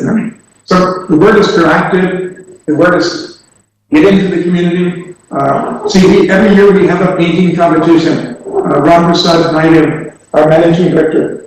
Last year, 1,500 secondary school kids came to a public park and they painted the Earth Matters on environmental issues of the city. So that big competition, we had 50 winners and 300 schools entered that in 1,500 kids. And then we had a big ceremony giving awards to these kids because through painting they said this can be done, that can be done, etc. So I think also we can have a lot of fun doing those things, interacting with the community.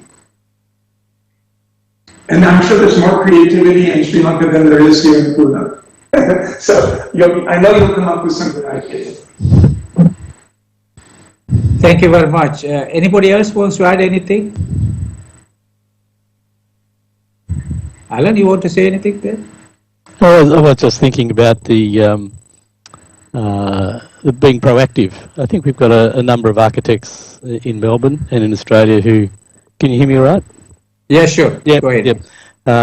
Who get into that in small ways. There's been a couple of projects where I think, do you know the Nightingale project system, where architects themselves became the developers and produced some sort of middle class housing and selling them without connection to real estate agents, so selling them direct to the people who need them and building them in areas that are old industrial areas and buying up land there and creating more non-developer in inverted commas developer style. So it's got more architect-led projects. So that's one.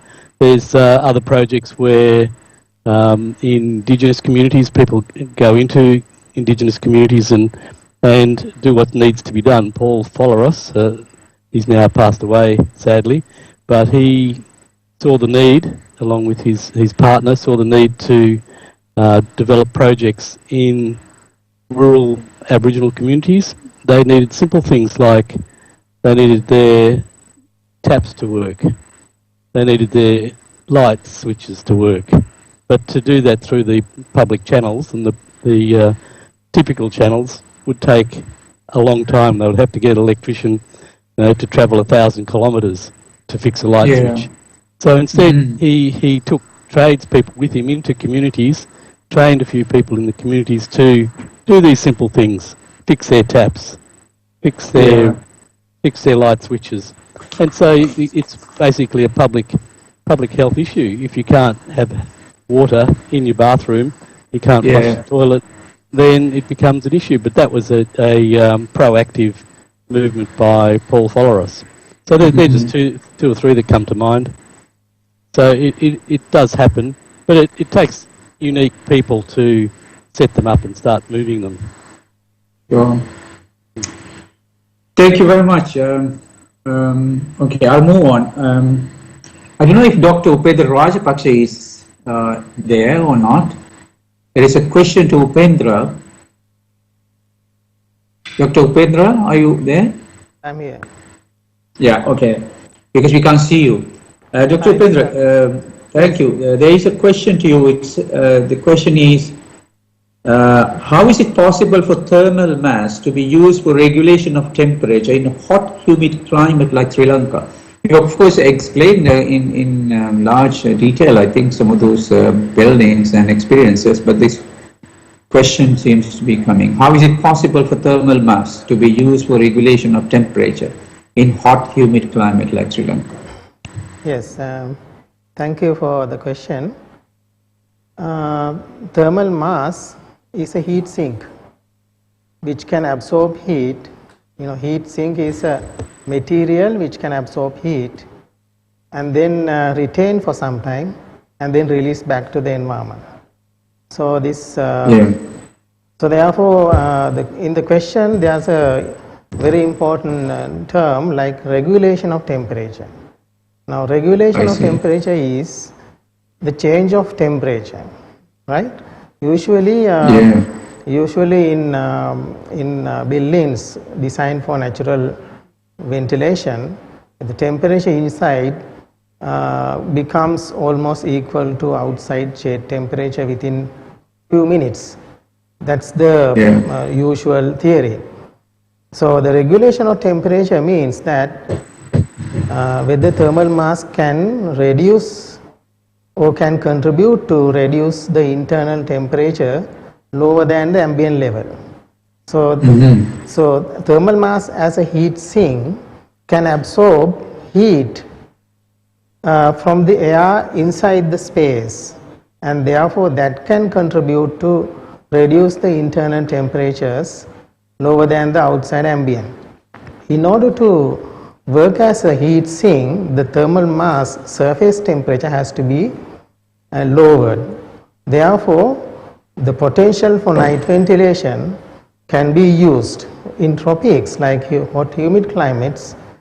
We can now notice that there is a noticeable diurnal range, especially in the nights during or during 6 months of a typical year. Night temperature is very much cold or low, so it's a matter of designing buildings for night ventilation and then help to cool the thermal mass design inside the building. The other thing is that thermal mass, the disadvantage of thermal mass is that thermal mass can contribute to transfer heat from outside.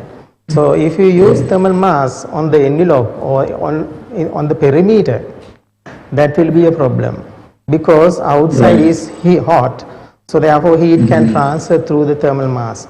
So therefore cavity wall is suitable, the cavity should be ventilated, so therefore the heat transfer from outside to inside can be minimized or completely avoided depending on the crafting of the whole design, the plan, section and envelope. So thermal mass, if the thermal mass temperature is kept lower than ambient level, it can absorb heat from the air inside, and that will contribute to reduce the internal temperatures and therefore can promote thermal comfort inside buildings. Thank you, Dr. Pedra. There is another question that is following with that. Yeah, I think the strategies are wonderful, but the question here being asked is that how can those strategies be codified into building regulations? Can they be codified into building regulations and development codes in countries like ours? The question is clear. We can include the needs to have this requirement in the code, and the simplest way is to set targets, because we need to take some good examples from other countries. Other countries have set targets to minimize energy demand, and so we have no targets set so far in the building industry. So at least first step is to set targets through building regulation, right? Every building should have, at least this level of energy footprint, or at least the internal temperature of buildings should be at this level, and it cannot go above. So that's the target. That's the first and simplest target that we can introduce. And if we can introduce, then even architects and all the building designers will try to integrate all these possible strategies to achieve this target. So I think that's so you're saying it can be done without codifying and regulations, really speaking, isn't it? That's what you're saying, in a way. Yes. By encouraging the architects to practice. Yes. Thank you very much. Thank you very much, Dr. Penda. I'll move on to Professor Rohan. Professor Rohan Gunaratne, you have a question from the audience. I think I had a similar question myself. The question is, you talked about ethnic integration and bringing communities together, which is a very important point, certainly, because as you are rightly saying that the real problem lies in the disintegration and the highlighting of differences rather than the recognition of the commonalities and the spirit, as you put it rightly, the Sri Lankan spirit. The question being asked is, how will mixing communities, mixing ethnic communities, how can that be practically executed? Are you suggesting forced integration against people's will? Unless they come together on their own, can the governments or architects do that, really speaking? This is the question. Firstly, government should play a role, even legislate, develop a policy and a legal framework where we ensure that there is integration. For example, we should create national schools. We have segregated schools. Sinhalese, Tamils, Muslims study separately. So naturally, these schools are not producing Sri Lankans. They are producing Sinhalese, Muslims, Tamils, Christians, Buddhists. So my view is, I know that Western thinking on this matter is different, but I believe for a country like Sri Lanka to be stable, especially after a devastating Easter Sunday massacre, we have to integrate these people using the educational space, the religious space, that is in all religious institutions. We have to teach commonalities in religion. We have to stress on what is common between these religions rather than speak of the differences. And also in the architectural realm, we have to create spaces, common spaces for people to interact. If we do not do that, what is going to happen is people are going to get segregated, they are going to get isolated, they are going to have suspicion.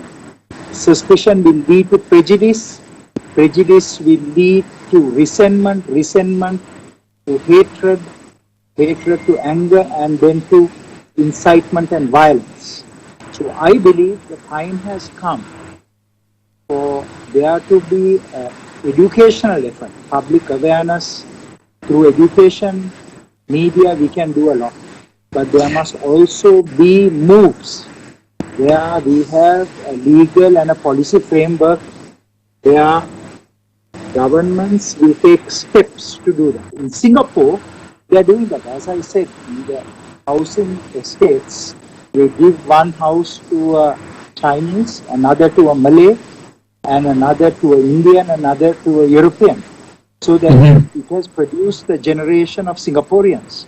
But we have not done it because, largely because of the Western influence. You know, we want to do things according to the West and give them total freedom for people to go and live wherever they want.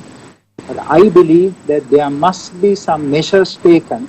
If we do not do that, with the radical ideologies spreading, for example, Wahhabism spreading from Saudi Arabia, where the Muslims are getting segregated, then from the RSS from India, that Hindus are getting segregated, then from various ideologies that have come more recently, the Buddhists are also getting segregated.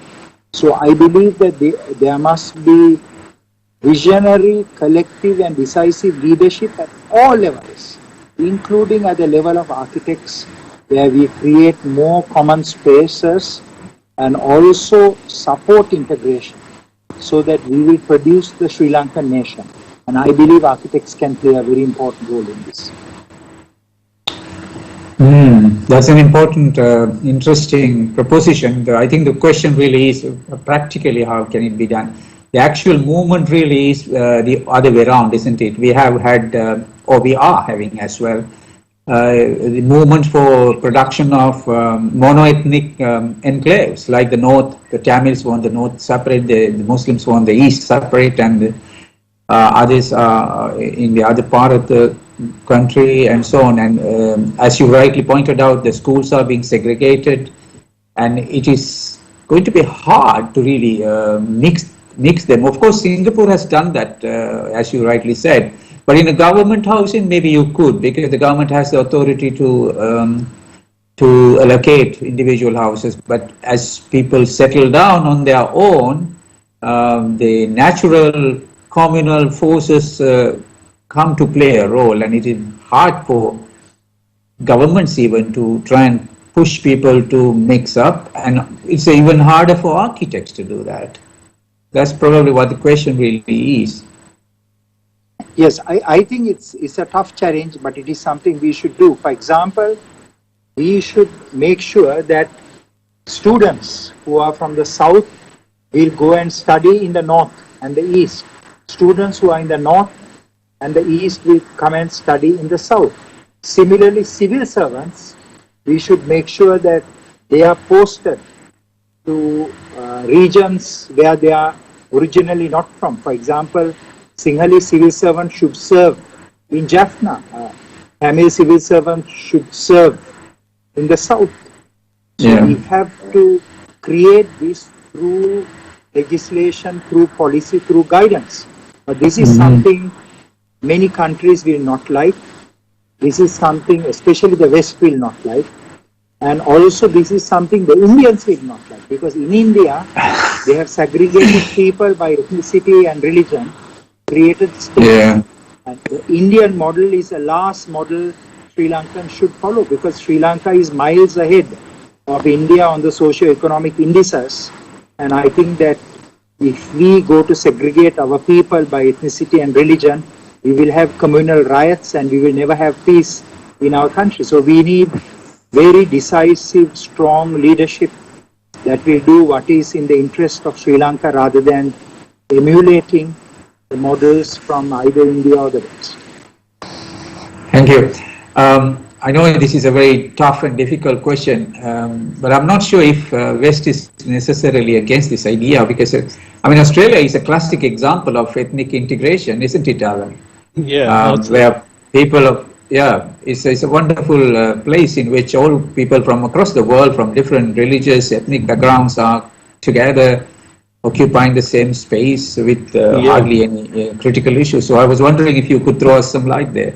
Yeah, I was thinking about all that, Ranjit.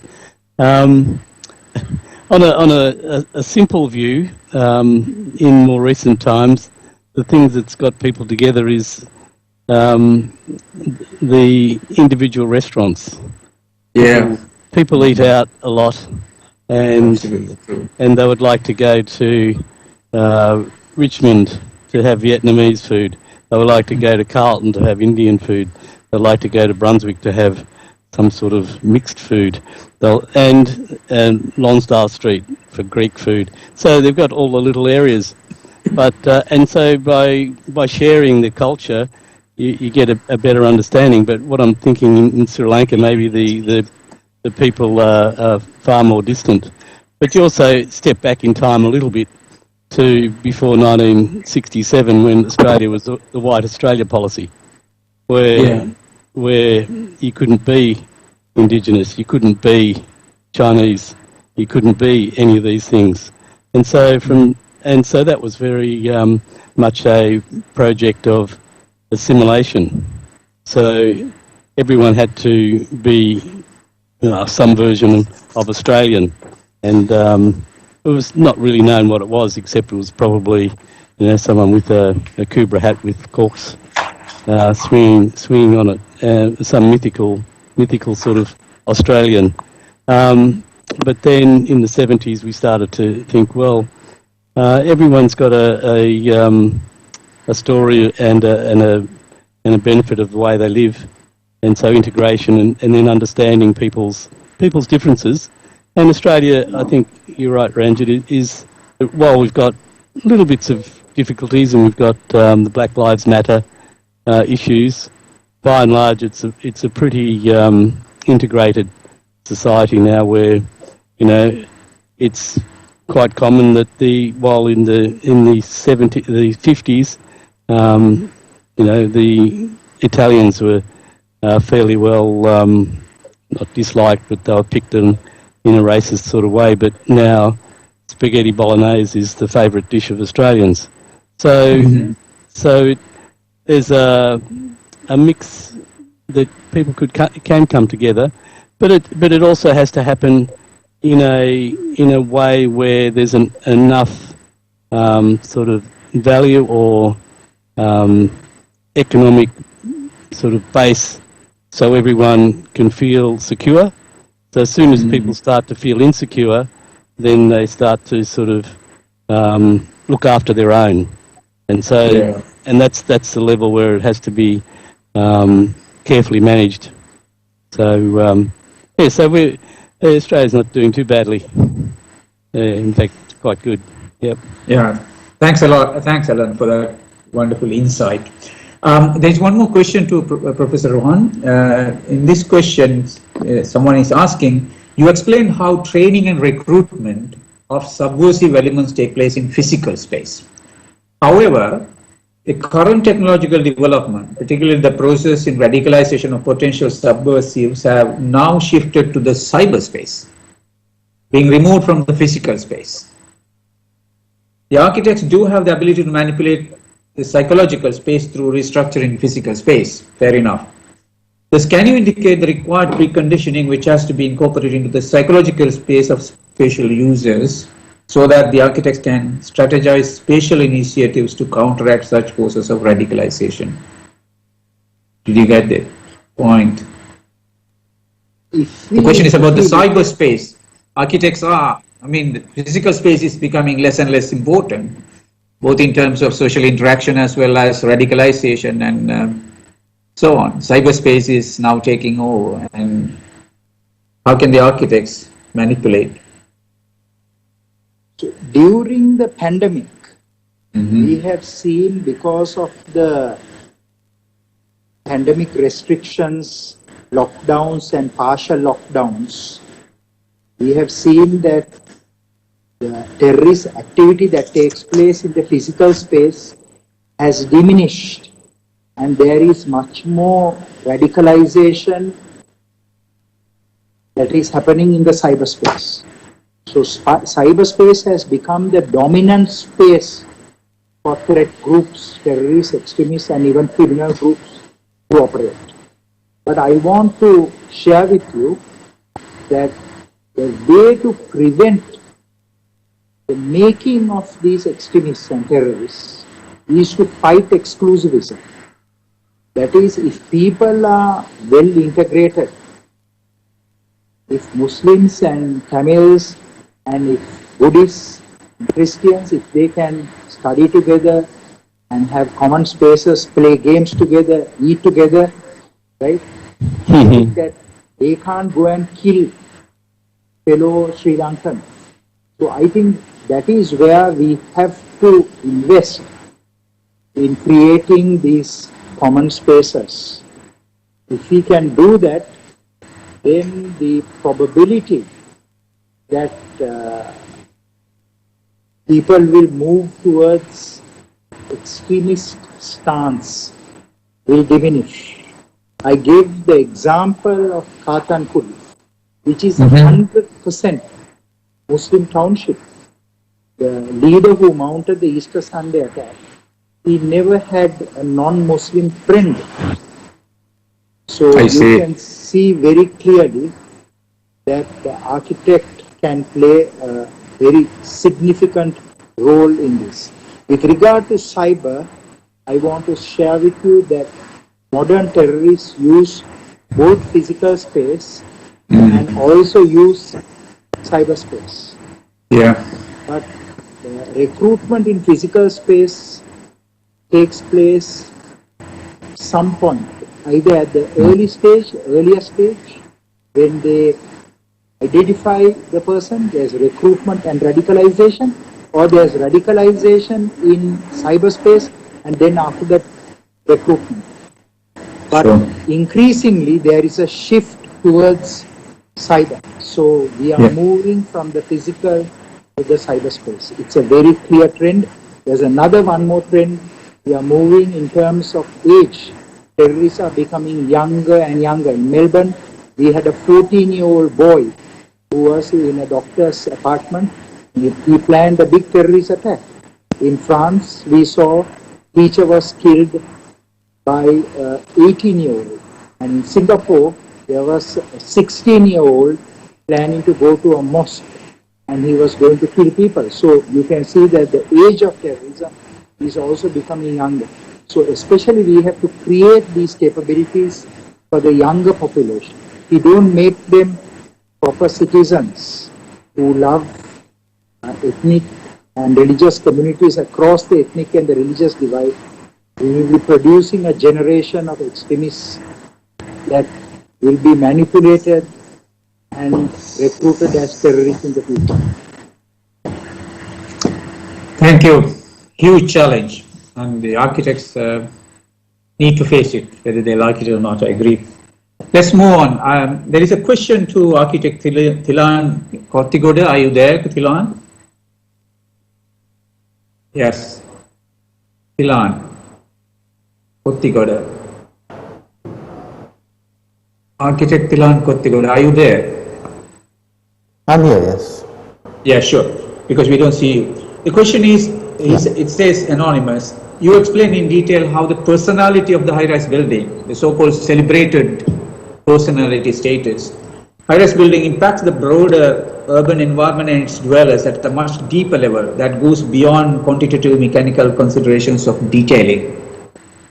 Also, you make special reference to how such high-rises have a special impact on public spaces in the surrounding urban landscape in the way it is creating places.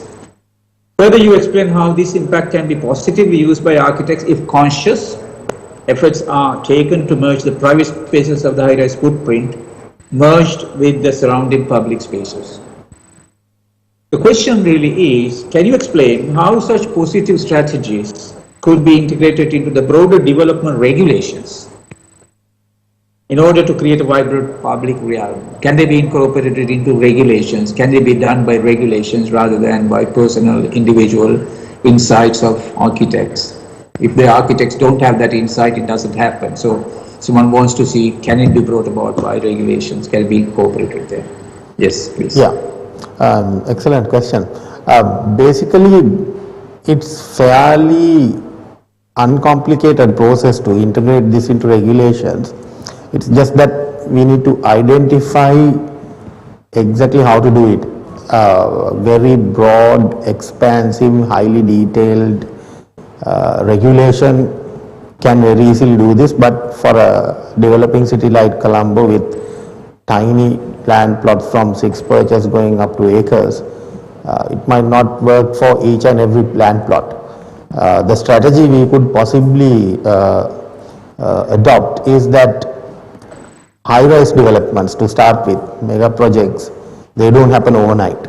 They have a fairly lengthy developmental planning process, even from the developer-client perspective, in addition to the normal developmental regulations process. So that opens the opportunity to encourage a certain dialogue between the regulators and the developers. And while the standard regulation that applies to every little building is there, that opens up an opportunity where even at a stage like the preliminary planning clearance, where the authorities can bring in certain regulations to encourage the developers merging their larger developments, high-rise buildings into the cityscape. It could happen in two ways. It can be just an outright regulation where you say, okay, so much of open areas along the streetscape, or so much of accessibility has to be there, or I mean straightforward regulations like that. It could also be a little bit of a give and take. I mean, things like development regulations in terms of the floor area ratios, plot coverages, height restrictions are there, and that could also be a tool where we encourage developers through certain relaxations to allow for better integration of their developments into the urban space. You could always say if the developments are integrated into the larger public realm in certain ways, there is a certain incentive given in terms of the additional flow areas or additional development relaxations or something like that. So it could work both ways, but personally I think if the initiative is there, if an overall vision is there to integrate the large buildings into the public urban space, that could be done fairly with ease. Great. Thank you very much, Thilan. I think that answers the question. But let's move on to the other questions. We have a couple of questions and a general question to all the panelists, all the speakers. The other question is to architect planner Pali Vijayaratne. Pali is around. Are you, Pali, there? Yeah. Right. The question goes like this from an anonymous. You explained how the conservation of historic buildings become part of conserving their tangible and intangible heritage. You also explained how conservation for the sake of conservation or questionable strategies of conservation such as facade conservation defeat the broader purpose of conservation while eroding the urban form. Thus, you advocate adaptive reuse as a viable method to sustain such historic buildings as they continue to play a significant part in social life. Can you explain how the most appropriate usage to be incorporated in such buildings can be codified into policy guidelines that ensure their longevity in the physical space as in the communal life?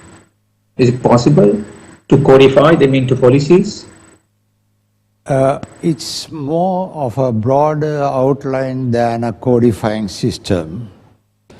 The theory behind it is that ideally you conserve it for the same purpose it was built. But in most cases it is difficult. So you have to find a more compatible use. And an architect has a role to play in this, because the first assignment of an architect when he is employed by a client is to help him to develop the brief. And that is what we have all been taught from day one. Yeah. So we have to start briefing the client on the value of the building, the value of its historic nature and everything, and brainwash him into finding a solution that will suit his purposes as well as follows the guidelines for conservation. I'll give you two examples of it. One is a bad example which I experienced in Edinburgh. It was because I was employed at BBC, where I was one of the 64 architects employed at BBC. And I was doing this building, a Georgian semi-detached terrace house that has been given to BBC to build their television and radio stations. Now this had all the moldings inside the building and all that. When I looked at it, I said, look, you shouldn't be desecrating this building. But they said, no, it's not historic, it's not listed, so go ahead. Well, I took my wisdom and I said, okay, I will do a radio station, a box within the room. So that once you remove the box, you can go in for the original design. It's reversible. But the planning authorities didn't know about it, and they took BBC to courts on it. Now, so all of a sudden, my boss comes to me and says, hey, we have been summoned to courts in Edinburgh. So we went there, and I told the lawyer, who was an in-house lawyer, I said, can I make the initial statement before you do the talking? He said, what are you going to say? So I told him, I'm going to explain to them what conservation is. So he said, okay, we'll see. And I put the blame on the planning authorities for having allowed BBC to occupy that building. And I explained to him that BBC functionally is a factory that makes noise.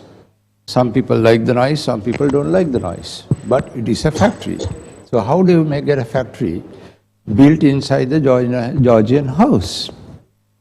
So the judge took this and asked the planning authorities whether they have given permission for BBC to occupy the building. I said, no, we haven't put down any rules on it. So then he said, then in that case you can't do it. But I said, okay, can I add one more thing to this? I said, this whole thing is reversible. I can take you there and show you the place. That once you remove the partitioning, acoustic partitioning inside, it can go back to being a bedroom in a Georgian house.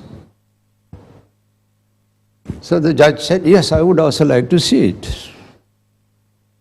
And after the adjournment, we all trooped back, and then on the way back, I told these people that, okay, my boss can entertain you for lunch also. And he was mad with me for that. But we had went there, and they realized the game, that was the game. But the actual thing is, that is not a compatible use. But now say, for example, I'm currently putting up another building where it was a house in Colombo 7, occupied by one of these very learned Sri Lankan economists, and he has left the house to a foundation to do research in social sciences. Now we are adapting this house into a social science research center. But it has been accepted by them, the client. Okay, the client earlier thought that they would just get away with a sort of peanuts, but it is going to cost them a bit more, but they accepted it. Now that is a compatible use for that building, because we are not going to put toilets all over the place and make it into another house or a guest house or whatever it is. But we are using the same existing infrastructure facilities and making it into a research center. Even the discussions are being used in the gardens where there is nearly a 1 acre of land. And we say, okay, we'll do it under the trees rather than inside in compartmented air-conditioned rooms. And they love it. So that it is all left for the architect to convince a client. During the briefing stage, they show him the importance of the building and use it for an appropriate use. No amount of regulations can control it. No amount of standards can control it. It depends on the individuality of the... You play on the soft side of the client. That architect should know in his public relations and play on that. And then they would love it. It's the same as looking after the heirlooms that you inherit from your grandparents. Are you going to sell it to the goldsmith and get a new design? Or are you going to keep it for yourself? So that is how I would look at it and say this is the note. And also the fact is, in conservation, it's always a reversible process. And also not imitate the older design, but whatever you introduce new should be the spirit of the age or the time. Now in an 19th century building, you're not going to introduce a 19th century detail as a new element, but you will use a 21st century, but still allowing the grandfather to be still the pride of the place, which means the old building. Do I answer your question? Yeah, I think so. Thank you very much for that very elaborate answer to this question. I think we have only just one more question and a very general point to be made. The last question is to Architect Alan Kong. The audience is asking, in the spacious structuring of age-friendly housing, you have demonstrated your skills in space making as well as placemaking in order to encourage interaction while preserving identity and individuality of specific user groups. Can you propose how such spacious strategies be used beyond such contained communities into the broader housing estates, which may contain much diverse group of inhabitants? Well, that's interesting. Thank you for that analysis. That's very nice. The group of people that we have in the residential care facilities are probably more diverse than in general community. They have more sort of difficult social behaviours, and so the principles that we use in the nursing homes or the residential care group housing could easily be translated into broader housing, and we do that in broader housing projects. So, so the answer, I guess, is yes, we do that in broader housing because the principles are pretty much the same, but the community we're dealing with in the broader community are probably easier for them to manage themselves, whereas in the residential care they probably need a bit more assistance with staff management. So the principles are there and maintain the same types. Does that answer the question enough? I think so. Yes, thank you very much. Yes, I think it does deal with the issue of how to deal with this in the larger context. I think that's a very valid question. Yeah. It's probably easier to do so. Yeah, I just want to add, if it was used more widely, then we'd have much better communities. You are right. You are very right. All right. I think we have taken quite a long time. The next, there is one small question to everybody. I think this question has been almost addressed by Professor Benninger. The question is, after listening to all of the speakers, the question being put to is, don't we think that we need to rethink the entire gamut of architectural education in terms of sustainability as well as social responsibility of the architects? Because it seems, I think I agree with that point, it seems that, you know, when guys at the secondary school level enter into learning architecture into university, their intention is probably to find a good qualification and find a job and, you know, lay a foundation for a happy, constructive, money-making, professional engagement. But now here we are saying, well guys, there is a lot more to be done than that, and you have huge responsibilities. They are so complex. Almost everything that we are doing seems to be not right, because we have to build communities, we have to bring ethnic harmony through them, and we have to deal with old age people to bring them privacy, and the high-rises need to produce sense of belonging. We have to ensure that conservation has to happen. And on top of that, like Professor Bellinger was saying, we are following, it seems, the West-dominated principles and ideas of architectural education, which do not address the issues of low-income communities, the underprivileged, and so on. So the complexity is enormous. Isn't it necessary? And how do we actually deal with this to begin with from education? I don't know if there is an answer. I would just leave it open for anyone to answer the question. How do we deal with this? Through, I believe education has to change. This is the question being placed, and I agree with that. Yeah, I think I agree with that in terms of education. On the fringes, we seem to be getting traction, and our institute is starting to look more heavily in terms of social sustainability and other ageing matters and disability. But it's still on the fringes. It's hard to, you probably know, Rajat, you know, the principles at Melbourne University. It's in the edges, but not in the core. And it was, even when I was at university, it was still on the edges and not at the core. So, yeah, I think education needs to move more to the broader issues, as well as environmental sustainability issues. That's also high on the list, and that I think still is moving better than the social sustainability. That's true. Yeah. Professor Rohan, you want to add? Yes, please. Yes. Sri Lanka ended a 30-year war. Yeah. But if you still travel in the northeast, there is much more work that needs to be done. So I would say that you can promote the idea that every Sri Lankan architect should spend 5% of his or her time traveling and helping the communities in the Northeast.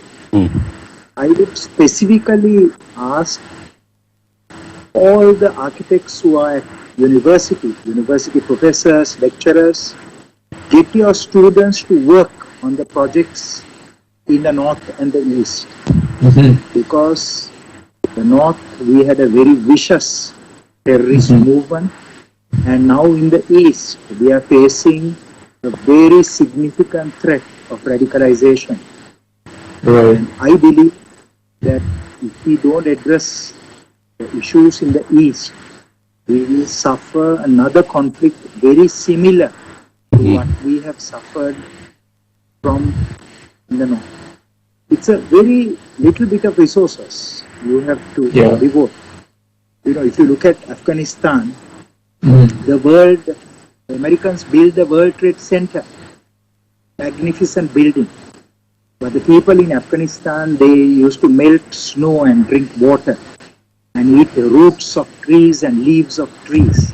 And ultimately a team from Afghanistan came to the United States and destroyed America's most iconic monument, North and the South Tower. So we should not leave behind communities.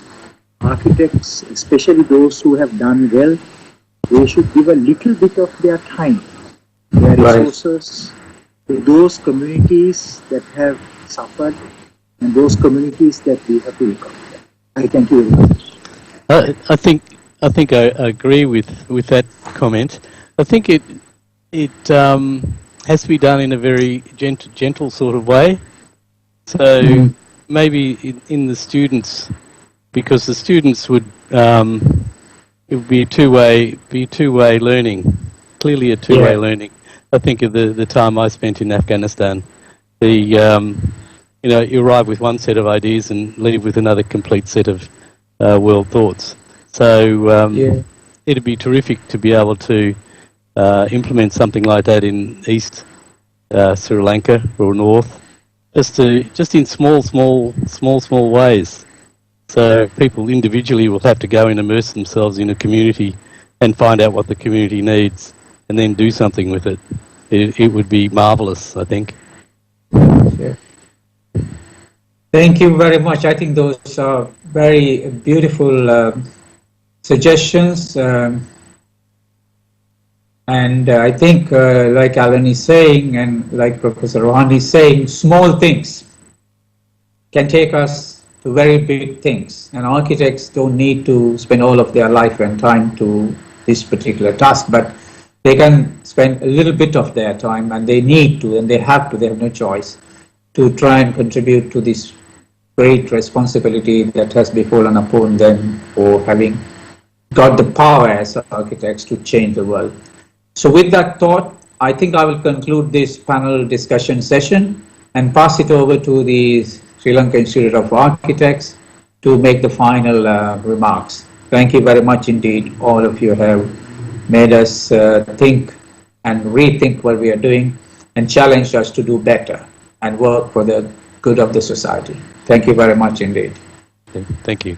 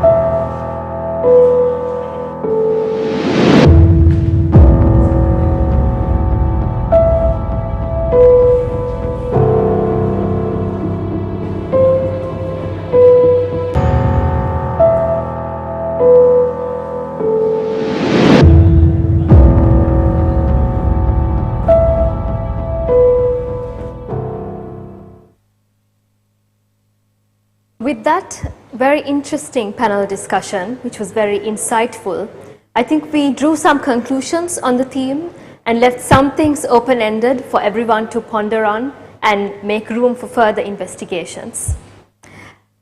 Now we move on to a very small vote of thanks to conclude this event. I would like to thank the President SLIA, Architect Veranjan Kurukula Surya and his council, and Architect Dr. Senaka Dharmathilaka, and the National Conference Committee for making this event possible. And also we thank the senior members of the SLIA for brainstorming ideas and giving advice. My vote of thanks will not be complete if I don't thank our eminent speakers, Professor Christopher Benninger, Architect Dr. Upendra Rajapaksha, Professor Rohan Gunaratna, Architects Kosala Veerasekara and Sapumal Bandara, Architect Thilan Kottigoda, Architect Planner Pali Vijayaratna, and Architect Alan Kong. I also thank the panel moderator, Professor Ranjit Dayaratna. Additionally, I would like to thank the viewers online for taking part in this conference and asking questions. The event would also not be possible without our sponsors and the digital services provider. I would also like to thank the SLIA staff. And with that, we conclude the 38th National Conference of the Sri Lanka Institute of Architects.